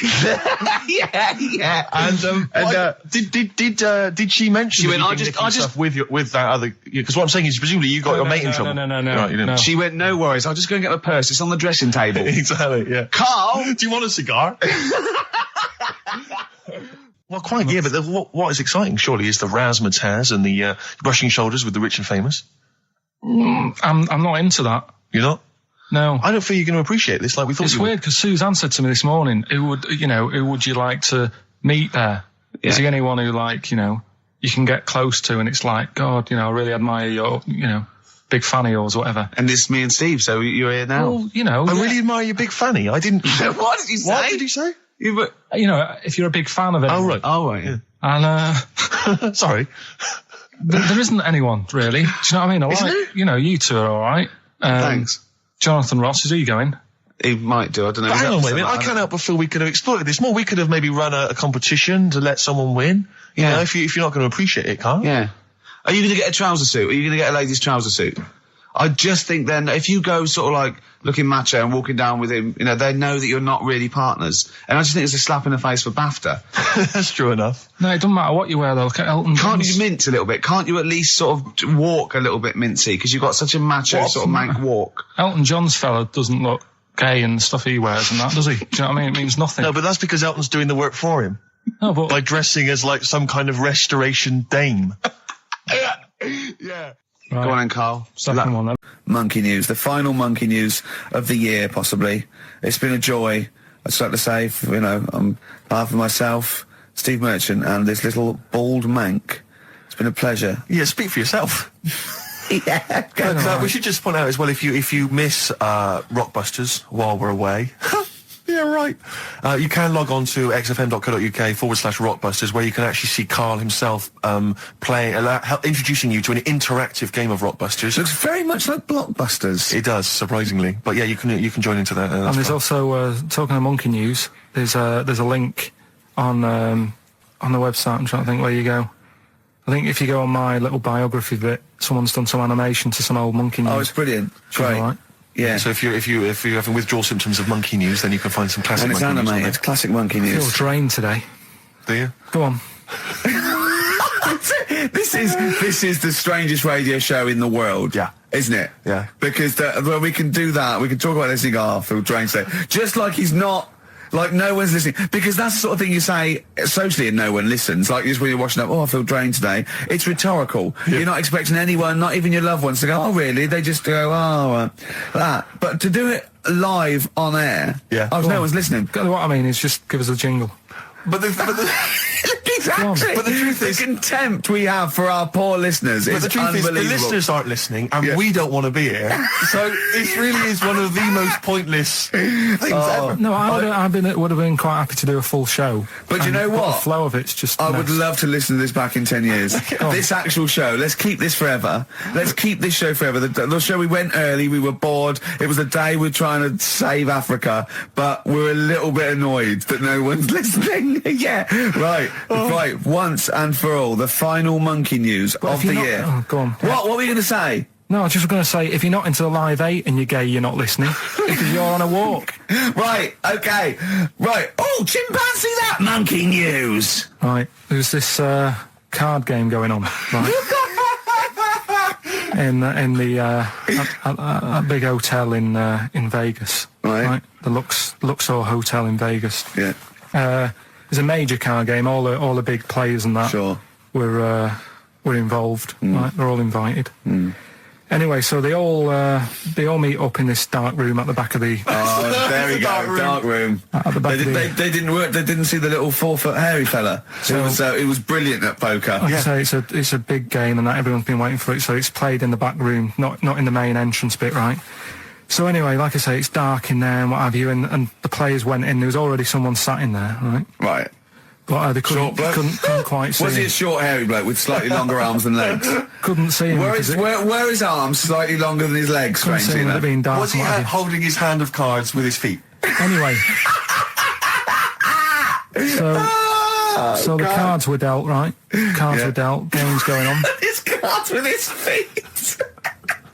Game went on for hours, right? No one's listening. The terrible thing is that not even we're listening to Carl now. I know. Literally no one is listening to Carl. There was a lot of smoking going on. It's going on. A lot of eating and nuts going on. That was a bit weird because they don't normally get through as many, but for this night. So, come on, let's just play Bruce. Goodbye, everybody. See you maybe at Christmas time. Goodbye. It angered me that Is there a lot of cheap housing in Leeds? Would that have ruined it for him? But it just was. I assume maybe she was squatting or something. Right, redeem yourself. Have you got the film thing you're in? Right, yeah, I'm in a film. It's Pulp Fiction this week. Right. Changed it a little bit, tweaked the storyline a little bit. Okay. It's just to make it better, yeah. It's just do you know I've talked about Suzanne's hair and that? Yeah. About when she got it cut, didn't like it and that. Yeah.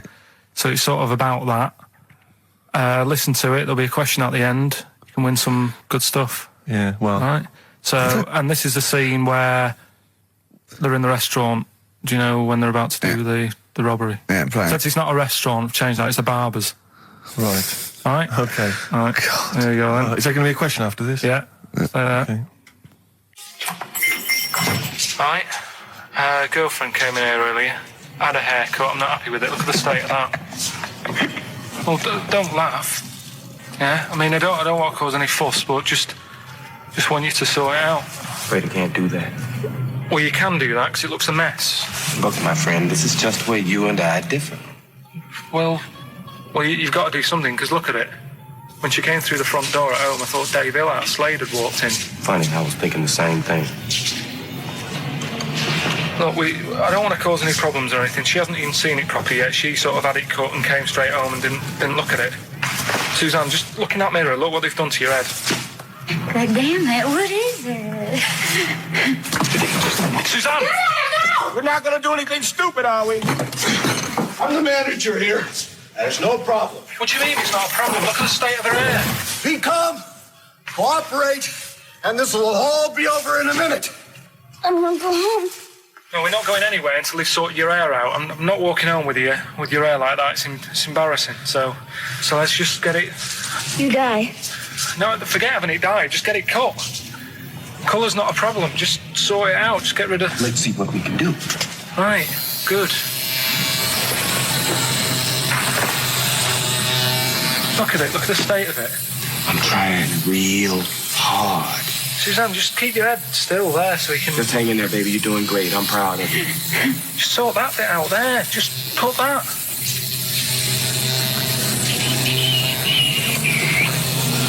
My barber says I've got the hair of a Chinaman. Have you heard that before?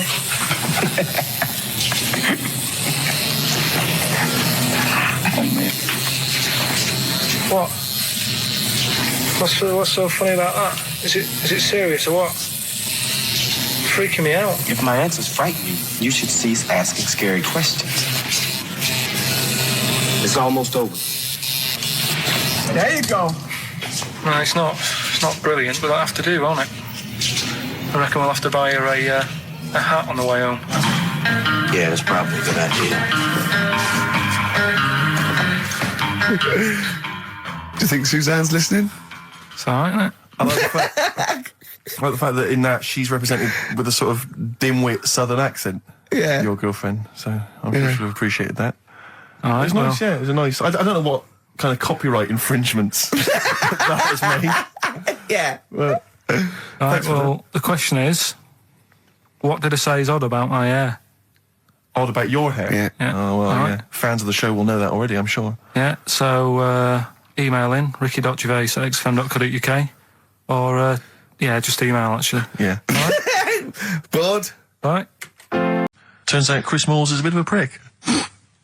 See you next week. Yeah. Oh, chimpanzee that monkey news. Okay, monkey-related news from Karl Pilkington. Right, do you know the monkey that went into space? Yeah. Yep. It happened in 1958. Right. Now you know that. Yeah. Yes. What did he do next? What did did he the do monkey do next? Yeah. One appearance on Celebrity Squares and it was like forgotten. Right. Yeah, cut a novelty record. Yeah, just like Rick Waller. I'll tell you what happened. He got back and all that. Got that. Heroes welcome. NASA sort of said, you know, you did a good job. And that's where a lot of people think, you know, it all ended. Sure. Yeah. But NASA were like, well, hang on a minute. We spent a lot of time, we've trained him up and stuff. So he's like, you know, he's saying, sure, you know, I've learned a lot, I've still got it all, I've kept it all, I know what to do. So they said, right, we'll use you. So he turned into like a bit of a trainer at NASA. We wanted to send you out on the top of an organ. yeah. Put on this little bellhop outfit. Can you smoke fags? Yeah. I'll have a go. So they were getting in new monkeys. You know, the main man at NASA was saying, can you teach us the sound? He's going, of course I can. Do you know what I mean? I remember it all, I know what's going on, I'll tell him what buttons to press, what to do in emergencies, that sort of thing. It was technically sort of employed by the army. Right, can I just fit in here? I don't know the story, Carl, and I might embarrass myself here. You've got an army of people out there that will probably send me an equally deranged email from a different website, but I'm pretty sure when they sent the monkey into space, it was to monitor his physiology. He didn't press any buttons or learn to dock or take off. It was just the effects of weightlessness and space on basically a primate. I'm pretty sure he was tied in with electrodes to his head. So, well, yeah, I'm pretty sure. I could be proved. But even if that were the case, and he had learned to press one or two very basic buttons. Definitely not. Definitely but not. Even if it were the case, I'm pretty certain they wouldn't have brought him back to train up Neil Armstrong.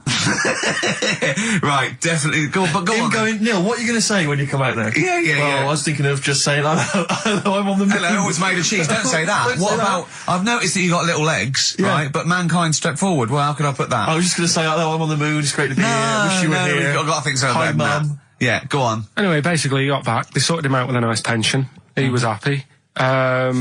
Because of, like, the rank that he got, he was like, you know, he had loads of medals and stuff. He said, right, we'll make him a colonel.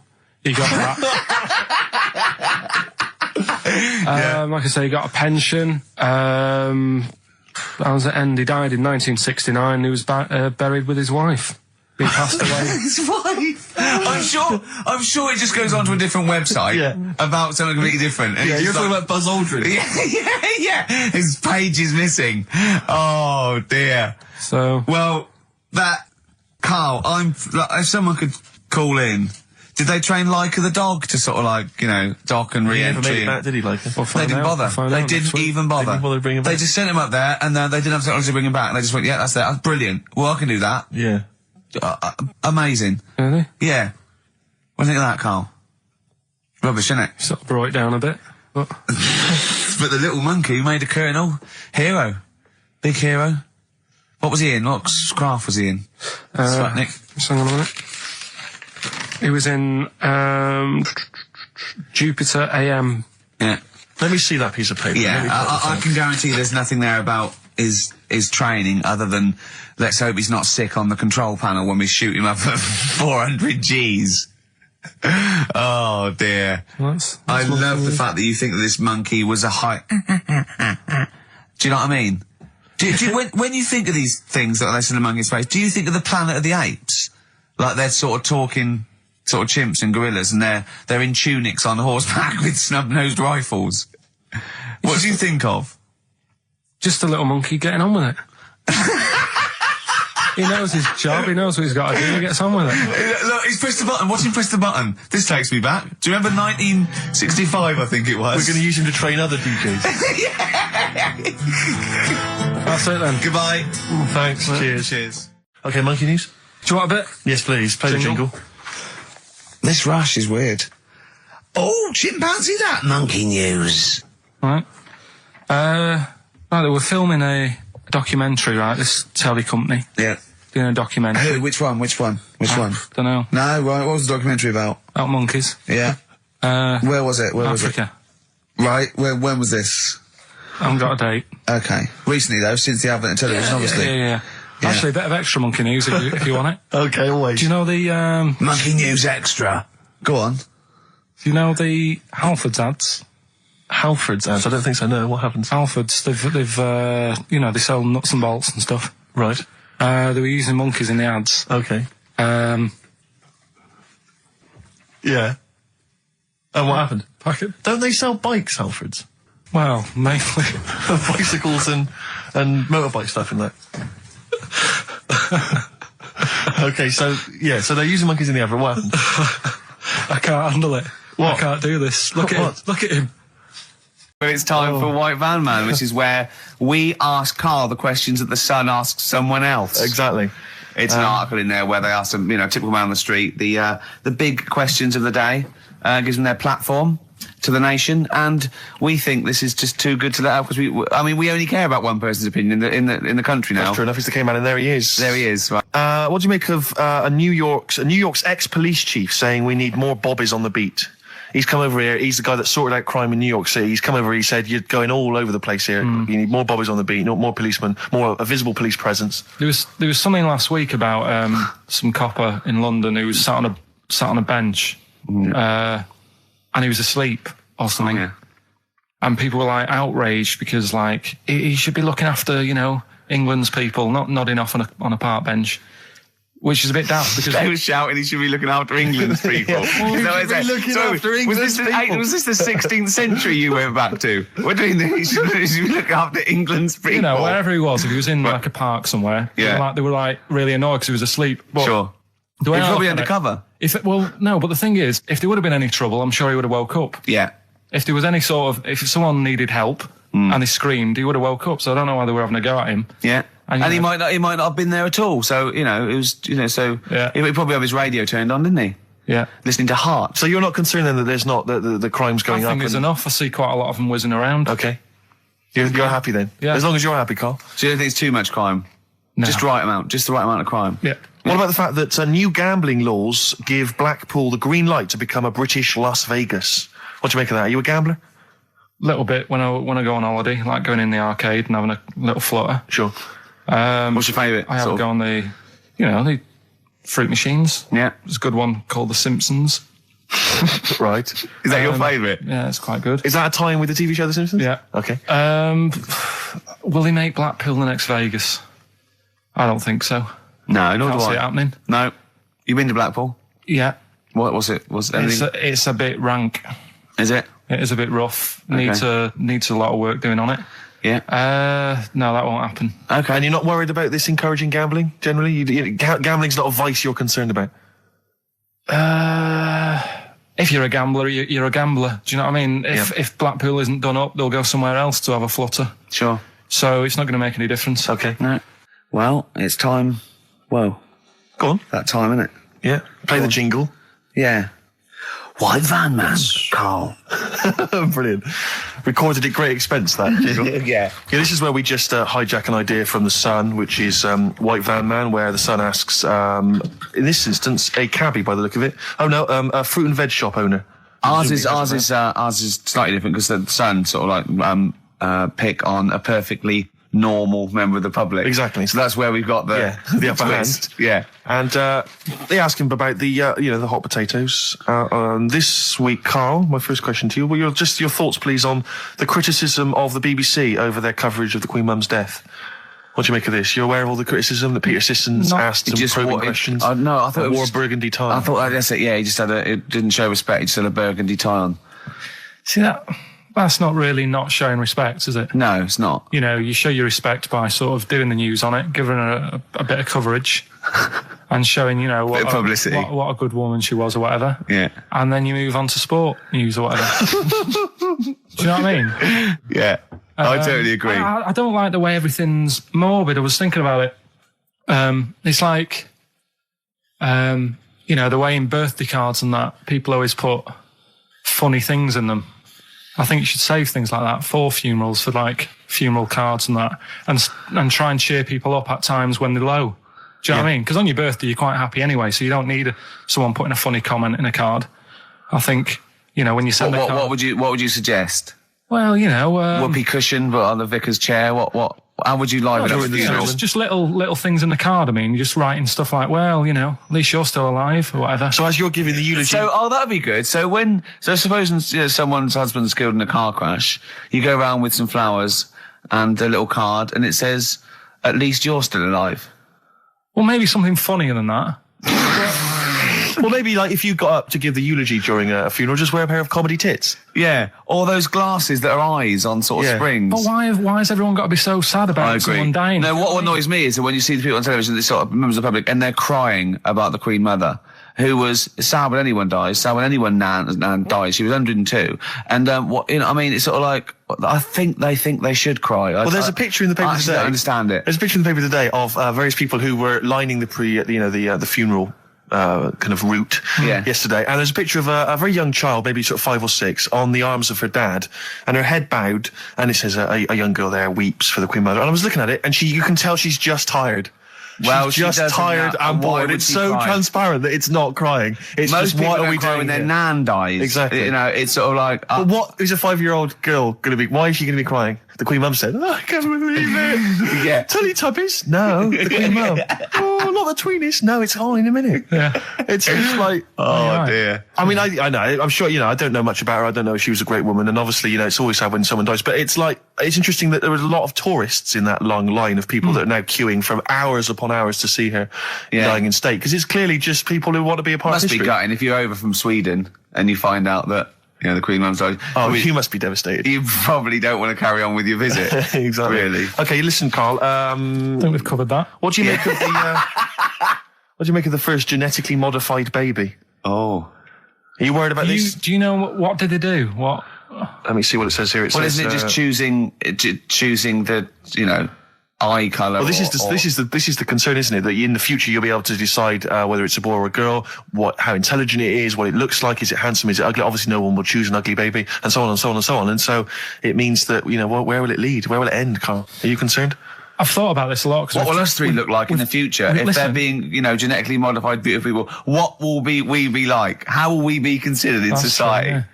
But we've talked about this before, haven't we? About the cloning thing. Yeah, that's a bit weird. Yeah. But I don't think it matters, because at the end of the day, right, you might look like some other kid, but it's the way you're brought up that will change your features and the way you are, your personality. If you lie, you get a long nose, don't you? Well, no, but listen, right, because I remember when we, I was growing up on this estate. This is going to be good. Go on. No, it's not. It's just an example of how this doesn't work. Go on. So we don't need to worry, sort of thing. Sure. Right? Okay. So I'm growing up on this estate, and there was this woman about 4 houses down, right, who's a bit rough. All right. Didn't fancy her. Oh God, no. Right, but she had a baby. Well, tell me about her first. I'm interested in this woman. Why was she? It was a very. Was it like being a man in a dress? I mean, I didn't grow up in a posh house or anything. And I'm not saying that if you live in a bit of a rough house, you're a bad person. What did she look like? But anyone can tattoos, clean up. Looked like Tony Green with a fag on. They didn't clean up much, right? Oh.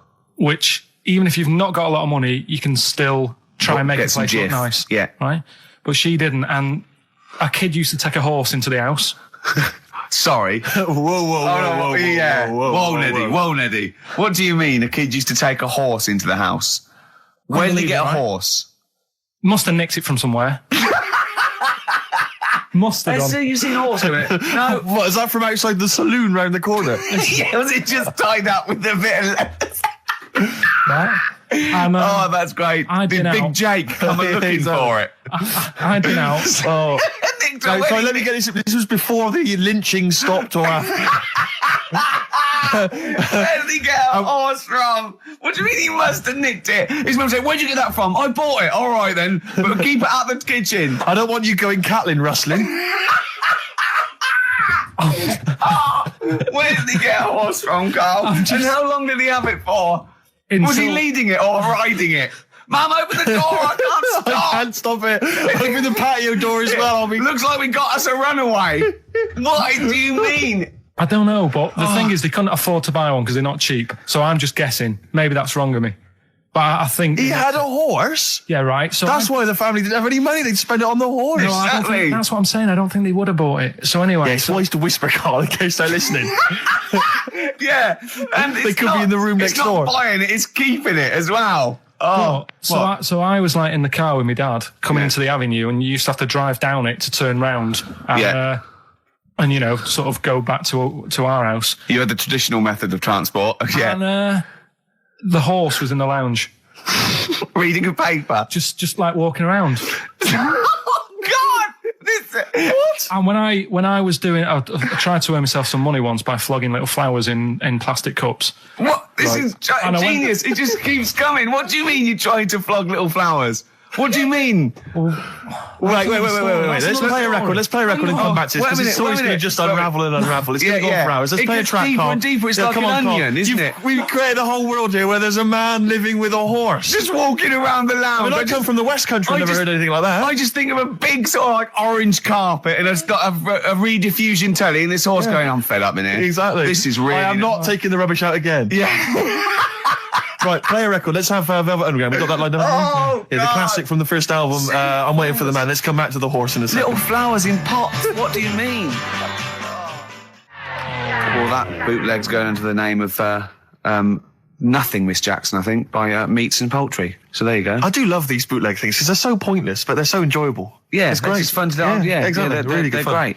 But not as much fun as White Van Carl. White Van Carl, absolutely. Do you want to explain the premise? Well, we take the Sun, ask someone else, and ask Carl. It's as simple as that. The Sun have just taken a normal person. We flipped it. We're going to ask Carl the same questions about the week's news. Yeah, just basically your opinions, Carl, as ever. What do you make of, well, obviously the big news, David Beckham's broken foot? Is this a big concern for you? No, I mean, he's sad. You know, it's sadder for him more than anyone, because, you know, to like be in the World Cup is like the main thing for him, isn't it? Yeah. But he's still a young lad, and I don't think he'll give up. I reckon he'll still turn up. He'll be all right. And, yeah, good luck to the lad. You know I like David. I'm not going to slag him off. Voice words. Yeah. He says that like he knows him. Like he's popping round for drinks later. Yeah, like we tried to stitch you up. Go on. But obviously yesterday, was it yesterday? I think maybe Thursday. The Sun printed a big picture of David's foot and encouraged everyone to touch it at midday, because hoping that this would somehow, if we all thought and prayed together, somehow that would help his foot heal. Do you believe in that? No. Any belief in that? No, you're going down the old like Yora Geller route, aren't you? Sure. I know, it's stupid. Yeah. I'm sure. I mean, it's nice effort and everything. It sort of cheers everyone up. Good story that happened. Basically, I don't know if I told you about it last week when we were having our spaghetti, but I think you did. Right, I know what it is. I know what this is. Okay, I've not heard this. Right, there's a little midget. Right, there's a circus. I'm loving it already. Circus going on somewhere. I think it was in America. Yeah.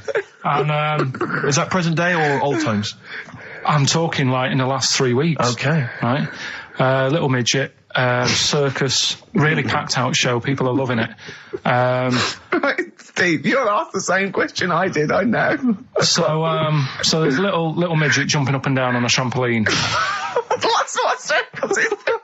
Right. I pay good money to see it. So everyone's clapping, and he's getting carried away. Because he can't believe they're loving it. I didn't know they'd like a little person on a trampoline, but they love me. But you know what it's like when, if there's a crowd of people sort of encouraging you to sort of go higher and stuff. Yeah. And I'm sure he knew it was getting out of hand. But he was jumping and he was coming down the road going, higher, and he's going really high in the air, right? So he's doing this, crowd are clapping. There's a hippo, right, just sat next to the trampoline getting ready to come on and do his act. Oh, right, I thought he was in the audience. That's it. Getting ready to do his act, Steve. Yeah. So he's a ventriloquist. What do you mean he's sitting by the trampoline waiting to do his act? Because why does he sit in the dressing room and they go, 5 minutes, Mr. Mus, 5 minutes, Mr. Mus. So anyway, right, so the hippo's there. He's getting annoyed, is he? Because the midget's he's going, how can I follow this? This is really annoying. They're going to be, no. So he's thinking, he's already done the trampoline, my pogo stick out, he's never going to work. Yeah, go on. So there's a hippo waiting. It's a great story, and I just know he embellishes it or it gets slightly wrong. Go on. So there's a midget jumping up and down. The hippo's getting annoyed. The crowd are going mad. The midget's loving it. Can't believe his luck. Although you think he probably knows he's dicing with danger. Yeah. So next thing you know, they're all saying higher. He gives it one big, like, heavy sort of landing on the trampoline. Goes really high, but goes off at a funny angle. Oh, hypotenuse. Okay. Yeah. And sort of flies up. Hypotenuse! Sure. Flies off at a funny angle. Ooh, Hippo's there, swallows him whole. Crowd are clapping, thinking that's why the hippo was waiting there. Rubbish. Rubbish.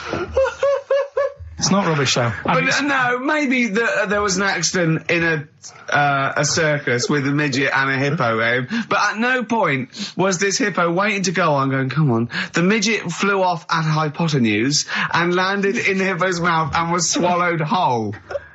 This is what you embellish it. That is great. And what's I that? have to say though, Rick, when I heard midget, trampoline, hippopotamus, I was thinking accident waiting to happen. Yeah. So. Yeah, maybe. I mean, it is that you should never put those three together. Never. It's a recipe for disaster. Everyone knows that. Midget, trampoline, hippopotamus. Are you mental? You're asking for trouble. Well, you know when he told me it, he said, and the midget, he didn't mention the hippopotamus, and he said the midget went on, and soon he fell off, and the hippo ate him. And I said, sorry. What was the hippo doing there? He went, it's a circus. I've never heard of a circus having a hippo. No, what do hippos do? What can they do? You can't train them, can you? What do you? Aren't they, like, very deadly? They're huge, aren't they? You can't have a hippo in a circus. Are you sure? You're not thinking of Zippo? He's neither kind. Yeah. No, and it wasn't some sort of where Zippo was eating a midget and it's some sort of horrible sexual act. No, it was definitely, I heard it on breakfast, right? Oh, okay, sorry. No, it's definitely fact. Yeah, okay, it's right, truth. okay, good. Can you believe it? Can you believe it? So, they're the two that are left. Which one's you going for? Can you believe it is not that picture, is it? That we saw. Which picture? The bloke with the... No. Right, okay. God, that was bad. Right, okay. So... I just better explain we that. We can't really discuss this on air, can we? Well, we can. Steve brought in, Carl, the best book ever, which is, what is it? I found it when I was moving house. It's an FHM publication, and it's kind of like lots of grotesque pictures and stories, and like a book of freaks and weirdos and grotesques. And Carl opened it, and the first one was like... At the back. At the back. Well, you couldn't believe your luck, could you? What was it? What was number 50? A bloke with two heads. And he said, what's number 1? Yeah. And then number 6, there's a bloke who's a squid or something. Octopus. Yeah. yeah. He's loving it. At number 1, he said, well, it's just a fella under a rock. And I went, oh no, read on, I think I know about this. And it's the fella that was found, he caused a landslide while having sex with a chicken. And they pulled him up and there he is, the chicken. Right, so Carl could not believe his luck. So it's not that. Can you believe it? I love that one. You're going for that one? Yeah. Right, well, we've talked a lot on the show about... We've talked a lot on the show. Yeah. About animals without heads. We haven't! We haven't! We talked about cockroaches could live without a head for 7 days. Yeah, we talked about that. And then, of course, there was the... the well-known one about the fella who had his head cut off, and he blinked. He said to his mate, "Count how many times I blink when my head comes off." Yeah, when you told it to me, you said his head came off, and he said, as he said, it was in the basket, quick count how many times I blink, and it was Nick Frost that had to go, no, Carl, no, he said it before. I went, and that was lovely. So yeah, we've talked quite a lot about things heads coming off. Go on then. Well, this one, right? Back in 1945. Oh, you looked up the date. It's got a specific date. Wow. Mate Jonathan sent this one. You know him as well. It's a lad at the BBC, right? He emailed this one in. So thanks for that. Chicken. It's called Mike. There's a chicken called... Sorry, I missed a bit there. There's a chicken called Mike. Chicken called Mike. Okay. Right? Yeah. What happened was, it was living on a farm, right? Loads of chickens knocking about. And the owner of the farm is like, getting ready for tea, and his wife says, go out and get a fresh chicken, because my mum's coming round. So he thinks, well, I want to get a good one in, because I want to impress her. Cause back then, even then, they wanted to impress the mother-in-law and that. So they said, all right, I'll just nip out and get one. So he sees Mike, chicken, running around. Is this during the war or after the war? 1945, I'd say that was after. No, it ended, It ended in 1945. Yeah, okay. September, go on. Yeah. So, chicken's running about, he thinks that one, that looks alright, I'll have that one. Mikey. So he picks it up, and he cuts his head off. Oh. Puts it on the block, cuts his head off, runs about a bit, like they do. He thinks it'll stop in a minute, keeps running about, and what's going on here? Right? He's now like chasing the chicken without an head. Yeah. He's saying he should die in a minute. Anyway, doesn't die. Chicken's walking around with no head. Lives for 18 months. Yeah. Chicken with no head. Yeah.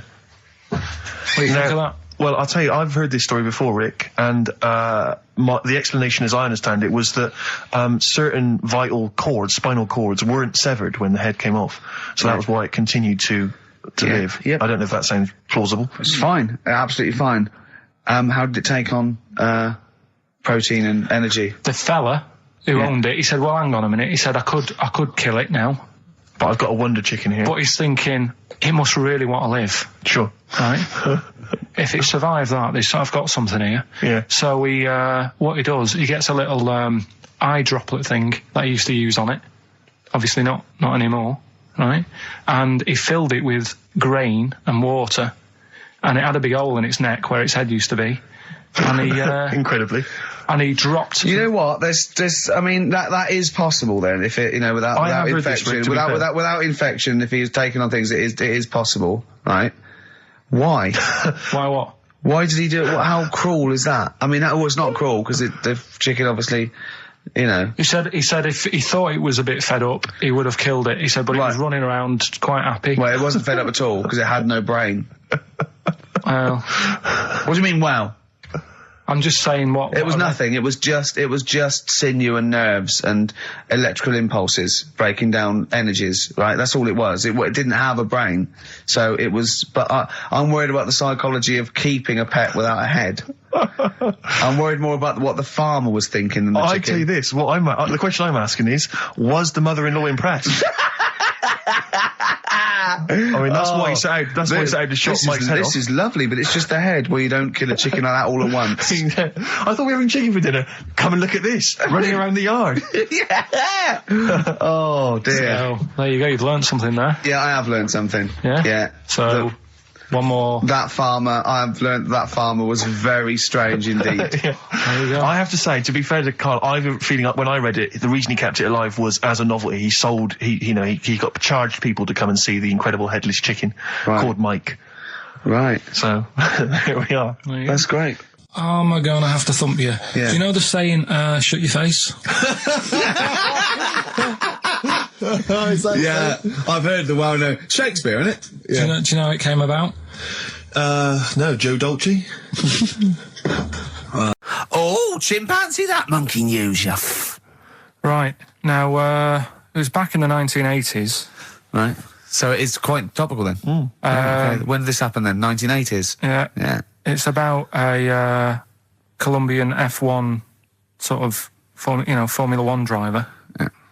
Apparently these races were going on, right? And someone kept winning them. Right, okay, forget it. No, don't do it. It's because it's rubbish. Because it's rubbish. Right, so someone kept winning the races. So this human that kept winning the races. So this human being that kept winning the races, Carl, what was his name? His name it's Jimmy something. Yeah. How tall was he? Just out of interest. No. Let's hear the story. Was he about 4 foot 8? You might find out if I tell you the story. Right? Go on. So anyway, he kept winning and everyone was like, oh, he's brilliant, this guy, who is he, and all that. Yeah. But his gimmick, right? Was never showing his body or face? That's right. Never took his helmet off. You're an idiot.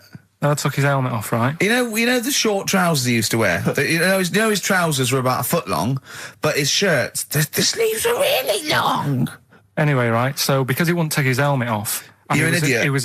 He was taking part in, the F3, which is like the lower ranks of Formula 1 and that. Just get to it. Everyone thought it was like a famous driver who's taking part in that. Get to being a monkey. Anyway, what happened was, there was a crash one day. Yeah. And the car tipped over, everyone's like, oh... He ran up a tree?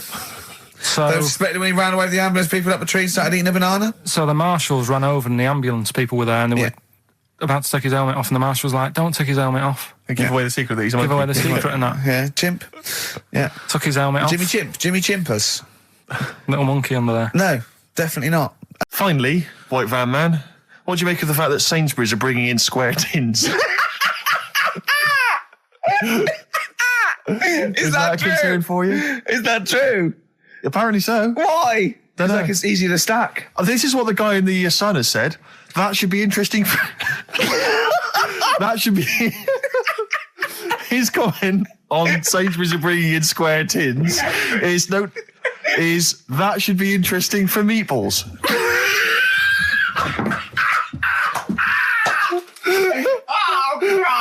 Ricky's just collapsed on the floor. Let's just play a song, Carl. I don't think even you can top that.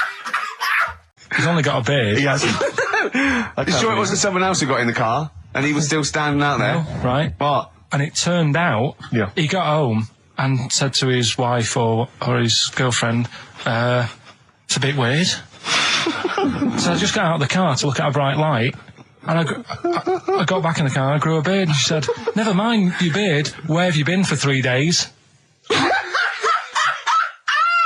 And what had happened is... He passed out because he was pissed? No. The UFO had taken him for 3 days, but he'd only thought that he'd only looked at it and it went away. Yeah. But what had happened is, he took him and he grew a beard because he hasn't had a shave. Right, okay. I mean, was Will Smith or Tommy Lee Jones anything to do with this at all? Did you see this on a video maybe and thought it was an educational film? No, it's from a book that some kind person sent in to me. Here. Can I just ask again, just again, I'm just throwing this right back at you. Do you think there's any other possible answer here? Right? A man is absent for 3 days from home. He's grown a beard. The length of time that it could take to grow a beard, lest we forget. What if he hadn't actually seen a bright light in the sky? What if he was lying? What if he was lying? He'd got knocked unconscious, he'd had a car crash. Just lying. No, just lying. Or he was just lying. Yeah, he'd been on a bender, getting pissed for 3 days. And that was his an excuse to his wife. And they went, Dennis, what are you going to tell your wife? Well, wait a minute. Wait a minute. He's not going to believe I was out with you, lads. Just say you're only away for a minute. No, I wasn't away from it because of the beard. Oh, yeah, look, it looks like you've been out for 3 days. Well, we have. That's exactly right. Okay, we've got to cover that then. Alien abduction. Great one. Okay, let's try that. Do you see? That's a little scenario there that could have been played. So, when you say educating Ricky, what have I learnt from this? Never listen to you again. That's all I've learnt so far. Never listen to you. Yeah, we'll add a little bit more in here, right? Well, no, what do you mean add a little bit more? We'll add a bit more to this what I'm educating you about. Go on. Right. There's only a law in America that says if you touch a UFO, you're going to get done. Now, why would they make a rule? I don't know that... Do you know, like, all their rules have a code? Carl, I genuinely do not know what you're talking about. Right. Do you know, like, how here... Do you know what... I have no idea. Right. Okay. Do you know, like, over here... I'm listening to Capital and these headphones. I got Foxy on from yesterday. Right, let's bin that.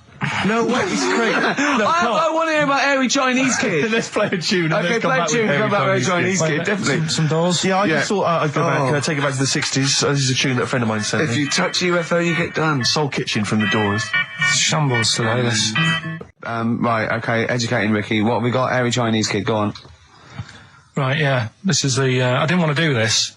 Really? You want to do it? Well, I wanted to give you 3, and I gave you one. It was like the alien man gets a beard or whatever. Yeah, which was total rubbish, so this one should be better, maybe. Hairy Chinese Kid. Right, well, we've talked about hairy people in the past. True enough. Haven't we? Yeah. You know, the little kids who grew up in woods and hung around with wolves and that. Yeah, again, you're confusing it. Yeah, they're not... There were some people that were born... very hirsute. They were not the people who were brought up with wolves. You just put that together in your Homer Simpson type mind. Right, well, this is like a sort of close to that sort of story. Yeah. But the weird thing is, right, Chinese people aren't that hairy as a nation. No, seriously, that's a well-known fact. They don't have that much body hair and stuff. Okay. So this little kid who was born over there, he was like covered in stuff. Was he? And it was only his nose that wasn't hairy. The rest of his body was caked in hair, right? And his hair sort of What grew. sort of hair was it? Was thick hair. No, what I mean is, was it sort of like a pony's mane, so he just looked like an Ewok? You know what I mean? Just like hanging down sort of straight, dark hair. In the picture, it looked like it grows from his eyebrow. It grows from his eyebrows quite thick. And then it just goes all the way over his head. You don't think it was just really long eyebrows that he'd done a comb over? No, it was all over his body. It had a picture of like his back and that. Yeah. And had he styled it? Had he styled it at all? Did he have it in a quiff or? No, it was just hanging all over him. Yeah. And they were like, you know, this is a bit weird happening in China, where we're not normally that hairy. That was the scientist speaking there. And the local press and that were getting him down, calling him Monkey Boy and all this. Oh. And thinking Chinese press. But the doctor, yeah. Oh, they're cruel, aren't they? It's like those game shows. well, It's Japanese, isn't it? yeah. Yeah. and the doctor said, I was talking through all that time while we were just like talking to each other then. Because I turned around and I still saw he was talking. So anyway, the local press came in to see the hairy boy, the monkey yeah, boy. and they were like being tight, taking the mickey out of him, and the doctor said, Driving him nuts. said he's only hairy. Said he's a healthy young kid.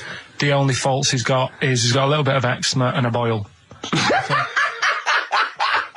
And he said everybody should just treat him the same, and I think he grew up a healthy kid. Yeah, so that's the That's the end of the story. That's not a story. why. But I've got nothing. I don't know what to say to that. So someone in China was born slightly hairier than the rest, and he was normal apart from eczema and a boil. That to me isn't a story. But if it is, I've got a million. I mean, it's sort of like bloke from Manchester went a bit bolder than the rest, got a job on radio. He was normal. I mean, that's not a story, is it? Because my auntie Nora, she same thing, pumped her with loads of drugs. She used to have a cabinet next to the bed is like boots. She's got loads of stuff, right, for all sorts of stuff. And I mean, she's not that old, but she's on loads of stuff, right? She's a bit coked up, is she? She called up my mum once. And, yeah, you told us this. Go on, tell it again. And she said, "Oh, how are you doing?" And that. It's all right. Bit worried though. My mum said, "Why? What's up?" She said, "I've been breaking wind." So she goes, "Well, you know." She says, "No, but this one is going on and on and on." And she was like, she was like, what do you say? What's like passing wind, farting for 5 minutes. one thing, not like, you know, trumping and then nothing. Yeah. Continuous drone of a fart. Yeah. I don't think she had. How big was she? She must be the size of a barn. No, she's not that big. She's good for her age. No, Quite but I slim mean, quite slim. No, It's but just- fighting for 5 minutes. Where's all the gas? Was she circular breathing? Was she sucking it in with her mouth? It was just, I don't know that much about it. But she called up my mum. About 2.5 minutes in. Could you hear it in the background? 2.5 minutes in! 2.5 minutes in, she called my mum up, and it went on for a further 2.5 minutes. Oh. And she just stayed on the phone, did she? Where was going, well, can you hear that? Well, Did she hold the phone next to her arse? Listen to that. She was off the ground. I'm trying to work a tune down. she was actually hovering. She was 4 foot off the ground when they found her, the ambulance men. The cat's dead. Don't light a match! Don't light that cigarette! Yeah, it's like that advert. The kids come home from school, switch on the light. Yeah. There they see Granny hovering. Turn the light on. Be careful if you have an elderly woman at home. Yeah. Drugs make you fart. So that's what I'm saying, you know, just let these people... What are you saying? No, wait a minute, what are you saying? I'm saying let people enjoy the life they've got left. No, you're not. You're saying don't put them in hospital, leave them at home to die. No, I'm not. Give them a Rubik's Cube and let them die. That's what you're saying. Yeah, I'll tell you something now, right? Steve, I'll tell you something. I didn't want to do it because it brings the show down, but she did die. Who, the blue-handed lady? Yeah. How do you know? Because I said to my dad, how's the woman next door? She said, oh, she went last night. They've got an old fella in there now. God. So, there you go. So, wouldn't it have been better to leave her at home where her friends and family can call and speak to her, even nip that round if they want, you know, with a cat, I imagine.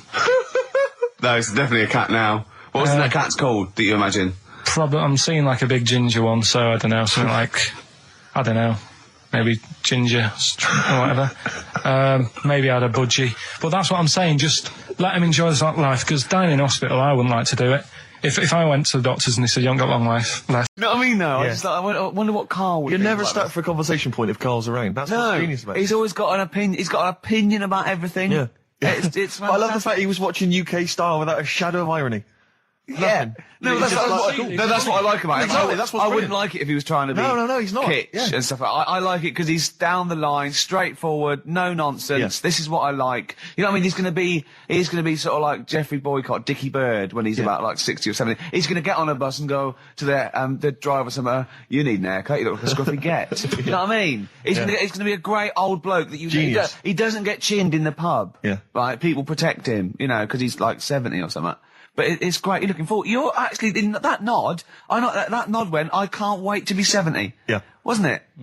Can I make a suggestion that we just get people, they can email in just questions or comments they'd like to hear from Karl. Maybe they just want to know his opinion on the Afghanistan situation. Yeah, like, or you know, like last night's Coronation Street, whatever. Yeah, like they do it, in the NME or imagine that coming up to the election, they go, Billy says Labour. Oh, yeah. Karl. The Sun has White Van Man. Each day they interview a guy who drives a white van, see his opinions on various topics. Karl is very much a white man van. Man van. Yeah. So any query you have, I think most of our listeners are, any to be honest. opinion that you would like to hear voiced from the K-Man, ricky.gervais@xfm.co.uk, or you can phone in. I forget what the number is. 700 800 1234. Sweet. Now you during that record, you said, we knock everything. Mm. You saw something about the Bermuda Triangle, didn't you? Yeah, when I talked about Ghost, you sort of just, because you don't believe in it. I think it's because you're scared of it, to be honest, and you can't admit to understanding it and actually believing in it. Sure. Thing on last night, Steve. Yes. Bermuda Triangle. Oh, yeah. Do you know much about that? Mainly the song by, what was his name? What's his name? Bermuda Triangle, where people disappear. No, Bermuda Triangle. What's his name? No, Barry Manilow. Barry Manilow. Yeah. Are you familiar with the lyrics? Bermuda Triangle, where people disappear. Bermuda Triangle, don't go near. Yeah. I shouldn't really make a joke out of it. No, you're right. Go on. But what it is, right? There's a program saying what it's about. What do you know about it? As I say, mainly from what Barry's told me, but certainly planes and various boats have gone missing within the Bermuda Triangle. Planes. Yeah. Yep, but obviously that documentary didn't explore it. He learned a lot about that. I learned a lot about American history through We Didn't Start the Fire by Billy Joel. Again, most of my knowledge of the sort of Tsarist Russia comes from Rasputin by Boney M. Well, listen. Yeah, he was the lover of the Russian queen. They put some poison into his wine. Yeah, yeah. They shot him till he was dead. Yeah, which is, go on. Right, well, this, those Russians. Sort of bit of an earthquake in the sea. Sure. Lets out methane gas. Okay. And apparently, if you were swimming out in the sea, and there was like an earthquake and some methane came out, you can't swim in it, you just sink. Okay. Even if you're a good swimmer. What happens if you're two lads from your school and they heads? Yeah, that's like a buoy. So you can see them a mile off, and their webbed hands would get them into shore. Because they did actually say even if you're wearing a life jacket, if the water's full of methane, right, you just sink. You just sink. So what it's saying is boats have gone across the sea, got a load of methane in the sea, and the boat just sinks. Right. What about the planes? Is it then sort of planes with little sort of floaty things on? Could be. That'll be the sort they've landed in the sea. Right. And methane's coming. Well, sorry, Carl, what did the documentary say? Not I imagine. Yeah, your hypothesis might be working. Yeah. What did they say on the documentary? They didn't cover that bit. They didn't cover the planes. They didn't do the planes. Something else they said about it, though. Go on. Loch Ness, the monster. Yep. Sure. Probably doesn't exist. Okay. What it is... Interesting. Hold on, interesting. Oh, interesting. What they thought Loch Ness probably didn't exist. Curious viewpoint. Hold on. What proof have they got for that, Carl? How can they go around saying stupid things like that? It's methane. Right. Again, in Loch Ness. And people have seen... what's the lake it's in? Loch Ness. Yeah. It being the Loch Ness Monster. Yeah. That's where it lives. That's how it finds its way home. That's certainly the clue. Yeah. Again, Carl, that's the clue. Yeah, it's the clue. And if it's out wandering, it goes, excuse me, would you know where I'm being the Loch Ness Monster? Where would I be going? Oh, you'd be going to the Loch Ness if that's your home. It's way over there, you big monster, you. So the bubbles from the methane bubble up out of the water. Yeah. People think, oh, God, it's a monster's head. But it's not, it's just water sort of shooting up because of the bubbles. Well, that's two of the great mysteries of the universe solved by Karl P on a Saturday afternoon. That is fantastic. Yeah. So, that makes me think a lot of things. So, when mediums are sort of like going, oh, I've got something coming through. Do you think they are exhaling a lot of methane gas? And thus making them not think straight? Do you think everything's down to methane gas? Do you think that all the mysteries of the universe are down to methane gas, Carl? What did it say in the documentary you saw? About what? What was the budgie happy? We know that budgie was sad. Was it in a room? Because they used to take canaries down the mines, didn't they? They used to take canaries down the mines, they'd smell the methane, and then the budgie would be happy. I'm not going to teach you anymore. Play a record. Oh, excuse me, and don't be alarmed. I look quite frightening, but I'm merely a nice monster. I seem to have lost my way home. Could you direct me in the right direction? Nice to meet you, yeah, Karl Pilkington. Hi. What's your name? Why do you need to know my name? Well, it might help me to find out where you come from. Oh, my name's the Loch Ness Monster. Okay, all right. Give me a second. What was your name again? Loch Ness Monster. See, this is what I mean. All right, guys, have you finished that private call? Yes. Jeez, that was outrageous. You know you're a fan of Feng Shui, Carl, and you believe it's all true. I did just run this one past you just on the off chance. Yeah. Because maybe that you change your opinion slightly. Yeah. Feng Shui teaches you to use your environment wisely. Sure. If your land and the surrounding area is undulating, it's said to house auspicious dragons. When land is flat and featureless, the dragon is missing and the land is said to be less auspicious. Excuse me, they call me the Brixton Dragon. Sure. I seem to have lost my way. I know it's South London somewhere, but could you help me find my home? What's your name? Well, they call me the Brixton Dragon. Right, where are you from? I see what you mean. I see what you mean, aye. Oh, okay, man. So does that make you query it at all, the dragon? I'm not into it that much. Right, I'm sure. just saying that if you have your head at one end of the bed rather than the other, it might make a difference to your night's sleep. It's not so much Feng Shui, though, is it, as sort of good advice, generally. When you went home... Don't sleep on the end of a spike near a cliff. Good advice. I mean, that's good advice, isn't it? You know what I mean? And it was a Christmas play, and I managed to get a part in it. And, Did you audition? No. Got a part in it, and I should have been playing the drums to the one about Kings. We Three Kings. Yeah. I was meant to be doing that, but Little Donkey came on, and it was one of the... What do you mean came on? That was like next up on the next song. Right. And it's one of them songs that you can't help sort of tapping along to. Yeah. Do you know, like if I was to go yeah, you'd have to finish it with... Yeah. Do you know that they actually send that into space? Do they? And... What, hoping that aliens will respond with that? Yeah. They do that. Because apparently it is one of them things that you can't help. What, even if you're an alien life form? Yeah. They know that, do they? Yeah. But anyway... What, because they watch Star Trek or something? Hello. Knock, knock. Yeah. No, seriously. Is it true, like, if you send out knock, knock into space, they have to say that? Oggy, oggy, oggy. Oh, that is great. Seriously. Oh, hold on, what's something out there? Was a little green fellow? That is great. Yeah. So anyway, that is fantastic. I mean, we're not a close family. Do you know what I mean? We're not the sort of family who keeps in touch with everyone. And I think my mum called her up one Christmas and sort of said, you know, how's the Diddy men? Yeah, how's Nutty Ash? And she said, oh, no, I'm not, I don't do that anymore.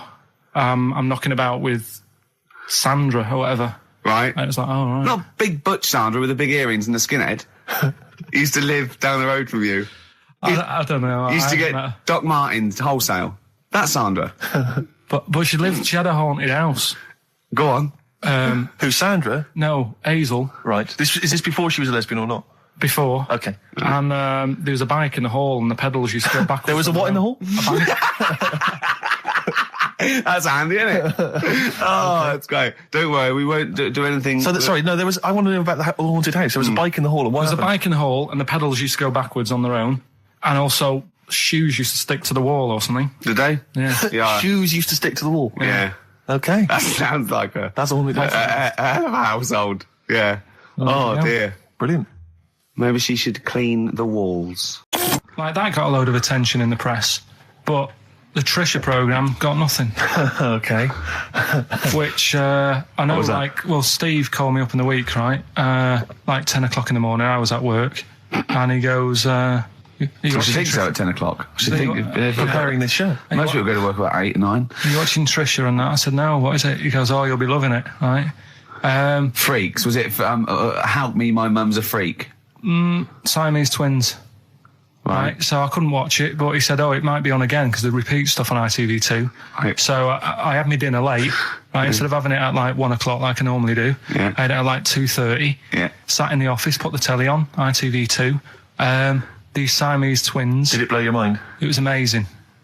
You know, we talk about a lot of things on the show quite a lot. The Airy Kids crop up a lot. I was waiting. It's been 10 minutes and you haven't mentioned the Airy Kid. Right, and last week we were talking about Siamese twins, weren't we? So it was weird that this programme was on, but it was amazing. I mean, what I think you can't refer to them as Siamese twins. I think they're known as conjoined twins. Why? I think Siamese is maybe considered derogatory or as an old antiquated phrase. Yeah, I think it's because the first famous ones were actually from Siam. Right. But anyway. And that doesn't exist anymore. No, it's conjoined, Carl. Yeah. Get the phrase right. But you'd think that if that's happened to you, that wouldn't be that sort of offensive. The names that you must get called. Right. You think that's the least of your Siamese worries? twins, I'd say, well, that's, yeah. Now, were you stunned by where they were connected? Just live with it, we'd say. Because they were connected, of course, at the forehead. Oh. Sort of, which was quite extraordinary.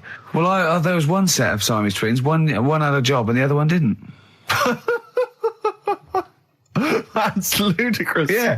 The other one was unemployed. The other one had a job. She had to go to work. She had to get up at 6 o'clock on her day I'm off. supporting you, literally. Yeah. Then they get done off the social for sort of... Yeah, because the other one was signing on. That wasn't a question that Trisha asked. Annoyingly, because I know that much of the audience was thinking that. There's a few things that didn't crop up. What questions would you have asked of them? Because what things did you feel weren't mentioned?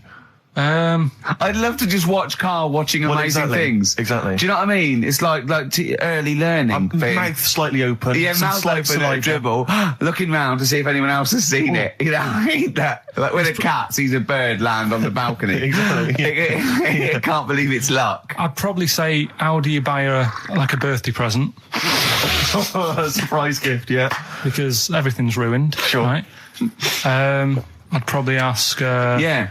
Well, did you not think it was interesting that one of them had a boyfriend? Well, that was a bit weird, wasn't it? Uh-huh. But what was the other thing that I was thinking when I was watching it? I was thinking if one got into crime and that was sent to prison... Right. What would happen? How would you handle that? It's brilliant. It is brilliant. If a chimp could talk. And what was the other one? The other thing was, what did he talk about? Because it's not as if you can say, oh, guess what I did today? Do you know what I mean? Yeah.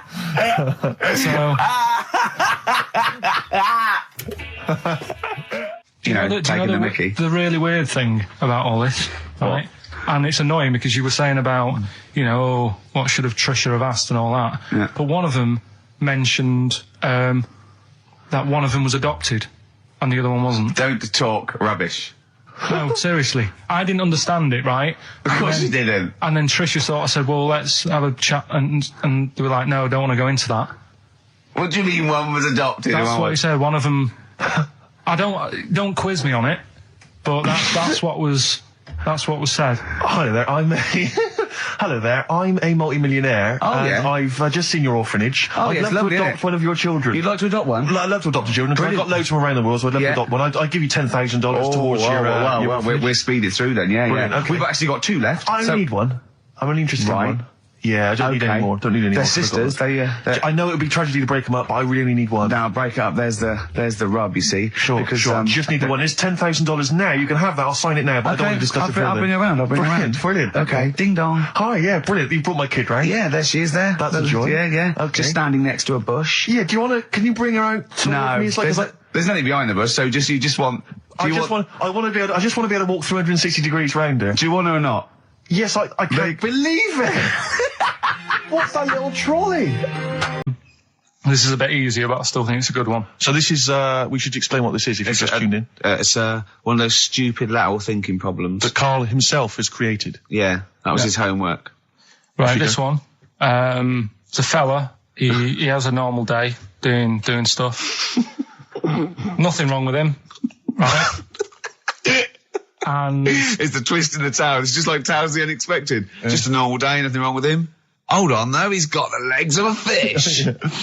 Go on. So, that's why he's been hiding his legs. So Go on. He does his the legs of a fish. So he can't carry on. He has his working day and that, and then he gets a bit tired. Goes to bed. He puts the light on, leaves it on, goes to bed. Oh, that's crazy. That's mental. I can't think what's happened. Anyway, here's Radiohead. Right, okay. What? The question is, why does he put the light on when he's going to bed? He's had a normal day. He's come home from work. Is that right? He's come home from work, or he's not been working? Yeah, he's just been out? No, he's been working and stuff, I think. You think? You've made it up, Carl. You can decide. So the question is, why has he put the light on when he's asleep? There's a reason that he's put the light on when he's asleep. Has he gone to sleep? No, Carl, don't shrug. You're meant to answer these questions. He put the light on before he went to bed. Yeah, and the question you're asking me is why? What's the scenario? And the light's on and that, but he's gone to sleep. Yeah. He started reading and then he fell asleep. No. Did he intentionally, for some reason, put the light on? Every night. It's mad. Sounds mad.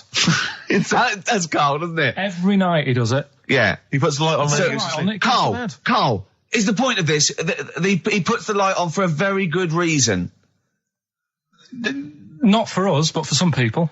He's blind and it's always been on, and he thinks he's turning it off, but it was on in the day, and he thinks he's turning it off, but he's turning it on because he's blind. No, that'd be stupid. That works. No, that works great, Rick. Yeah. Thank you, Carl. So you've got to come up with... Hang on. If you're blind, why would you put a light on? No, he thinks it's off. Yeah. But why would he turn it on anyway? Just think so he doesn't get burgled, so people know he's in because he can't see him. So he just he puts the light on when he's there, then he turns the light off when he goes to bed, so people think it's fine. But he's got it out of kilter, and actually he's walking around in the dark all day. I don't believe that if you're blind you turn your light on. I don't think you'd be living on your own, would you? I'm not having that for a second. Do blind people live on their own? I'm not having that for a second. Well, some people do. Lonely blind people live on their own. No, if you got bad eyes. Any of them women? Are there any blind women who are living on their own? Well, never mind your concern for the partially sighted or sight impaired people coming to London. Get on with this. Yeah. So there he is. Yeah. It's like, a bit tired. Yeah. Just put the light on and get to bed. Yeah. So he turns the light on and he goes to bed. Yeah. Oh. Should we play a track? He's not sleeping on the job. He's a lighthouse keeper. Well done. Is he a lighthouse That's keeper? not it, Carl. He's a lighthouse keeper. Right, why wasn't the light on all the time? Because it's light in the day. You idiot. Play a record. What? Play a record. You're a buffoon. No, actually, the light isn't on in the day, is it? No, it's not. I think you're the buffoon. Yeah. Carl has won!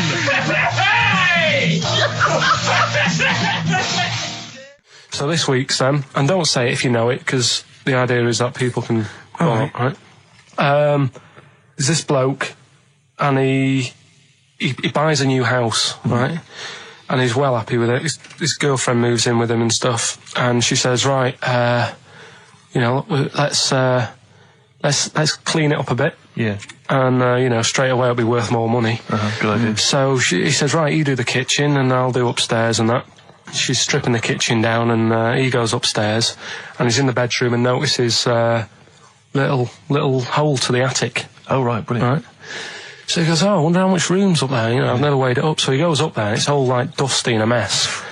And he goes, this could make a good bedroom, this. Yeah. So he starts cleaning it all out, puts all the rubbish, bins the rubbish straight away, and there's little boxes with bits in that don't belong to him. I wonder what's in here, right? So he opens one of the boxes, it's like a little lamp. Oh, right. He goes, this might be worth a few quid, right? And he rubs it. Magic lamp. And all the room goes all sparkly and stuff. He goes, oh, what's going on? And then this fella appears, right? In a nice sort of pair of 501s. Right. And he says, what do you want? I know it already. So all the first bit is irrelevant. Yeah, but it's about building the story, isn't it? So don't say anything. You think you know it. Steve, do you know it? I don't. So I just quickly recap the end there. I almost missed the end. There you go. He's in the attic, right? Yeah. His missus is still downstairs. She's not up there. Okay. Right? He's on his own. And he cleans this lamp, right? Yeah. And this fella appears out of all this smoke, and he's wearing a nice pair of 501s, and he's wearing a shirt, and there you go. What's the song? What song are you thinking of? The lines are going mental. Because it's so easy. Let's play a record, Carl. We'll come back and we'll find out if anyone's got that right. That's a great one, Carl. Really. Right. Did you just come up with that? Literally in the last 10 minutes? Genius. This is genius. Definitely. I mean, if those calls aren't from major TV companies, I don't know. Dynamite stuff. A lot of them are. What's his name's lawyer? Simon Mayer. Simon Mayer. That's my favourite thing I've done for years. Yeah, not bad. That's great. Back to form there. So, okay, line. The lines are going mental just because it's easy. Go on then. So I first one to get it. The first one to get it, but... Well, it's not that, though, Rick. I mean, Carl has just decided to revise the actual rules of the competition. Yeah. So that, we've decided, is very easy. So that's now a qualifier. And so then they have to answer one live. Exactly. So whoever gets that one right can play for big money. Is it a quick one as well? Because some people will lose the will to live. Yeah. Just cut to the chase. And because they've got to qualify now, we're throwing own an Office DVD that aren't Yeah, ready you'll sign yet. that, won't you? Yeah. Yeah. No. That increases value by 42 pence. Right, go on. We'll just go live, yeah? Hello, XFM. Yeah, hi, how's it going? Not too bad. Not too bad. Listen, A very, very quick recap, Carl, if you will, please, for the people listening. Very quick. Right. A man ends up in a loft. Man's, after moving into this house and he's in the loft and he's tidying up. His missus is downstairs doing the kitchen because that needed doing. He's up there, he's cleaning up, emptying the boxes. He finds a little... He rubs a lamp, a fella comes out wearing 501s. What's the song? What's the song, mate? are you talking to me? Yeah, sorry, yeah. Look, I'm sitting in this bar, right? I'm not ringing up relating to anything that's going on right now. I'm after one of these armbands to go and meet Bowie on Monday. Can you help me out? What? What? Piss off. You can't say that to our public. Yes, I can. What I can't bear is people begging, Rick, on the radio. You know, I can't bear it. Is that the Australian bloke who's got the Bruce Springsteen tickets? Hello, XFM. Hello. Hello. Are you phoning up for an armband? No. No. Okay, great. Gene Genie, of course it is. Well done. Well done. Right, what's so your name? Everyone else can ring off now because this. Well, she might not take the challenge. What's your name? Hello. What's your name? Christina. Christina. Right, do you want to take on the challenge? Yeah. Yeah? Oh, Right. so this is for. She's already won a couple of CDs. This is for the Office DVD. Right. Okay. Signed by Ricky Gervais. Did you witness the murder while you were doing this? Yeah, it was like that sort of slip. It will be coming up shortly. Yeah, this is just us, isn't it? This is just us. We did this. When did we do this, Rick? A couple of weeks back. Hold on, what is it? What It's the day is it? 27th today. Yeah, well, I enjoyed Christmas. I loved Christmas. I love Christmas. I had a great time. What did you get? Loads of presents. So did and I. I'm glad they made it to number one. I'm really glad. Stroke, he, she. Yeah, I'm really glad that the pop idols, Cliff Richard, Westlife, made it to number one. Bo Selector. Yeah, just delete that. As Yeah. Okay, well, we're going to play some of the best of, some of the greatest moments of the last 3 weeks. Yeah. Ever heard on XFM 104.9. What about this? Do you remember this one? Oh, which one is it? Alright, so, here's the first bit. Right, there was this, this is what it's like about getting presents and stuff, right? With my mum and dad. Go on. My mate, Colin, right? Colin Bacon? No, Colin Bailey. Oh, right? yeah. He had a little Sinclair Spectrum, right? Yeah. Computer, Yeah. which was like the thing to have at that yeah, time, yeah, right? yeah. Used to always go round to his house. The deal was... Not the one you had to play through the window because you weren't allowed No, that's another lad. Oh, right? yeah. This is a different lad. And the deal was, he came to our house, and my mum gave him a pie. And then I'd go round to his, and I'd stay there for a few hours playing, you know, Hungry Horace and stuff like that on it. Sure. Right? Now, my mum and dad knew that I really wanted one of these computers, right? So I waited about a year. Came round to Christmas Day. I thought, I reckon might have one. Turned out they bought me the wrong one. They bought me a ZX81 instead of a Spectrum, right? And Christmas Day, I'm there trying to load the games up. It's not working. I'm thinking, what's wrong, right? And the thing with me, when I was a kid, I used to get quite sort of agitated. This is the moment. Right? I found out that it needed a RAM pack to make it work, right? Looking in the thing and it's saying, and make sure you put your RAM pack in the back. And I was like, oh, where's the RAM pack? And my dad's going, I don't know, I've got you the main bit. That's it. So I was that wound up, I just was sick, right? Just sick. I didn't feel sick or anything, I just was like, oh God. Went to the sink, just sick. Because I was that on edge about it. I said, come on, we've got to get one. And my dad's like, Tandy's shut. We're not gonna get anything today. Ruined again, Christmas Day. That was after the year when my train set got blown up by our kid. The following year, no RAM pack. And now you ask me, why don't I get good presents? He's scarred. He just I'm gonna die. Honestly, I'm gonna die. He's just screaming sick. Yeah. There's no RAM pack. Did you get to the bottom of it? Why wasn't there a RAM pack? You have to buy them separate. Oh, It's one of them okay. cons. What do you mean I can't play Frogger? Oh no. So, wasn't there another incident when you threw up? Spontaneously threw up? Oh. Through sheer anxiety? I do get it. It's not so much now because I've relaxed a bit, but as a kid I used to be quite on edge all the time with certain things. Do you think that's what happened to your The cat wind. that kept being sick? That it didn't get the food it wanted, and it just threw up. Do you remember that? Yeah. God, so they shaved it. No, like, again, I spoke to you in the week, and I had much better things, like when I tell you about Brian Blessed climbing Everest, and for some reason it made him, it played havoc with his belly, and he followed through, and he had to clean up. Shut himself? Yeah, using ice and snow. Why are you telling me that Brian Blessed, in what way is telling me that Brian Blessed shit himself once in any way educational? Because I was saying how he was climbing Everest, right? Right. I give it to him, he's an actor and that, but he gave that a go. Yeah. Right? It played... What's the point of that, you'd say, wouldn't you? You'd say, God, he's you know... So he's alright. Me doing a boxing match for no reason is rubbish, but him climbing Everest and shitting himself... Yeah, he did that. Is commendable. Right, and he's only gonna, like, go and do it again. He's gonna climb it again. Yeah, but he might not shit himself this time. Yeah, but what's the point in going? Nothing's changed up there. Yeah, good point. Yeah, What's it been? Well, it has. They've probably cleared it up by now. Like, but it's slip on it. I can't even read about Brian Blessed. Is it actually true, or have you libelled someone else? It was an interview with him in it. And what did he say? Oh, come on, what did he say? He said I climbed Everest and I played havoc with me belly. Let's talk about it next week. We've really run out now. Oh, you're a fool. 3 holidays Carl's had this year. Last year. Yeah. I'd love to have 3 holidays. You've got to start putting the work in there. I had 2 holidays No, then. you had 3 holidays. You went away with Suzanne and her parents. Yeah, well, that doesn't count. It does count. If you book 2 weeks off the firm and you go away and you go, how was your holiday? Go, well, it didn't really count. It wasn't a really good holiday. Can I have them days back, please?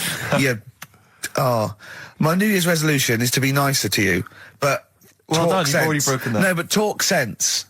Talk sense. You've had 3 holidays this year. And I'm just saying, you're in your 30s now, and 30s is when you should be really putting the work in. That's true enough. To reap the benefits in your 40s, 50s, 60s, 70s, 80s, 90s, and 100. Carl, what's your New Year resolution? What about think before you speak? It's worth... I mean, see, I'm allowed to laugh. I'm allowed to laugh at things other people say, Carl. That one, that is a good suggestion. How was your holiday, Carl? It was all right. Right, brilliant. But that, I don't see, on the ratio of good to bad in Carl's mind, that might be amazing, because we never it might hear be him amazing, singing the mightn't it? praises of anything. I'll tell you what, can we have, a cracking little tune, and then come back and hear about Carl's holiday? I'd love to do that. Let's keep it tight. Love to Tear Us Apart by Joy Division. Now, I can't put my finger on it, but that doesn't sound like the original, and it's off a compilation. It sounded a bit fast. I think the vocal was slightly different. If anyone can, put me out of misery, I think it might be in a session of the time or something. Carl, is it a New Year resolution for you? Another one. Maybe when we ask you to get a song, get the original single version. I could be and wrong, not some but obscure session. Yeah, it does seem different, doesn't it? Very odd. Yeah. Yeah. Maybe we just remember it wrongly. But anyway, that's XFM for you. 104.9. I'm Ricky Gervais with me, Steve Merchant. Karl Pilkington. Carl, you went to Lanzarote. Yeah. People said don't go to Lanzarote. They told you it was Lanzarote. They told you, were they right or wrong? They were right, yeah. Really? Yeah, it's a bit ropey, yeah. Is it? Why? Just, out there. If it wasn't for the volcano they had, it'd been knackered. That's their big draw, is it? That's it, basically. That's all they've got going for them. When you landed, was it really hot? Initially, were you quite excited? You were thinking this is okay? It was warm. It's, we can't complain about the weather. The weather was all right. Sure. You know what I mean? That's what I went for, but it'd be nice if there just was something else. Yeah. What did you do all day then? Did you read your ritual book? No, I didn't read that. I read that book. Do you know the book that I bought, and all the chapters were messed up? Oh, yeah. I bought a better version of that. All right. And I read that. Excellent. And then... Did it make more sense in order? Yeah, a lot easier to follow. Yeah. And then we went and had a look at the volcanoes and that. They've got 36 of them to look at. How many did you look at before you realised that pretty much, you've seen one volcano, you've seen them all? Probably about 6 or 7. Really? Yeah. And then